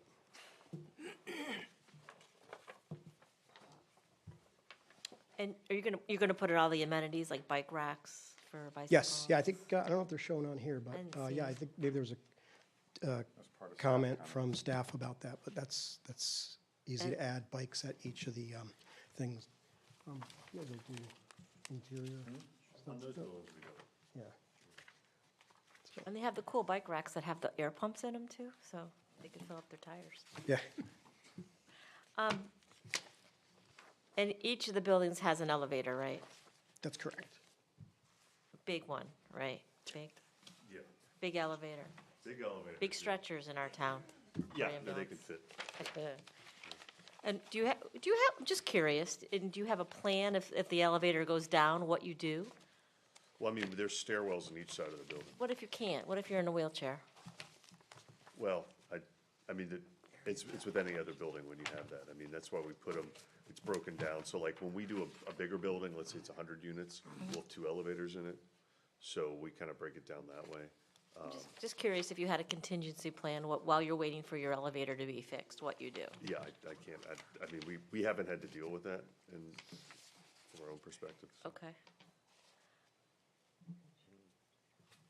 And you said 20% you're going to make affordable housing? Yeah. That's correct. Can you do 25%? Just asking. Okay, that's it. Well, the regulation was just amended to do that, 20%. All right, thank you. I got a couple questions. I think Commissioner Robbins talked about swapping the building with the parking lot, and the whole reason for that is aesthetics. When you are going, driving in the front, you want to see those buildings, nice,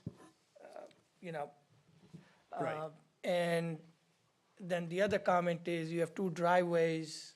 Is there anything where you can make it like a grand entrance to these 3 buildings? You go in, you have a cul-de-sac type in the back, the parking and everything. So it looks, nicer building, in a, I know it's an office area, so we want to make sure that it looks, aesthetically, it's better looking. We have it designed that way as easier for emergency access and in and out like that. We are fighting with grades there, so having one larger entrance, it would have to be much wider in order to make that work. So we did want to break it up. In some places we have that, or you have one entrance and they break apart. We don't really have the opportunity to do that. And getting back to what John said about the export, so this ground is contaminated ground, okay? What I mean by that is it's contaminated in the sense it's agricultural. It's agricultural. So that land, that dirt, we already have 7,000 square yards of dirt exporting. So we do have to get rid of the rest of that. Furthermore, there's a certain amount of continuity of access to the building. So if we move that building back, then there's all that parking. And when you look at that site and you see the distance from the entrances to the buildings to the other side there, you're going, an extra 100 or 200 feet to get to your car if you start moving the building. So we try to balance that as much as we could. We originally wanted to have it wider, but of course it's the conservation easement and what works with the topography. And I think John, hit on that. When you come down the street, it's always easy to look at this and say, well, in the plan, this is what it looks like. But there is topography changes. Just like when we talk about the notch on the roof of the building, the bathtub, when you look at the plan straight on, you see a notch in it. You don't see that when you go down the road because of the height of it. It's going to be, 80, 90 feet up from the road. So those were really what we wanted to do. So it's really kind of ease of use and how you get in and out of the property is why we designed it that way. So do you have elevation views and stuff like that from different angles? For like looking We don't have any from rent. east, south, No, back? perspective. Perspective. No, just, we have the renderings just got here, but renderings, I think you're but do asking you for like a have- perspective, like so- if I was standing on the street, what would it look like? Yeah, because I think, at least in my point, my mind, what I'm trying to do is like make it nice looking, so it's an inviting, building and property and things like that. Also, I don't see, I think,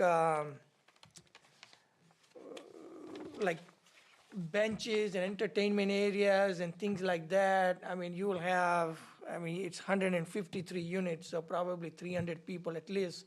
And it's like, nowadays, people working from home, things like that. I mean, we are looking at some sort of a park or something in that area where people can sit, enjoy, things like that. Because I see a lot of a lot of blacktop. Yeah, Not enough green space, things like that. Well, there is to be fair, it's on 21 acres. There's a tremendous amount of green space around it. We do have our clubhouse facility and the pool, which is what we find. We've had the benches and people don't use those. What they do is they take their dog out, they walk them throughout the community, they go to the pool, they go to the clubhouse, they see friends like that. We could add benches, but they just, that stuff doesn't get used. It's really the fitness center is what gets used. Again, I have heard that a lot of times in the past when we propose something, or they don't use that, or they use the gym in the basement. What I'm saying is, what we are looking for is, some nicer elements of, where people can enjoy, go out. If you have it, they'll use it. Again, I'm not just saying put like bench on, every 20 feet. You have to have a nice area where you're going to have a bench. People can go out, eat lunch, sandwich, things like that. If you have it, they'll use it. And that's what we are asking for all our developments where housing is proposed so that they can have those kinds of amenities. Got it. And then, do you have like affordable plan? I know it's affordable units, but affordable plan, like how you're going to monitor it? What is the process? What is the reporting process to the town? Yeah, I believe that was excuse me, John Schmitz again, that was submitted as part of the application in the attorney's office, the affordability plan. Okay. Okay, if that was part, then I think staff can look at it, but that was one of the thing. Who is going to manage the property? So do you have property manager on site, or you have a third-party property We manager? are the property manager, so we have a property manager on site. Our office is in the clubhouse. They're all on site. 24/7, they're No, they're there? not 24/7. We have a call and we have on-call maintenance. Okay, But we have a person there, they work through the hours of, 8:30 to 5, Monday through Friday, and then we have on-call maintenance. because there are horror stories going around in Rocky Hill where, we have issues with some of the multifamily units where, it's horrible. Yeah, we have those everywhere. I mean, not from us, but we know. I mean, Yeah. people tend to own an apartment complex and never show up again. That's not us. Because what happens is then it becomes town's problem. So that's, Yeah, well, that's, I that's know, one of yeah. the thing. Yeah, So- no, I'm sure, yeah. No, but we have on-call maintenance, we have, and we have our people on site throughout the week. Any energy conservation elements? I know the open space and conservation, that's one thing. Like solar, similar to those kinds of things where you have, We're not proposing anything as with regards to solar with the property. We do provide EV parking. We're looking at, again, you heard in the last application, but under the state statutes, any lot over 30 spaces, we've got, I think, 26 spaces designated as EV, would be EV ready to be converted over to EV parking when chargers are available. But again, everything in the buildings, as far as what's in the units, I think everything's like Energy Star rated, low flow toilets, that sort of thing. So from a conservation standpoint, everything's very efficient inside the building. in terms of security, so how does that work, knowing that, you have large area? I mean, we have cameras on site, and then, this is not a gated community, but the buildings are all secure in the sense that, you have a key fob, the doors lock automatically. So that's the level of security that happens there. And that's what we do in all of our communities. What else? Yeah, so we talked about signage, so maybe something like, maybe you can look at when you have like entrance, you have grand entrance where you got small, Sure. walls where you can put in, so, something, I mean, I think we are looking at making it attractive, so when Of even course, yeah. people passing by, you want to, so, things like that, like, Yeah, we can do that at the entrance, no problem. Yeah. so I think those are, a generator, would there be any generator on site for any of? No, we don't have any backup generator or anything like that. I mean, usually when we have those, it's, if there's a fire pump issue or something like, if we have to have that, which we don't have. Yep. There, but no, we don't have a backup generator on site. Okay. Because what happens is, again, during storms and things like that, like if this complex loses, power, now it becomes town issue where we have to provide, all, like spaces, like we open up our schools and all that, provide, temporary, locations and stuff like that. So just from that perspective, like what happens. Got it. So I think those are the things that at least I would like to see,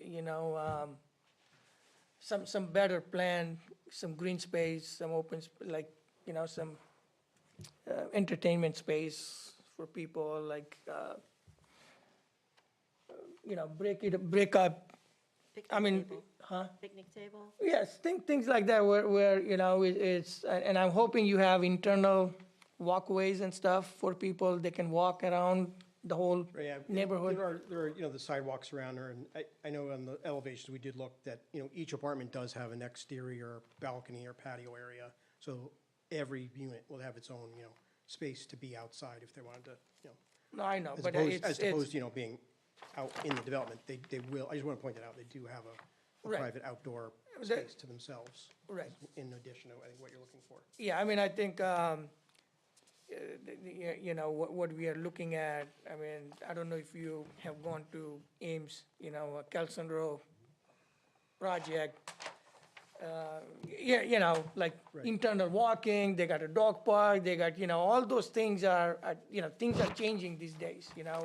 The model that you had 5, 10, 15 years ago, that's old model now. You know, it has changed. So I think that's what we are trying to do here, you know. We want to make sure that whoever, I mean, and those are your tenants, right? You want to make sure that they're happy. Right, and that's one of the things that makes this property, you know, attractive, is that it's in the corporate park, there's sidewalks everywhere. You know, I run, I'm a jogger, like, this would be a great place. You've got sidewalks up and down, you know, Capitol Boulevard and, you know, the dead end, there's plenty of places to go. No, you do have within. Aside, right, Yeah. aside from our development, our Yeah. site itself, there's opportunities, you know, for, you know, not for recreation, but for walking and running in the general area. So I think having it within, you know, because, you know, you're going to get all sorts of people. You're going to get elderly people, you're going to get young people, you're going to get people with kids, right? So you have to accommodate all, you know, so I think we are looking at, from that perspective, like having some walkable, you know, walkability things like within your development. Right. So. I have another question. Do you guys think about like a little dog park or something in there? Because you're going to have people with animals. Yeah, I mean, I guess it's not shown here, but we've been putting dog parks in every community we have. You could have it on the eastern entrance there, you could put one in. And really what you're talking about is picnic tables, whatever you may do, we can put them on the back of the clubhouse. On the back there, which we've done. I mean, you know, we haven't heard this before here as an issue. We put the stuff in anyways, so it's fine. But, yeah, we're happy to do that. If you looked at our communities, we have all those elements in them, so. Yeah. You show on your renderings, the landscaping on the front elevations, but yet you look at your landscape plan and I don't see any of the same, landscaping. To several other commissioners' points on how we want to, look at Building A in the parking lot, is there any way that, you can use landscaping to kind of like shield that parking lot, or, I'm assuming these are like pines along, Enterprise? I'm not sure where they are, but is Yeah, there I any think way if that we you can zoom bring in, if we those? zoom in, I can tell you. Is there I any think way they're- that you I have a can- feeling they're not pines, but they're shade I know trees. that you have many acres outside of this, that you have trees and everything else, but is there any way that you can enhance that front of that property with some more trees, especially, I know you're gonna delineate the storm water. We look down toward the road. Yeah, I think those look like red oaks all Okay. along the street, so obviously a canopy So if you tree. go more toward the street, I understand what you're doing in the Right. parking lot and the islands and everything else, but as you go toward the street, I know you're gonna delineate the stormwater with like possible white, like fence or whatever it is. We have that in many other, developments in town, how they delineate. But to break up, if you're not gonna, if, to break it up on the Building A and parking lot, is there any way, if you pan down some more, toward the road, is there any way you can break up that parking lot? I know that you're using elevation to break it up, but to look up at trees versus looking up at a parking lot, there. Yeah, again, I don't think there's a problem to add a few trees in that area. Yeah. And because it's above you, you're. Yeah, I mean, you try it's to create hard like a. see what's behind. Vegetational buffer, but then I look at these renderings, I mean, your elevation looks great with, you know, the nice yellow trees and everything else, but then I look here and I don't see any of those. And I just point out too that obviously the plan's designed to comply with the town requirements Yeah. for interior landscaping, which really talks about parking a lot. But ultimately, each of the buildings would have foundation plantings around them. They're not required, they'd be installed. I think if we flip to the first or second slide, we looked at some of the pictures of the other developments that they've done in the past, and you'll see foundation plantings around the buildings. Those aren't I shown think here. that was part of my question, is like, you know, how you're gonna decorate the building. So Yeah. You show Oh, it there, but absolutely. then we don't see it here, and Right. we just wanted to make sure there was some type of foundational stuff. You Right, showed and on the so- clubhouse with, arborvitae, just I'm kinda assuming, screen some of it, yeah, yeah. that kind of stuff. So, as part of the theme of making this, to enhance it, you have it on your properties, we don't see it on the plan, we see it in other properties. We just want to make sure it's on the plan, because history has shown in this town that as multifamilies get built, we have to go back and request clarification on what they're putting in. So we need to have it on the plan before we start going. I understand that you're gonna do it, but we want to see it on the plan to know that you're gonna do it. Because once it leaves this commission, it goes to the building department, and then this commission doesn't see it anymore. Right. And then everyone drives by and says, what's going on over here? That's not what we talked about. Understood. So that's kind of the theme. That's why the questions that you were hearing are, it's from historical knowledge of applications. And I think I second that, because again, I was going to bring that point up, because what's going to happen is, if you're planning to change something, staff is going to determine whether it's a major change, minor change, and if it's a major change, you'll have to come back. So if you don't show everything, and now you want to do all this thing, that would be a major change, for example, depending on what it is. So then you have to go through the process again. So I think we want to see everything that you are proposing now rather than, later. Because we don't want to put any sort of imagination, we talked about this, you'll give me this, you give me that. It's not that we don't trust you. Yeah. It's just, So, we yep. just need to see it. Show me. So does that make sense? You're good? Any other questions? 1, 2, good? Do we want to leave this open to see all Yeah. those changes? And Yeah, all so- They seem to be minor changes that we just want to see them. But I think we want to see it, I want to see, where they're proposing the, entertainment area, the walkways and, all that stuff. Even the entrance, how you're going to put that, walls and whatever, for, the, signage and all that. Yep. You want to do it for the next meeting? Yeah, you'll be ready by next meeting, or that's? Yeah. Okay. Motion to recess this public hearing to the next, to the third Wednesday of April. Thank you. Can you confirm, Kim? That's the date? That's correct. Okay. Can I have a second? Second. All right, all in favor? Aye. Any opposed? Motion passes. Thank you very Thank you. much. Thank you, guys. You go first next time. That's a question All right, calling the meeting to order. Anyone in the public who'd like to talk to the commission on items not on the agenda? I don't see anyone in the public. Moving on to consent agenda. Motion to adopt a consent agenda. Can I have a second, please? Second. All in favor? Aye.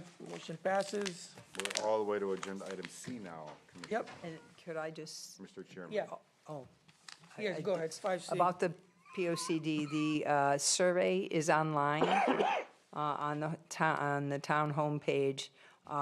When I left work today at 4-something, we had like 22 respondents, and the survey went up early lunchtime, so I thought that was really good. I'm having people attach it to their signatures as well. I know I've attached it to mine already. I haven't done a last email yet, but it was rather busy today because we had a meeting, so, but the survey is online, so I would suggest everyone go to the town website homepage, www.rockyhillct.gov, and complete the survey and pass that word on to others. Thank you, that was good, and again, just following up. Yeah. Thank you to as- John Murphy in IT, Yep. very much so. As the residents knows, we are going to, we are working on plan of conservation development, and we have a survey out. Please fill out the survey. And I think you're going to send out the mass email, whoever is asking for agendas and stuff. We Well, can well, send them out. there's the ability for people to go on our town website and actually put in their email address. Yep. So they can get agendas. They just click on a Right. certain commission, But- and they can do that. But if people, We already have one, right? So I think people are registered to get agendas and stuff in general. yeah, some people We do. can use, But we we don't, can we use don't. that. Just send it We to can them. just use that. Well, I don't have that. I don't know who gets them. I don't know if I can find out who gets them, because that's through the town website. That's not through our office. Oh, That's okay, through the okay. town Just create an website. agenda with it, and then just submit it like you normally submit an agenda, and just submit the, Well, when I submit an agenda, if people have goes to requested, here, right? it goes to, no, if they have expressed interest or check the box on the town website. So can we it will send that go- to them? It will go to them. So we can send I it to don't them. have their email addresses. It's the town website that you can sign up for that. I don't know if IT has their email addresses Oh, to who wants P and Z agendas, but if they want them, they get them anyways. Okay, So, all right. and I want to remind the commission, next Wednesday, the 26th, there is a special meeting to discuss a POCD. I did go to the Economic Development Commission to discuss POCD with them. I anticipate some of the members attending. I did go to the town council meeting to introduce the subject to them as well. So, I mean, we have town staff doing the surveys, we have, and it's going out to their various boards and commissions also, so. Okay. All right. And we have a deadline, like we gave, I think like a week, third week or something, or, I know we are going to continue receiving it and Yes, use them. I put down April 15th, but keep in mind, we have a statutory time frame. But this doesn't prevent us from amending our POCD Yes. at any time. At least we'll get some, Yes. and look at some comments, yep. Okay, And I'm noticing some themes, so. okay. All right, thank you for that. Basically all I wanted to say. Item 6A, Prague Regional Planning Commission, we don't have Commissioner Morehouse, so. Oh, I went. Oh, you went? Yeah. Yes. Well, All right. I mean, I This is I good. just happened to have time, so I logged on. And I just want to say it was the best meeting that I've seen. And Kim, I sent you that information, and that's what everyone has in their packet. I believe that's the That's housing what you strategy. gave here? And that's, it, in our meeting? it would, well, you know what? It was well worth the attendance online, because they really talked about a lot of different things, from trip generation, you know, from how to look at things, bike paths. That's why it's like bike boxes are in, you know, and walkable routes. And the gentleman really did speak highly about, you know, this whole trip generation and you know, trying to figure out traffic studies. You have to know the community, and he really was adamant that you have to know, like in West Hartford, he did a lot of work with Blueback Square. That's why, and he explained like why we can't have a Blueback Square here in Rocky Hill. And he brought it all down to like basic information about how to look at traffic studies, when to do them, and to really look at the culture of the community, and not necessarily go out one or two times to look at traffic counts. You have to take it all into consideration over a period of time, and do every day of the week kind of thing. And he was just very, he seemed like he was very, he did it, I guess his PhD or whatever was in that type of thing. But I thought it was good. I thought it was worth it, and you have the packet. Okay, thank you.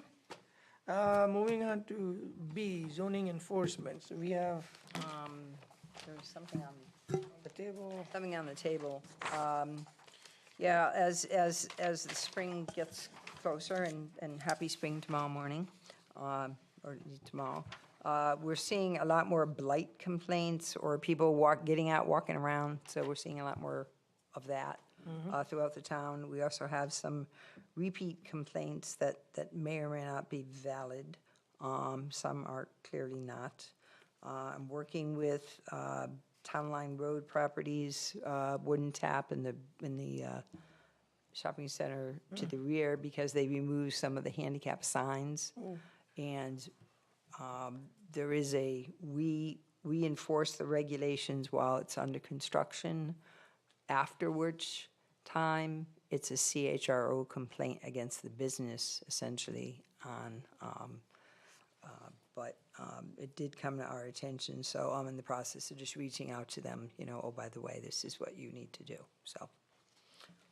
So I want to go back to Walmart.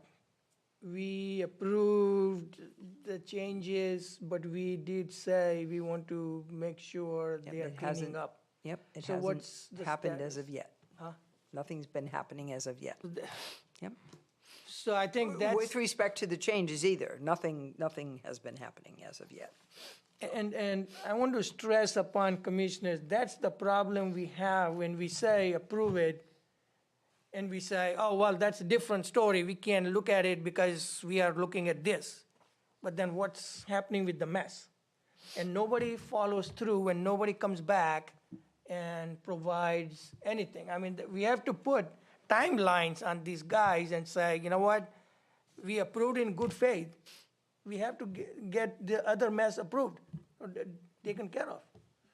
Kim, can you just refresh our memory? Was that something that they were gonna handle? We didn't really need to get involved? I think the gentleman that was here said he was gonna address Yeah. the garbage? Or is that something we have to? Well, that is as part of well, that's a zoning enforcement issue, plus it's a project issue. So in order to do the project, they need to clean up their site.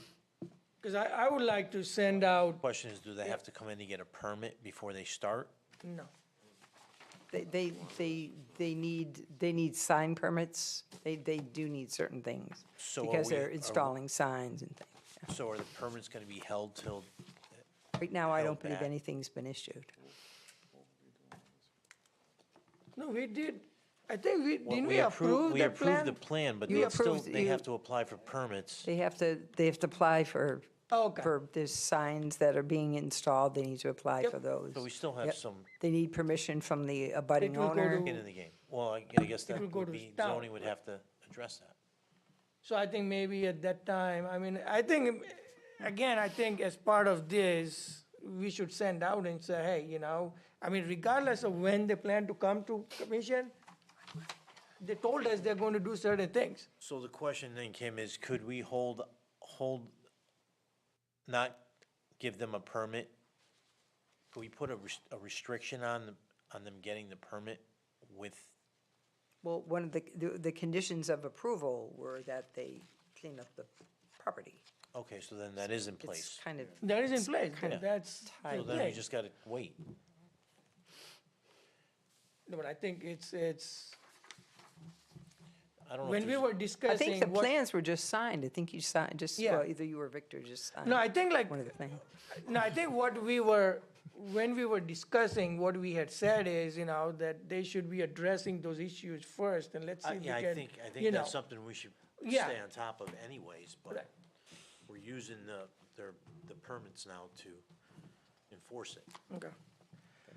All right, let's see, minor modifications. Nothing, right? No, I think a generator that had been approved a while ago finally got signed, Yep. the permit, the plans. Affordable Housing Committee. Affordable Housing Committee, the Housing Forum was switched from April 3rd to April 30th. It's a Wednesday, and that will be in this room. It'll be the last Wednesday in April, and that will be in this room. So we're working with CHFA, the Housing Authority, and others as far as having a housing forum. So is that anything going to happen on our affordable housing project? Any expansion or anything like that, or they're working on? Your affordable. For our existing senior center, I think, is that senior center? No, Oh, there's grants. There's, the Housing Authority is currently having, they have grants. One is to upgrade the existing units, and then one is to actually do an assessment of their property to determine if they can get additional units on site. So Okay. they're working on that now as okay. an assessment to see if they can actually get additional units. Legislation, I think they're working on, right? Now they're working on legislation. There's a lot of things in the works, but I Yeah. didn't put them in Yep. your packet. Communications, we see. There is something in here it's interesting about the I-91 interchange at exit 24, about the state looking at possibly realignment and sidewalk improvements. This also ties in with work being done with the town of Weathersfield and Rocky Hill on Solacene Highway with respect to walkability and access. So we're working with the town of Weathersfield on that. All right. To start in fall of 2026. Okay. Anything else? Can I ask a question? Yeah. Like, I noticed that on Kelson Road, they still haven't moved, like, put up the brick covering for the air handlers out front. Is that something we follow up with, like, or is that something you do? We do that. Okay, And 'cause I- building, like, and how- building does that too. Okay, because I just wasn't, It's on the plans now. Yeah, it's on their approved It's on plans. the plans now, so it's It's on the- part of why their can't they CO. fix it now, since they just got approval for that, for those modifications to fix them? Couldn't do it through the winter because the cement would freeze, so. But they planted the trees. Well, they did that for. They were the before, I They think, tried right? to that get before. approval. Yeah, they were like, I think, Because they have to take up the trees, from what I understand, and put in the brick, but they're doing another brick wall on the other side, so why don't they just do it now? I'm just curious. yeah, they have to move the units. Don't they have to take those trees out and They have put to that take brick? trees out. No, they have to move the units and then put, and then Oh, okay. then put the walls up. There was a due date in the approval, right? By a certain date? You gave them until a certain date, right? That was don't to think submit so. the plan. That was submit the plan. That was for the They had a plan deadline that on we the- We approved. wanted the deadline for the plan, so we geared it around them getting COs on their next building. Yeah. Because I could just see them not finishing it. and then- No, they have No, they have to. to It's now. part of They the have to plan. finish it. It's part of plans, so. No bills, adjourn. Motion to adjourn. Second. All in favor? Aye. Motion passes.